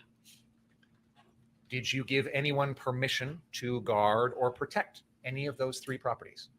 I did not. On that particular evening, did you know that there were people there with guns who had taken upon themselves to guard any of those Car Source locations or Car Doctor? Did you know that night that any of that was going on? I did not. I assume there came a time after that where you learned about that. Is that fair to say? The next day, yes. How did you learn about that? News channel. Was that the first time that you knew about any of that stuff? Videos. I want to go back for a second to that text message that we showed on the screen earlier. Did you ever respond to this text message at any time? I did not. I didn't know who it was. One second, please, sir.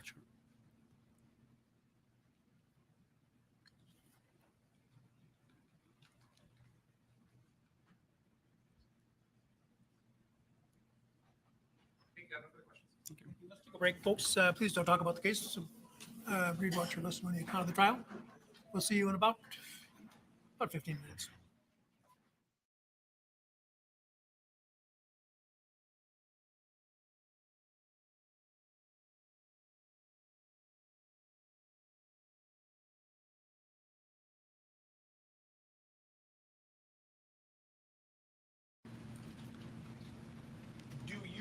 have a concern that if you allowed or gave permission to those armed men in that picture to be on your property with your permission, that you could be sued for that based on what happened?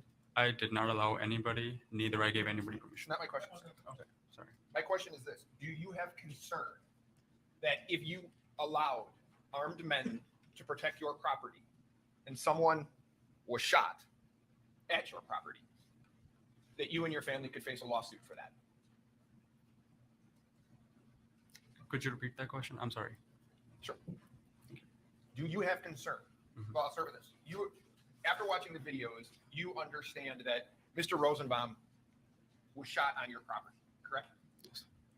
My question to you is this: do you have concern that if you allowed armed men to protect your property, one of those armed men then ended up shooting someone, that you and your family could be sued for that?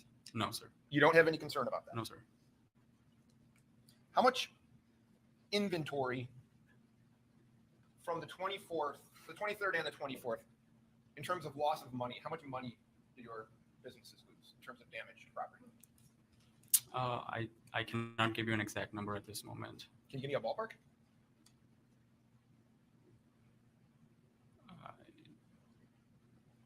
Sorry, I cannot remember at this moment. Hi, More Julie. than 100,000? Yes, More than 250,000? I do not know, sir. So is this like your family? Is this the business that feeds your family? I work for my dad. Okay. Yes. And you don't have, and you're the inventory manager? Yes, And you don't know what your loss was from those fires? I personally never calculated it. My dad does the money part. Did your, if you know, did Car Source and Car Doctor, did they have insurance for those vehicles that were burned? Yes, Now, on the 20, do you know Dominic Black by chance? I do not. You know Nick Smith? Yes, Do you know a man by the name of Justin Hamilton? ex-mechanic, yes. Okay, and Mr. Smith and Mr. Hamilton both worked for you, is that right? In the past, yes. And just letting you know, Mr. Black, Dominic Black, has testified in this case already. Okay. If Dominic Black said that you gave him permission, along with the other people, to be those armed men to be present on your property on the evening of the 25th, would that be not true? I did not give anybody permission. So Mr. Black would be lying about that. Objection. Typically, the witnesses are not permitted to testify as to the truthfulness of statements made by others. However, the witnesses, you can rephrase it in such a way that the witness can be made aware of the testimony of the other witness and then asked for the truth of it, but not the truth of the other person's testimony, the truth of the matter. That was already done. Well, it was, but I'm going to let him. Okay, Judge. Fair enough. On the morning of the 25th, oh, strike that. On the 24th, do you know, did Nick Smith and Justin Hamilton come to your properties and help try to put out those fires?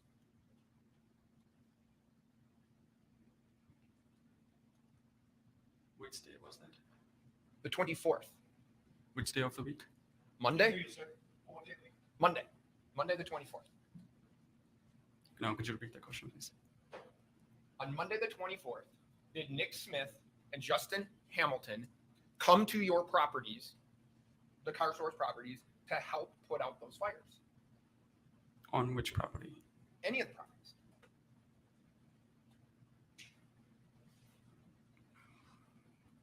Do you know the time? Like, sorry, I can't understand that question. You don't, I just want to make sure, you don't understand the question of whether or not somebody came to help put out fires at your property? On Monday, you said? Yes.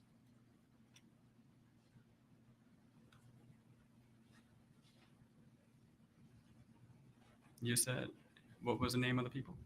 Nick Smith, he worked for you at one point, yes? Years back, yes. Justin Hamilton, he worked for you at one point, yes? Years back, yes. Did they come to your properties or property and help fight or put out the fires from the 24th? At the location of Car Doctor. So yes, they did. Yes. I will have to look at the video or photograph. I cannot remember that far back. Sorry. Were you there attempting to put out any of the fires on your property? No, sir. Did you call anyone to assist to try to help, or did you just let the property burn? What do you mean by that? I'm sorry. Did you do anything? Did you call anyone? Did you ask for help? Did you physically do anything to try to stop I the fire? called 911 several times. Yes. Did anybody show up? I do not know. Okay. Nick Smith and Justin Hamilton, if you know, they showed up at least one of your properties to help put out the fires, correct? I will have to look at the photo or video. Okay. Sure. Do you recall asking them to help put out the fires at your property? I did not ask anybody. No? I did not ask. And on the 25th, the morning of the 25th, did you call Nick Smith again and ask him for help that day? I did Which would not. be Tuesday? I did not. Okay. So if I could just maybe turn around. So this is, we have referred to this as car source number 1.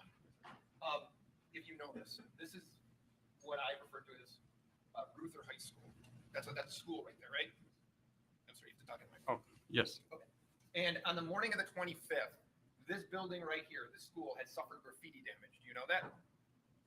I do not. You weren't at the property across the street from it earlier that morning? I did not stay there. I didn't ask you that. I asked, were you there and did you see graffiti on the school? Saw graffiti on the roadblocks. Or I did not see it on the school. Okay. Did you see that morning Kyle Rittenhouse cleaning graffiti off of that school? I did not. You had a conversation with Kyle Rittenhouse that morning of the 25th, correct?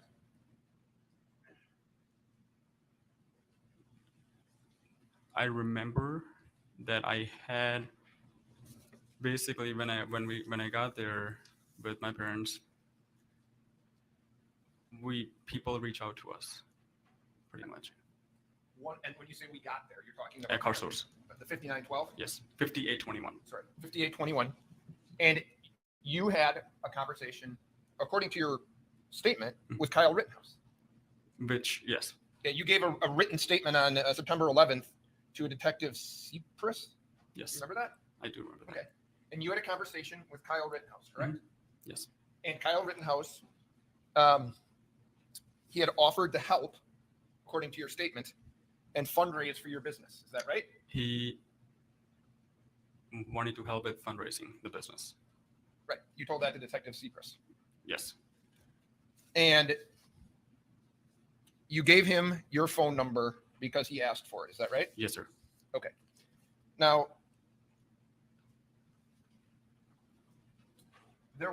was there any damage to the car doctor or to Car Source on 63rd? Was there damage to those properties on the 24th? Which was Monday. Yes. I'm sorry, it's just over a year. Monday. Okay, please go on with the question. So could you repeat that? Was there any property damage to the car doctor or the Car Source, what we call Car Source 3, on the 24th?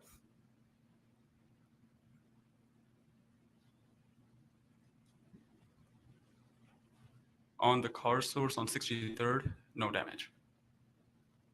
Car doctor. No damage.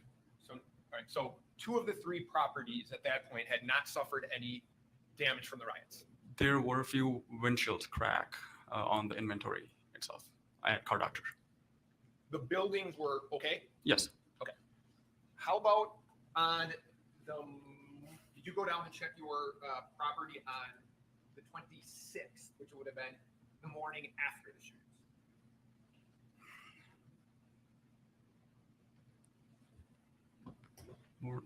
which location? Both of the properties that had not been previously damaged.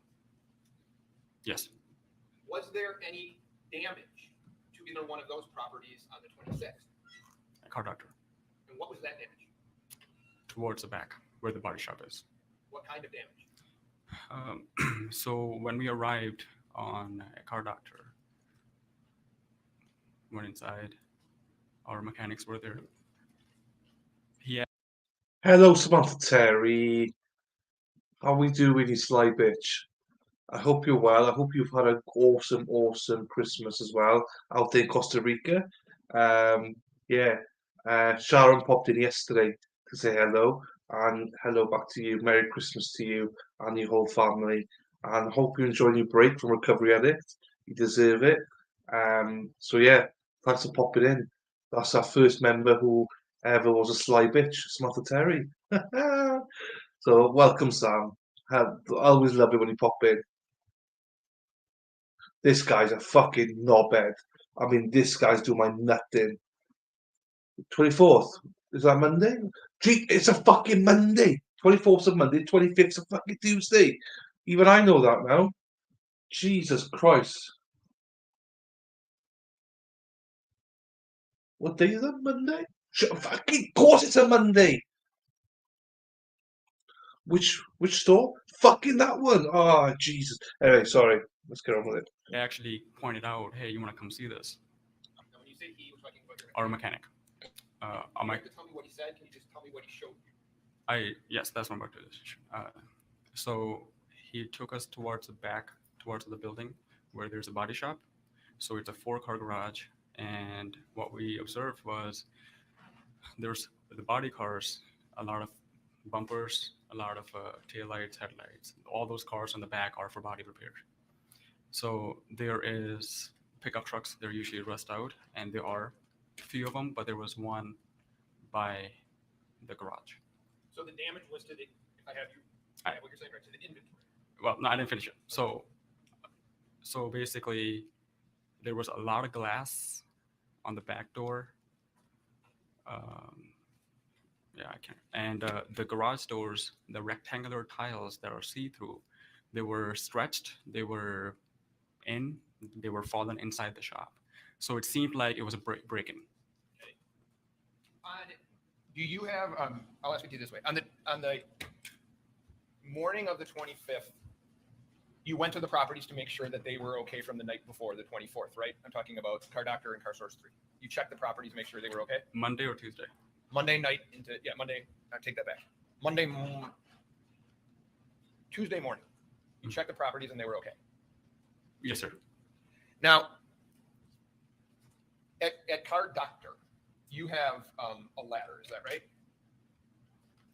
Not that I can recall. Do you have a ladder at any of your properties?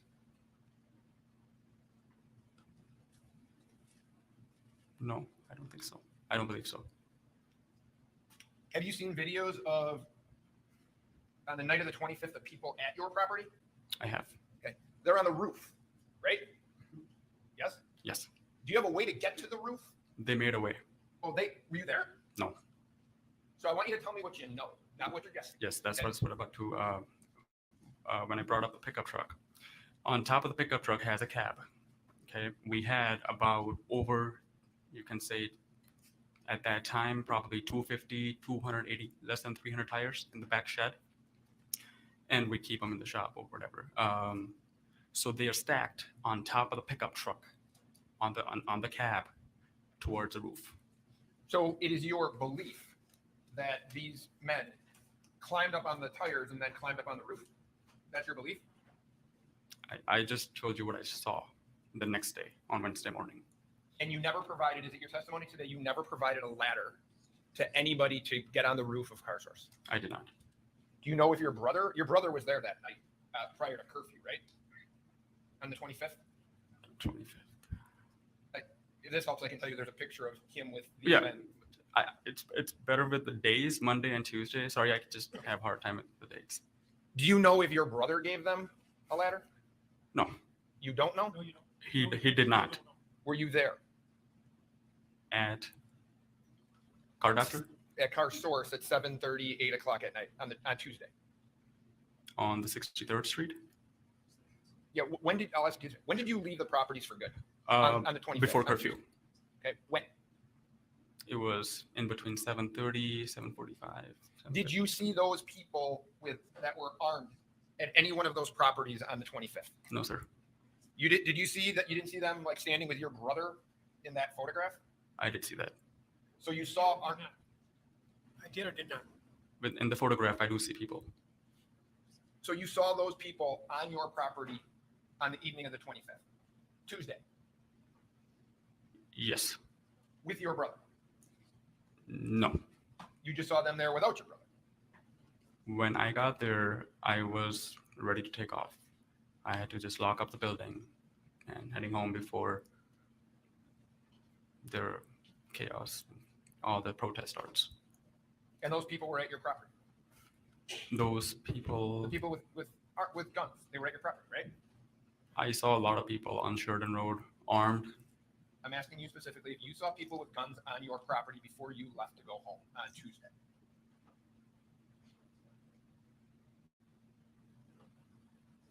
I'm sorry, I cannot remember. I know that I was asking my brother to leave. So you were down there to pick up your brother, right? No, You were down there. To, I got a ride from my mechanic. He dropped me off, and I came in, locked up the store, and we left. agree that the next day, meaning the Wednesday, there's no damage to any of the doors on your building in terms of no locks busted, none of that stuff, correct? On which location? Any of them Car doctor, there is damage to the locks? to the back, to the glass, to the garage doors. But you don't know who did that. I do not know.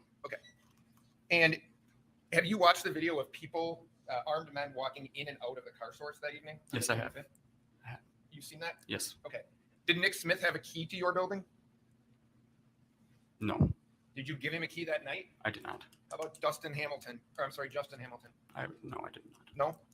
But you saw on the video them walking in and out of your store. I cannot even tell who is who or who these people are. That wasn't my question. My question was you saw people walking in and out of your Yes, I did. store.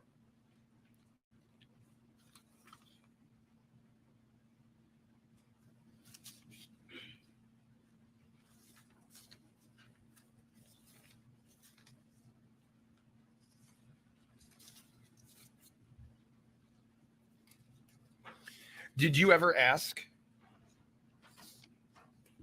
Kyle Rittenhouse if he could help protect your business on on Tuesday, the 25th? I did not. You never asked, and you never asked Nick Smith, and you never asked Justin Hamilton. No, I did not.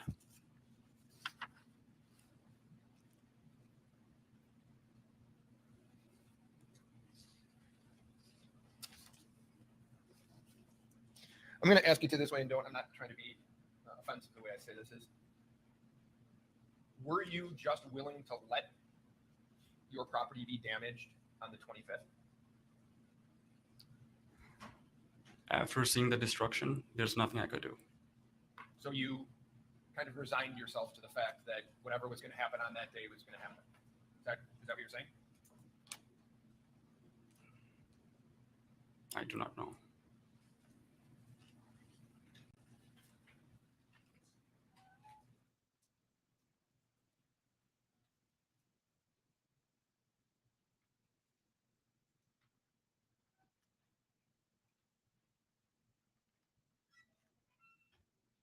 Sir, have you provided interviews as it relates to the damage to your property? I may have. I'm looking at one of those interviews right now. And what I want to ask you is if this sounds about right to you. And I'm taking it off of your interview. 137 vehicles were burned on your lots. Does that sound about right? If that's what it says. That's not the question.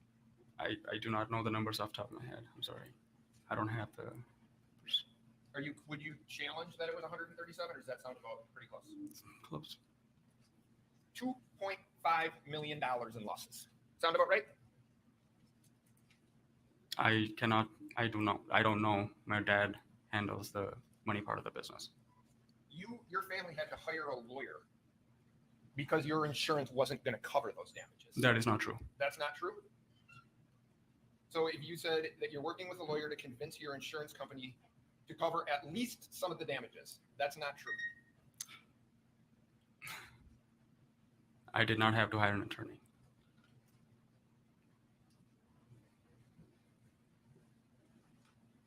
did you tell, in this interview, did you tell the writer, our insurance company is finding their way out so they don't have to pay for all this arson? Did you tell that? Well, there was no acceptance from the insurance company, so there's. My question to you was, did you tell this interviewer that our insurance company is finding their way out so they don't have to pay for all this arson? Is that correct? I'm sorry, I do not remember. You don't remember saying that? I do not remember. And to add to that, they also said that I was dead. That was in the media too. So I do not. Well, I'm remember. asking what you said. Okay. I do not remember, sir. You do not remember having that conversation. I do not. You don't dispute the 2.5 million? I cannot tell you. I don't deal with the numbers. My dad does. I'm an inventory manager, sir.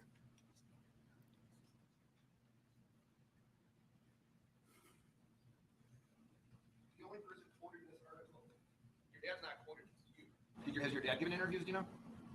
He does not speak much English. Okay, so the numbers came from somewhere, and your dad doesn't speak English, and your brother doesn't work there. So it's you, right? But I do not remember that. I'm sorry. It's been over a year. Okay. So when you testified under oath that you had insurance for all of this, that's not true, right? I'm sorry. What was the question again? You've already testified under oath that you had insurance for all of this. That's not true, is it? I do. We do have insurance. My dad does have insurance on all the locations. But not for those vehicles due to arson, correct? I'm not understanding the question. I'm so sorry. Could you repeat that for me? I asked you, one of the first questions I asked Sure. was about your loss. You had said you have insurance. My statement to you is you don't have insurance for all the damage done to those vehicles from arson. Isn't that true? We do have insurance For arson. Answer the question which was asked. for ours. I do not know.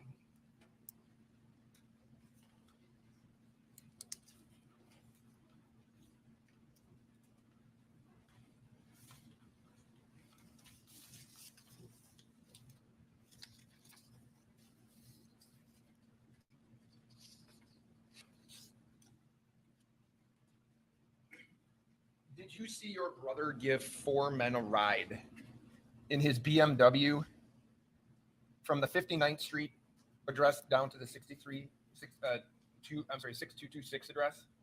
Did you see him giving? I did not. No.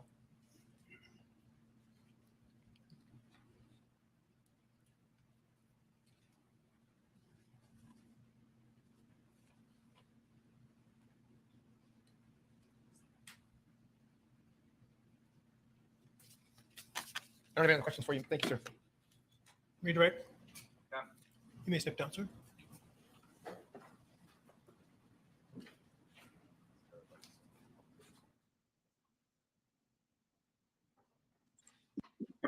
I'm glad that's over. I mean, Jesus. That's tough. That was tough. I mean, fair play, he might not know what arson is. There's some language barrier there, maybe, I don't know. But he knew some questions he could answer like that. Freaking hell, that was. The funny thing for me was, it was the 24th, 25th. I was getting really agitated with that. What's that, Monday, Tuesday? Fucking 24th of Monday, 25th of fucking Tuesday. But it's easy enough for us to say. You solemnly swear the testimony you're about to give in this matter will be the truth, the whole truth, and nothing but the truth shall be done. Can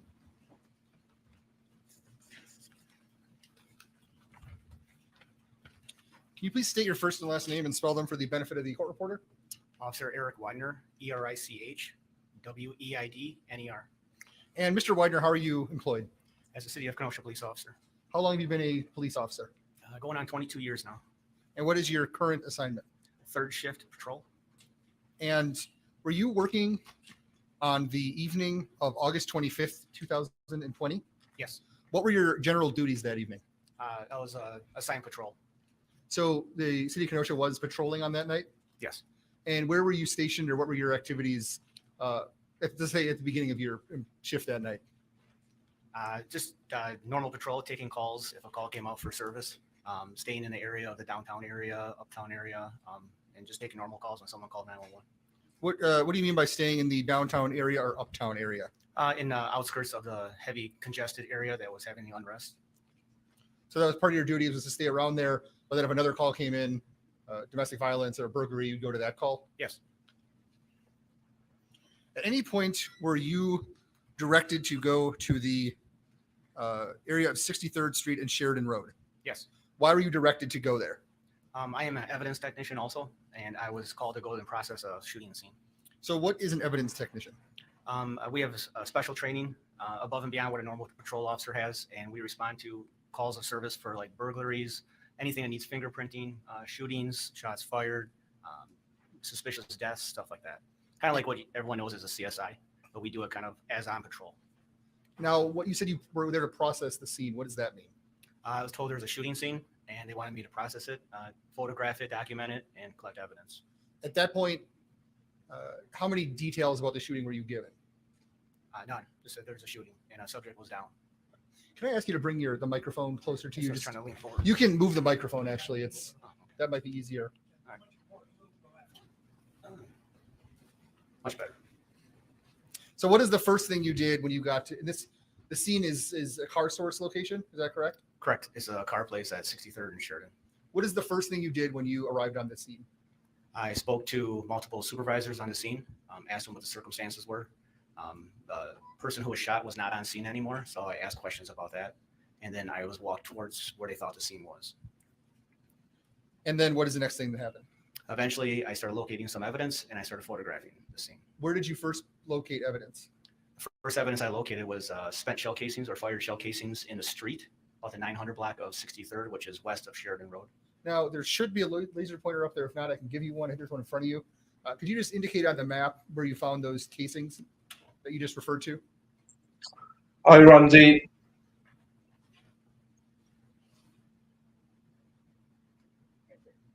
So you're pointing to the 900 block of 63rd Street, sort of towards the end of that block in front of the car source.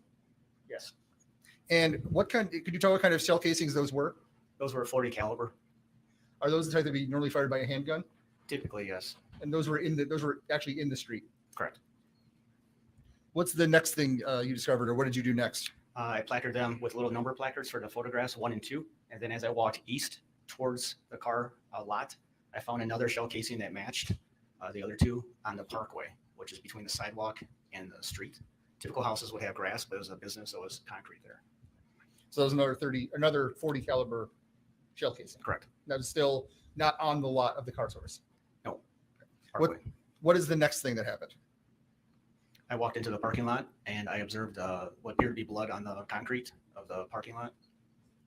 Closest to would be the southeast corner of the building. Can I get that? What is it number again? These are some photos. Can I get, the first photo should be exhibit 47. Make sure I turn these in. Is it this one? Oh, we're good. Officer, if I could direct your attention to the screen to exhibit 47, what are we looking at here? So the building I'm talking about is to the left on this picture, and there's a group of 6 cars. That's where most of my evidence I found reference the shooting happened, and that's where the blood was found also, possible blood. So is it fair to say that if you were standing where the person that took this picture, which was, I presume, you, did you take this picture? Yes. Are you facing Sheridan? I'm sorry, I didn't hear.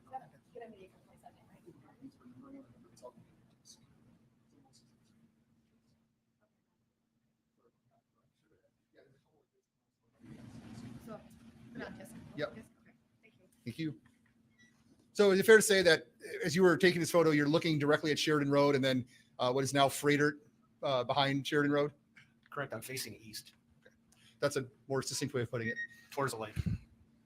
And so in the middle of this area of cars is where you found most of the evidence in this scene? Correct. Can I have the next exhibit, 48, please? Officer, what is this? Again, an eastbound picture, just a little bit more close up to the cars. And exhibit 49? Is this the building? This is the building I was talking about. It's the very south end of the building where the group of 6 cars were parked. And The next, I believe, would now be Exhibit 50. What is this, sir? It's a picture of two cars. The silver car, I believe there's a number of placards next to it. Those should be, one of them should be where the possible blood is. The other one should be shell casings I found, fired shell casings. So that moisture on the concrete there, is that related to the crime scene or is that something else? I couldn't determine what that was. Now, you talked about placards. There's a pointer there next to, on top of the, no, I'm sorry, an actual wooden pointer. Mhm. Could you just go and point out what you mean by placards? I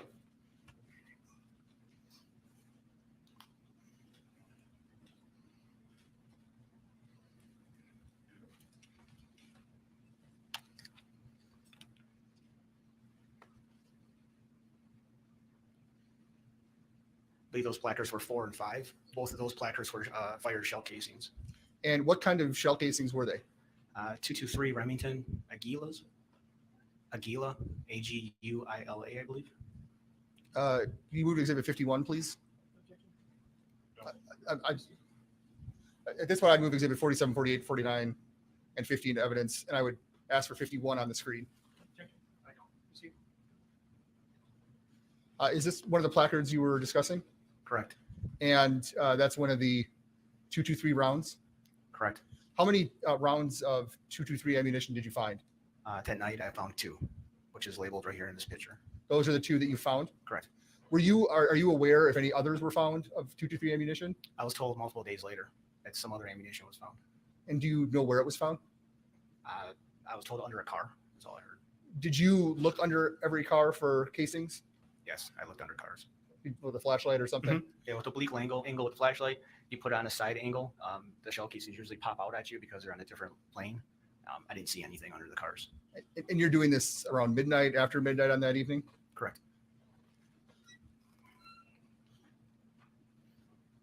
Yeah, is that some of the blood next to it? No, the blood's off to the left from the picture. If I could have the next exhibit, number 52. That's just a close-up of the same placard. It's a medium shot of the same placard, and eventually I'll do a close-up of it before I pick it up.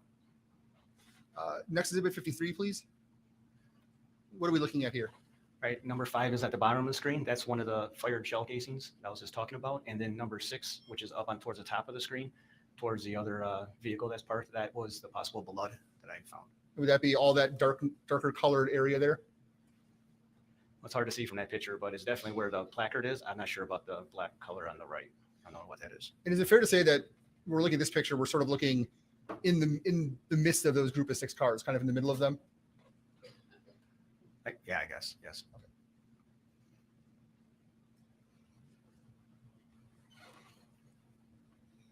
So what is the next thing that you did?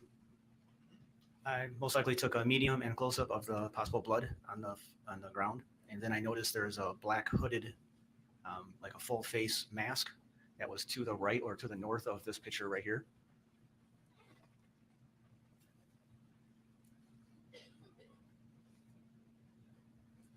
So this is just placard 5. That's one of the casings. Correct. So this one, you can see placard 7, which is that mask that I've located there. Appeared to be fresh, like someone just dropped it there. Had no weathering on it. Nothing like it's been there for months or anything like that. Not sure if it had anything to do with the case that we're on, so I just labeled it. So as we're looking at this, are you facing south? Yes, I'm facing south. I'm standing at the corner of the building, the southeast corner of the building. And you're looking right at where the shooting happened. I'm looking at where my located evidence was found. Yes. So we're kind of looking into the middle of that group of 6 cars. Correct. And did you change any of the lighting or do anything with the lighting from earlier in the evening? The lighting that was on that parking lot? No. About how long after the shooting were you processing the scene? I cannot answer. I don't remember. We would have timestamps of that of our dispatch, but I don't remember, to be honest with you. But it wasn't like 4 a.m. at this point? No. So it would have been relatively close to when the incident occurred? If I had to guesstimate, it's an hour. Okay. I believe this is exhibit 54. That's it then, right? Yes. So 51, 52, 53, 54, I'd like to move into evidence. What is then the next thing that you discovered as you process the scene?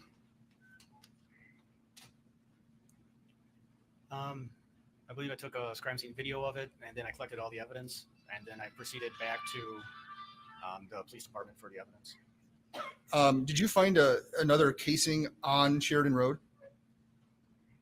I believe it was on 63rd Street, west of all the other casings. So the 40 caliber casings I initially talked about on 63rd Street, those were more towards a house that was labeled 915.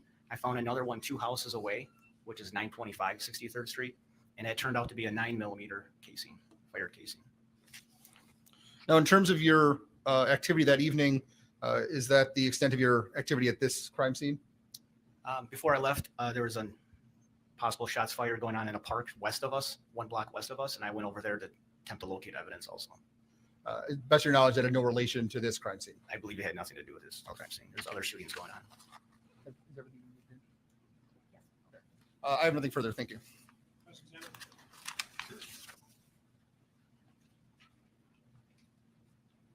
Officer, can you tell me, when you arrived on the scene, did you locate a hospital bag with any items in it? What kind of bag are you talking about here? I'm sorry. What kind of bag? Like It's a only been grocery bag described- or? It's only been described as like a clear hospital type bag. I did not locate that bag, no. How about a fire extinguisher?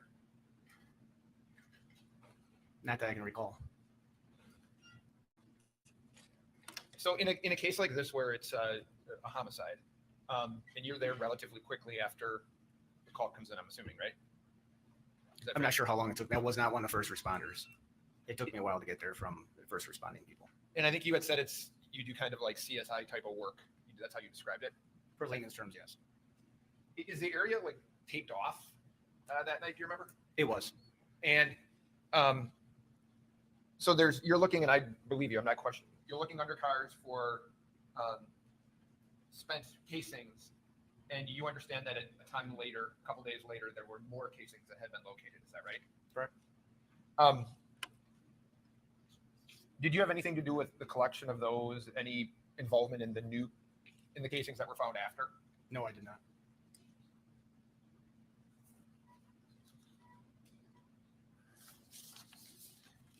I don't have anything else. Okay. Thank you. Redirect. If you remember, what parameters or what was the perimeter of the crime scene that you were examining? With the crime scene tape, you mean? Yeah. When I arrived on scene, the crime scene tape was put up by other officers who responded prior to me.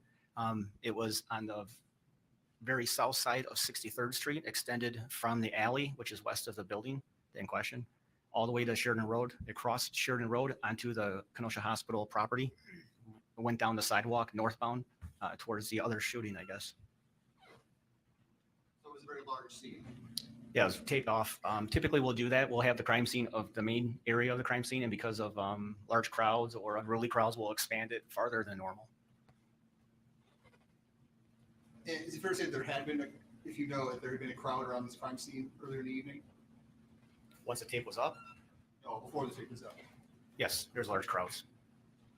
And unless you're told specifically it relates to the crime, is a empty fire extinguisher or a hospital bag something you would typically collect? Unless I determine as part of the crime for the investigation, then I would collect it. I had no knowledge of a hospital bag or fire extinguisher being used in this incident. Nothing further. If it was there, would you have put that little card on it, the hospital bag? I would have to determine if it had something to do with this. If it's just blown there from the wind or something like that, then no. If it had no relation to what was actually happening, unless someone would have told me there's a bag involved in this, then I'd be looking for a bag, obviously. We're right across the street from a hospital. It could have been a wind. I don't know. I don't remember seeing a bag. Okay. Thank you. Nothing on that. Yes, Dr. Sir. Thank you.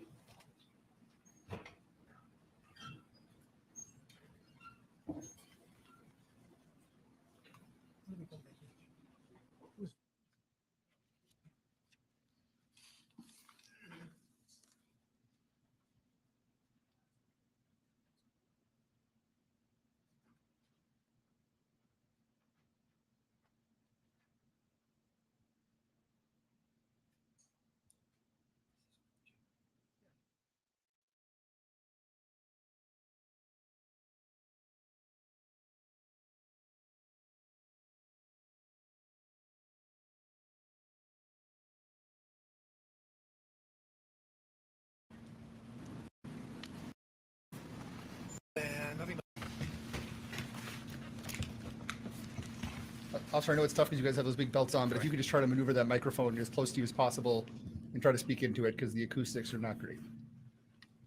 Can you please state and spell your name for the record? It's Jeffrey Van Wee, V-A-N, capital W-I-E, And officer, how are you employed? the City of Kenosha Police Department, How long have you been a police officer? for 18 years. Did you become involved in the investigation of a shooting involving a Kyle Rittenhouse? Yes. And how did you become involved in that case? I was handed over evidence by Detectives Howard and Antoranium to process and actually secure into evidence. And how did you go about obtaining that or starting doing that? So Detectives Howard and Antoranium met me by the police station. From there, the evidence was brought into our evidence room in the police station, and it was turned over to me. And was this on August 26th? Yes. Do you recall the time? It was roughly 9 in the morning, maybe a little before 9 in the morning. And do you know from where these items have had come? No. So what is the very first thing you did? First thing I did was I was given 2 rifle boxes. So I actually processed the rifles and took photos of them. Now, do you have any special training to do this type of thing? Yes, I do. And what is that? I'm a certified evidence technician for the last 15 years. And what does that mean? That means that as far as crime scenes go, that I would, whenever any different kind of crime scene goes, or I would go respond to that scene and I would process that scene for evidence, searching for whether it's DNA or fingerprint evidence or blood evidence. Also just processing evidence. So like if a detective has an item that he needs processed for DNA, then I would actually take that and swab that correctly. And how do you swab that correctly? As far as the rifles went, I actually took 3 swabs from each rifle. The swabs I obtained were from the trigger, from the pistol grip, and then from the barrel has a guard around the barrel. So I swabbed the guard of that barrel because that's the most likely place if somebody's holding that weapon that their hand would be on that guard. Why would you not, or why didn't you swab the actual barrel? So when I was given these rifles to process, I was instructed to process them. There was at that time, for my knowledge, there was no reason to swab the barrel. So you swab the areas where someone is most likely to actually grip or hold the weapon. Correct. And that generally would not be the barrel of a gun. Correct. So what did you do? What's the first weapon that you encountered? It was a rifle box that had writing on it, said Kyle Rittenhouse. So what did you do with that? With that one, I opened the box up. I wound up taking the serial number down, the information out from the weapon, photographing it, and then swabbing it in those areas I just mentioned for DNA. Aaron Hack gave me a Red Bull, my first one in 5 years. I could row in a canoe to see you in England, you bitch. Dylan, guaranteed I'm up till Tuesday. You are a beast, Aaron. You were just missed. In a way, I'm glad that you just come in because you missed. We did a donation. We raised money for Zach. We raised $270, Aaron, on this channel. So we had a bit of a challenge, and myself and the good ladies out there in chat also donated. So in total, it was $270 donated. So, we'll do another drive when you're around. But I did count you in my head as one person. Yeah. Better job than the industry manager. But Red Bull gives you wings. So you don't need to canoe, just fly over. Just fly away, just fly away. Did you take photos of them? Yes, I did. And then what is the next thing you did in processing this evidence? That once I finish with that, it gets secured up, and then so I tape up the box, and it's all. All right. So you weren't here, obviously, but a couple days ago we had an evidence box and it was opened and it was taken out of there. So you would have at first sealed it up in that box. You were the first one to do that. That's correct. And then you would put that into evidence. Yes. And then you would come back to the next thing. Correct. All right. So what's the next thing that you did? The next was an additional rifle box, which was labeled Dominic on it. And what did you do with that? The same process. So I wound up swabbing the same areas on that weapon for DNA, photographing it, and then securing it, taping it up and securing it. Now I'm going to go back to the box that had Kyle Rittenhouse written on it. Did you ever look into you said there was a rifle. Was there anything else along with the rifle? There was also a sight or a scope, if you will, inside the box. It was not attached to the rifle. Was there anything attached to the rifle? A black sling, And was there any ammunition or a magazine or anything like that? not in that box. There was a separate bag that had a magazine in it with live ammunition. And did that have one or two magazines? Had one.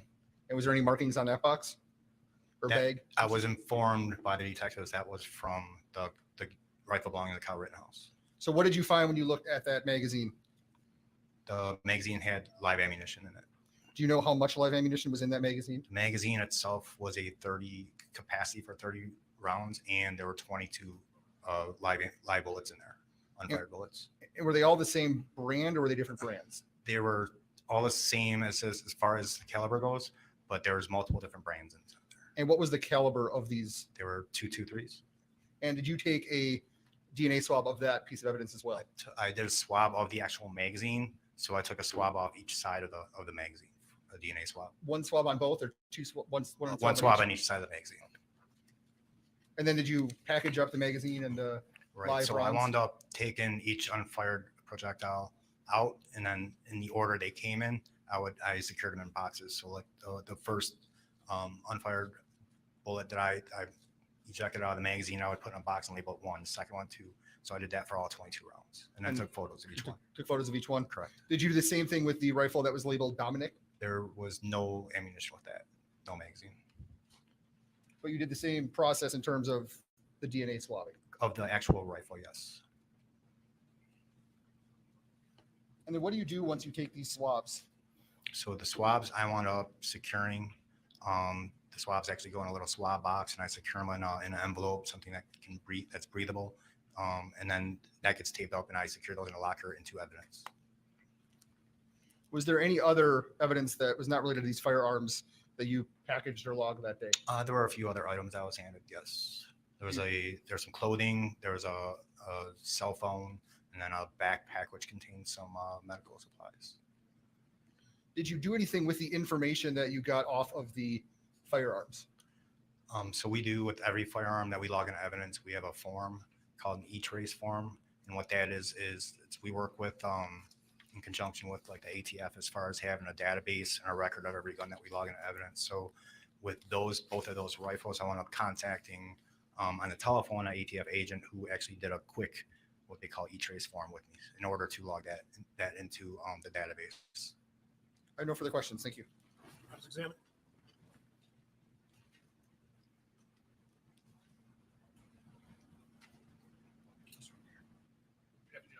Afternoon.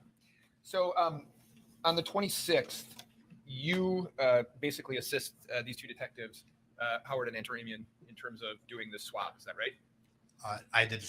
They handed off the evidence to me, in which, but I did the swabs by myself. Yes. Understood. Well, and your report indicates that at KPB, evidence detective Antaramian advised he needed 2 rifles processed. Did he tell you, he being Detective Antaramian, the areas that he wanted swabbed by you? He did not. Who made that decision? I did. At that point, do you know anything about the case? Not a whole lot, no. Okay, so you mentioned that the trigger is swabbed, right? Yes. Okay, and I know we don't have the pistol or the firearms here, so I'm gonna. When you say the barrel guard, is that the area here where my left hand would be if I was holding it like this? Correct. So the barrel of the gun has a plastic, if you would, guard around it, and that's the part that I swabbed. Okay. And then the pistol grip, is that the area? Right. That's where your hand, your palm would be. So if the trigger is here, the pistol grip is where your hand is holding onto. Okay. So when the DNA swab is done initially, obviously you're looking for potentially forensic evidence on that gun, right? Correct. But you don't know the areas specifically that you're supposed to be looking at. True?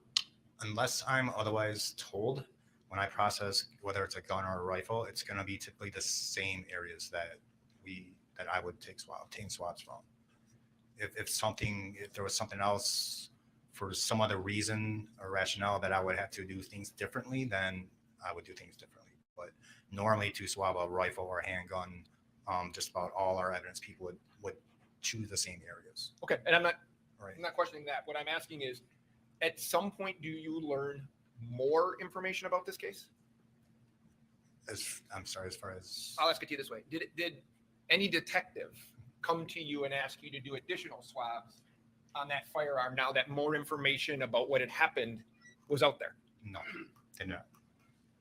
If somebody would have asked you to swab based on information they had, and they said to you, Officer Van Wee, we would like to know if there's DNA on the actual barrel of that gun, could you have done that? Absolutely. And that wasn't done, was it? No.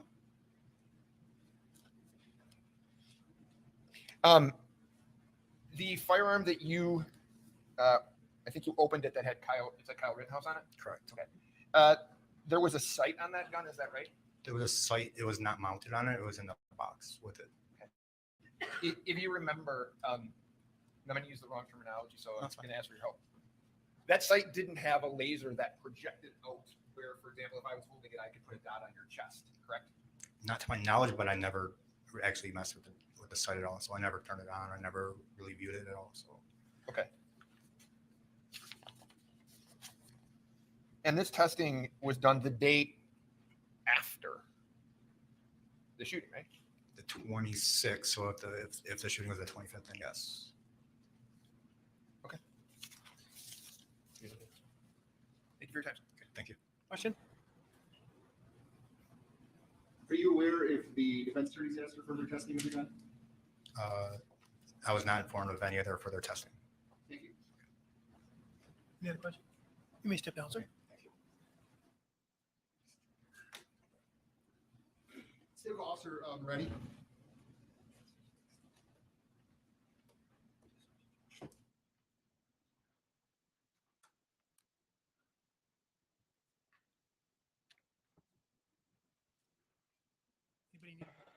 Officer Rennie. So in the end, we raised 320 thanks to. Wow! I just kicked myself. What an idiot. Thanks to Julie O, we raised 320 for Zach's fund. That's amazing. 270 plus she put 15 because she's behind. Thank you, Julie. And thank you, everybody. If you sound sure the testimony you're about to $320. give in this matter will be the truth, the whole truth, and nothing but the truth. Check that out. Please be seated. Sir, I'm going to ask you to get that microphone right in front of Erin, you. battery. Way you can. Perfect. What's your name? Rabbit. Officer Moretti. And can you spell your first and last name for the benefit of the court reporter? Yes, the first name is PEP, and my last name is MORETTI. And how are you employed? The City of Kenosha Police Department. And how long have you been with the City of Kenosha Police Department? A little over 12 years. And were you working on the night of August 25th, 2020? I was. And were you with anyone that evening in your squad car? Yes, my partner that evening was Officer Krieger. And what were your general duties that evening? Patrol. And what is that? What do you mean by patrol? We were assigned to an area throughout the city. We were in the kind of downtown area. So we have different areas that we patrol. They're assigned numbers. And we were in what we would consider Area 20, which would be 60th, Sheridan, and other areas around there. Now, was there anything out of the ordinary going on that night in that area? Yes, there was civil unrest. So was your duty to patrol the civil unrest or other things or both, or how was that working? It was a combination of both. So we had patrol areas that we were responsible for doing our normal routine patrols, but then we also had to respond to fires that were taking place, civil unrest, and anything that would be actively taking place that would need a response. At any point that evening, were you made aware of a potential shooting? Yes, Officer Krieger and I were at 60th Street and 11th Ave, and we heard gunfire. And then a few moments after that, dispatch advised that they were receiving calls that there were shots being fired in the 6300 block of Sheridan Road. So let me ask this way. You guys were in a squad car? We were actually, I believe, out on foot at that point at 60th and 11th, and we could hear gunfire in a close proximity to us. So then what did you do? We re-entered our patrol vehicle, and then we responded toward the sound of where the gunfire was coming from, which would have been roughly the 6300 block of Sheridan Road. And who was driving? I was. And then Officer Krieger would be in the passenger seat? That's correct. So You were at 60th and 11th. Did you just drive right down 60th Street? Correct. We proceeded east on 60th to Sheridan Road, and then I made a right turn to face south on Sheridan Road. Now, you had lights and sirens on, or were you? How were you operating, if you remember? I don't recall if I had our lights active at that time. So what happened when you get to 60th and Sheridan? You turn right onto Sheridan. Correct. So I turned the vehicle to face south on Sheridan and observed a large crowd of people. There was a lot of screaming, yelling. There was appeared to be a person laying in the roadway up ahead of us. There was active gunfire throughout the entire city. There was still sounds of gunfire taking place, and we received reports of injured people that needed assistance in approximately the 6300 block of Sheridan Road. So that would be south of you, and you'd be pointed in that direction. That's correct. Now, in this sort of situation where there's potential, this ongoing violence, what are you trained to do? What are you trying to do at that point? So for a situation like that, the first thing that we would do is if there's an active threat, we're trying to stop the threat. And then after that, it's life-saving measures to try to render aid and preserve life at that point. So were you going to do that from 60th and Sheridan, or were you trying to get closer? So we were trying to get closer, but information was put out over the radio that there was rifle gunfire taking place, and we're in a standard patrol vehicle. There's no ballistic protection on our patrol vehicles, and our vests at that point were only rated for handguns. And we weren't equipped to head into what we believe to be an active shooter at that point with the equipment that we had with just the two of us being there. I noticed there were armored vehicles behind us, so I reversed our patrol car and moved it off to the side so that the armored vehicles that were equipped to handle something like that could pass us. So you were waiting for the armored Bearcats, as they're sometimes called, to go past you, and you were going to follow them into the scene. That's correct. So what, if anything, happened next? I'm sorry? What, if anything, happened next? The Bearcats, I believe, began to pass us on the left, so we were in the curb lane, and I believe there was, I'm not sure how many there were, but a few Bearcats, I believe, passed us, and then there was at that time, unknown white male approaching us in the roadway toward the front of our patrol vehicle. And now, as you're sitting here, do you know who that unknown white male was? Yes. Who was it? Kyle Rittenhouse. And you had never seen him before? No. And when you see this unknown white male, who we now know as Kyle Rittenhouse, what do you observe?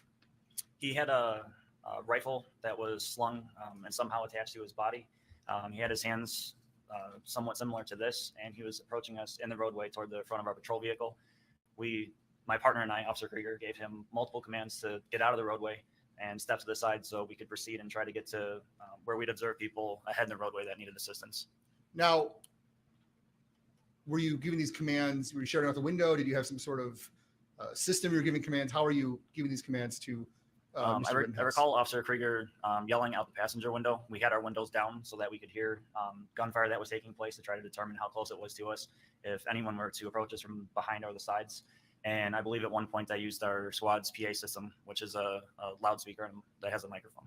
And what you said, was that directed at Mr. Rittenhouse or the crowd in general? At Mr. Rittenhouse. We were giving him instructions to get out of the roadway and essentially get out of our way so we could get to where we believe the problem to be. As Mr. Rittenhouse was approaching the vehicle, were there other people in your way, or was he the primary person blocking you from going down there? At that point, he was the only one in the way. So you indicated that Mr. Rittenhouse's hands were kind of up? That's right.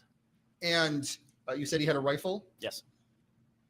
Did you think that might be the person who could have been involved in the shooting? At that point, no. In my prior experience in law enforcement, when somebody surrenders to us, they will generally put their hands up, but then they will take a further step and generally drop to their knees, or they will lay in a prone position and make some type of further action. They'll usually follow commands when they're attempting to surrender. I've never in my career had somebody put their hands up and continue to advance and disobey orders from us to not advance on us. And were there other people out that night that had rifles and firearms? We were surrounded all night, all week by, there was probably more people armed with weapons than not throughout that entire course of the civil unrest. So seeing someone with an AR-15 wouldn't necessarily mean much to you at that point? At that point in time that night, no. I had encountered throughout that entire shift, like I said, I probably spoke to more people that had pistols and rifles and baseball bats and you name it than not. And there were also, I couldn't even tell you how many people came up to me throughout the night that had a rifle and would come up to say, hey, I'm not trying to do anything. I just want to talk to you. And the advice that my partner and I gave everybody that night was, if you're a supporter of us or you're here to try to help, go home. There's a curfew in place for a reason, and being out here is only causing more problems. It's harder to tell who's there to be a problem and who's not. Now, you mentioned curfew. Did you have the ability to write curfew tickets? We had a system in place for taking people into custody and then they'd be issued citations, yes. And were you doing that to everyone that was breaking curfew, or were there guidelines that you were given? No, that would have been physically impossible with the amount of people that were out there. So who, if anyone, were you to give curfew tickets to?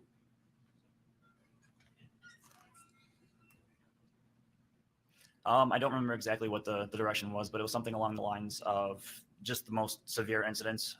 Or if we were to obviously observe a felony taking place, then we would act on that.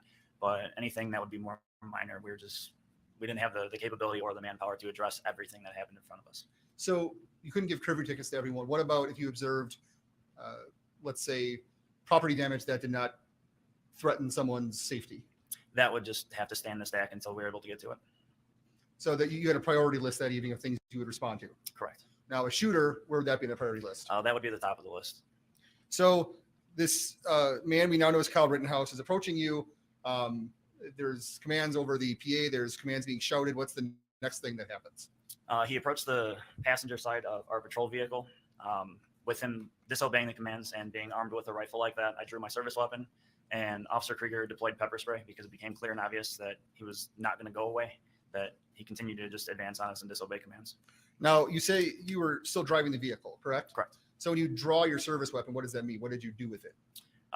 So anytime we're confronted with somebody that's armed and that could be a threat to us, it's not uncommon for police officers in this country to be ambushed.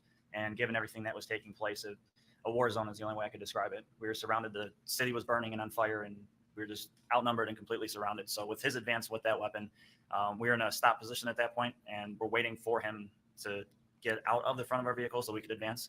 And as he approached the passenger side, I was able to use my right hand to withdraw my weapon and then keep my left hand on the steering wheel.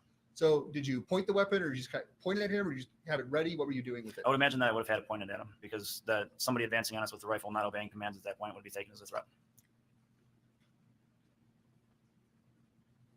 Now, were you on patrol the night before? I believe I was. You don't remember for sure? I worked continuously through all of our civil unrest, and I don't believe any of us had any days off. So I would say that's fair to assume. If you remember, and you may not, is it fair to say there were more fires of property damage the night before than on this Tuesday night? That's correct. Through that period of things, I was there from the start of the civil unrest with the protesting, and long before we had anything set up or in place. I was there for the start of it and through this incident.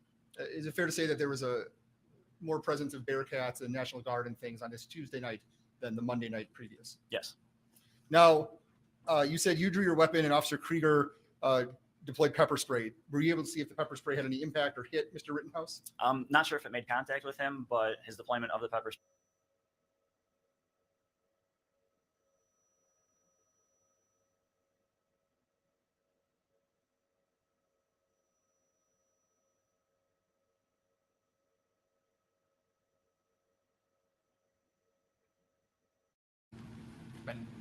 Been fired like a pistol, a shotgun, a rifle? Can you do that?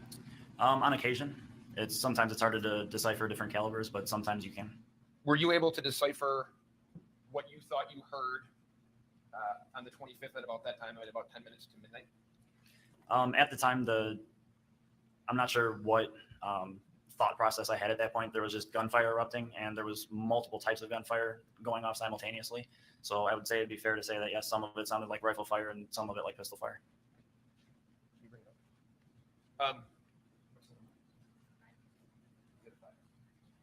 Officer, ready. I'm going to show you Exhibit 5.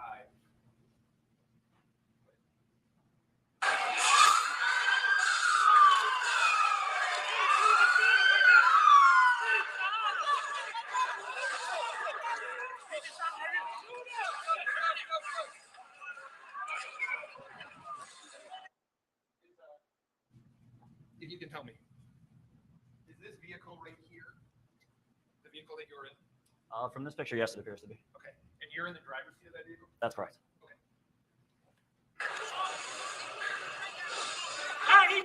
Do you see at that point, you know that's Mr. Rittenhouse now, right? Correct. Now, yes. Do you see him coming toward you at that point? From our vehicle? Yeah. Yes. And I know you had said you were outside your vehicle. Is it fair to say at that point you're back in your vehicle? At this point, yes, because we had just turned the corner. Okay. All right. And now he has his hands above his shoulders, kind of walking toward you. Is that right? Correct. Okay. Go ahead. Stop them! Hey, dude right here, just stop them! Can you hear those people yelling that guy just shot someone? At this point in time, no. No, we cannot.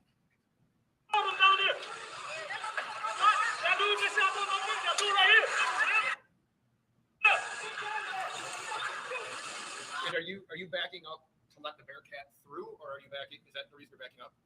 At this point, with watching this video, it'd probably be dual purpose here. So I did want the Bearcat to be able to get around us. And as you saw twice there, Mr. Rittenhouse did manipulate his rifle as he's walking toward us, like in this part right here. His hands are not above his head. They're actually down toward the rifle. So that's where my partner and I were going through the process of wondering what this is. Okay, very good.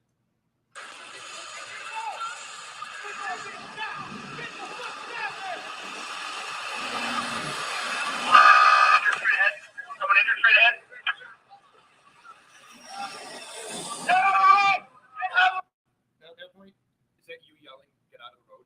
Do you hear that? Yes, I heard it. I'm not certain if that's Officer Krieger or myself. I believe both of us were yelling at him to get out of the road. Okay. And you had, I think you had said, Attorney Crowe said, normally in your experience, people who are surrendering, they'll put their hands up, but they'll do other things, correct? Correct. They'll usually get down on their knees or prone themselves out and follow instructions that we're giving them. Right. You're not giving him any instructions to get on his knees or lay down. That's correct. Okay. So when you say people do things like do this and then lay on the ground, that's done at your direction. Not necessarily. I've had quite a few experiences where when somebody does have a desire to surrender to us, they will do that on their own because they're aware that they're armed and their intent is to surrender and they don't want something else to happen. So. And it's also when police officers are dictating to them what to do, right? Oh, absolutely. Head down, hands behind your back, or whatever it is. Correct. Yeah, instructions will be given at that point as well. So at this point, it's your, and I'm not being critical of you, it's your testimony that at this point, you have no idea that Mr. Rittenhouse has done anything wrong. That's correct. Do you ever make contact with him about him having a firearm in public? No. Do you ever want to get any information that he might have as to why he's walking toward you with his arms up like this? Yes, that would be something that we would do secondary. As I stated earlier, when you still have gunfire that's actively taking place, there's victims that need assistance, and there's still potentially a threat that's got to be stopped. So those take priority over collecting names and information at that point. Now, to be fair, in hindsight, the person who was involved in this was, for lack of a better term, you didn't know at the time, but he was surrendering to you. That's quite possible, yes.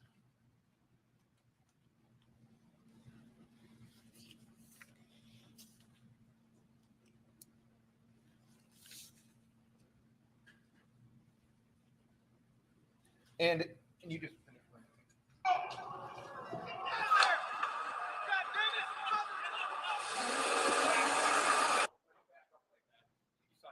Correct. Is that the point that you believed Officer Krieger had used the pepper spray? Yes. And at that point, you and or Officer Krieger told him to go home or something like that? I don't recall anybody telling him to go home. The only commands I recall giving him were get out of the road and to stay back. When you went to the hospital, did you see any videos of what had happened? Meaning any of the shootings? I know that there were people that had videos playing on cell phones through, I'm not sure if it would be social media or what the websites would have been, but there were people that had videos of what was taking place on their phones, yes. When you were at the hospital, did you become aware that the person that you had contact with right there was the shooter? I was focused on preserving evidence with Mr. Rosenbaum and other tasks that I had to take place. So that was all in passing. I didn't focus much on what was taking place with that video.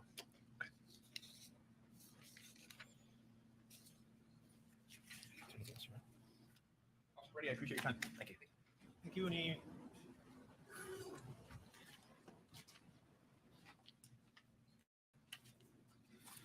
Officer, what is your sole focus as you're sitting in that squad car addressing the potential active shooter? That if we were to come across a threat, to stop that threat, and if we weren't actively engaged with somebody that was a threat, to preserve life and find anybody that was injured and needed medical assistance. Now, in that video that was just shown, it showed that Officer Krieger was outside the squad car. Do you know how he was outside the squad car right before you backed up? I don't remember him leaving our vehicle. Can we play that exhibit again?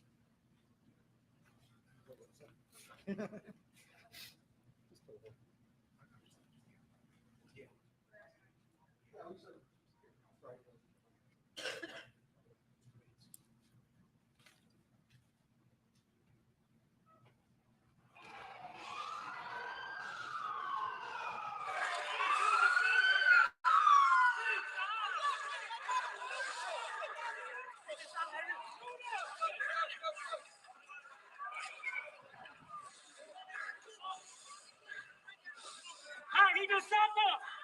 Hey, dude right here just shot up. Dude right here just shot all of them down there. That dude just shot them up there. That dude right here. Yeah.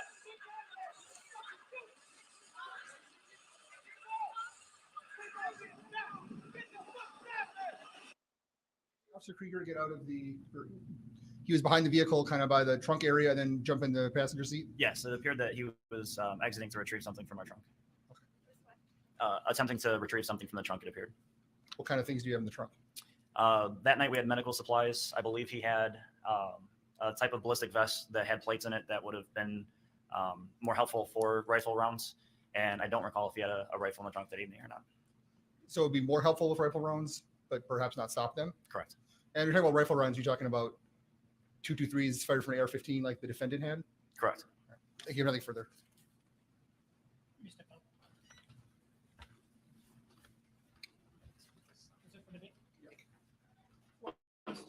Have a little early break today. Let's break for the day. Okay. Just listen to him. So, oh my God, that's another day. It's 12 in the evening here. Jesus Christ. But Johnny Depp was a full day. Then straight to this, no breaks. Look at us. Look at us. Just smashing it. I'm not going to do a Turtle Boy stream tonight, so don't worry, like we did last night. I enjoyed that last night with the Turtle Boy stuff. I really did, because we learned so much from those local people as well. I enjoyed it. That was one of my favourite streams for a while, that was, with the whole Turtle Boy stuff, but we'll do another one of those. So yeah, I hope you enjoyed with Dr. Hines this morning. He's very informative. And no, I'm not. No, so hang on. Not saying loving her, but her first day testimony was today, and I've got a lot of questions. I think she's stretching the truth a lot. I don't think she did herself any favors today, put it that way. But yeah, yeah, there's a lot to come. But thing is, unfortunately, like not unfortunately, but most people have told me what's coming, so it's hard for me to judge it now. I'm looking for evidence, and Dr. Hines and everyone says there's no evidence coming. And I'm like, okay, well, she's lying then. So, June Hernandez was a guy who live streamed on Twitter for Kenosha's right. Ah, okay. Okay, with you. Okay, fair. Yes, today. I didn't get it. I got it. They had to explain it to me. I was like, so what? But yeah, I got explained that. Yeah, that was today. That was part of the testimony. I did not like the psychologist or whatever she was before. I did not like her at all. Hated her. But I'll be honest with you, I'm glad we're streaming this one. I'm getting more into this trial, the Rittenhouse trial. I am getting more into this trial now. I'm getting a better understanding of it.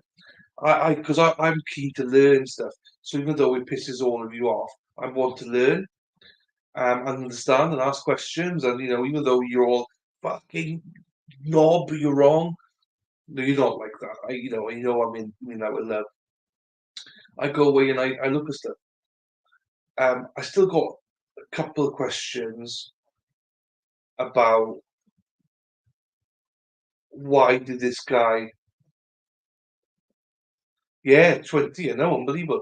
So my observations with Kyle Rittenhouse so far is why the fuck was he there? He didn't need to be there at all, idiot. But anyway, he's there, so we can't do it. I want to know why did that PEDEO? Why did that guy chase him? What happened? That's all. That's really my only question on it. I'm getting a little bit more towards understanding the self-defense element of why he did what he did. Whereas before that I wasn't, but now I'm looking at stuff, and now we've got more testimony coming in. I'm understanding a lot more. So yeah, I think it'll become a lot clearer once the defense take over. I get it. I just disagreed on the. I don't think he should have been involved in it. That's all. I don't think he should have done that. Being there, and especially after hearing everyone's saying that, he was, yeah. But whatever, he was there. We can't change. We can't turn back time. Can't turn back time. But I wish he wasn't there. I mean, he didn't need to be there. He shouldn't have been there. So I don't think he's looking for trouble, which is good. Hang on. So hang on. Oh, I got 21 next month. He stayed. Hang on. Yeah, I see the video. Yeah, this is what I mean. This is what I mean. 25th. But before now, I was like, oh, but now I'm a bit more, oh. Shenny, hello, Shenny. I've been here for the longest of time, but on private sign on. Oh, no. Stupid Edge wouldn't let me find your live. You're doing good, but thank you very much, Shenny, and welcome. Thank you for being here. Mikey's been here in and out. So, yeah, always lovely to see you, Shenny. Thank you for being here, supporting and everything. So, yeah, appreciate you. Julio, nobody should have been there. Yeah, I agree. I agree. Full stop. But I think that's another conversation, Julie. I mean, it's happened now, so we can't judge it. It's happened. We got to base it on what we see, and I'm understanding a little bit more now. So he was there doing good things like he'd be doing. I think his heart was in the right place, but did not execute it well. He should never have been there. I'll stand by that. I just don't think he should have been there. I got some more questions on my debate about that as well because, yeah, he was 17 at the time, so by all accounts, he should never have had a rifle anyway. But as we're not here for any of that. That's not the whole trial. That's another conversation. I just hope that he's learned his lesson that or people learn lessons. Just don't go there. He could have ended up in prison for fuck's sakes. Do you know what I mean? So nothing to gain. Anyway, that's where we're at with all this. I'm sure we'll debate a lot of things at the end. But until then, we'll just keep going. So, right.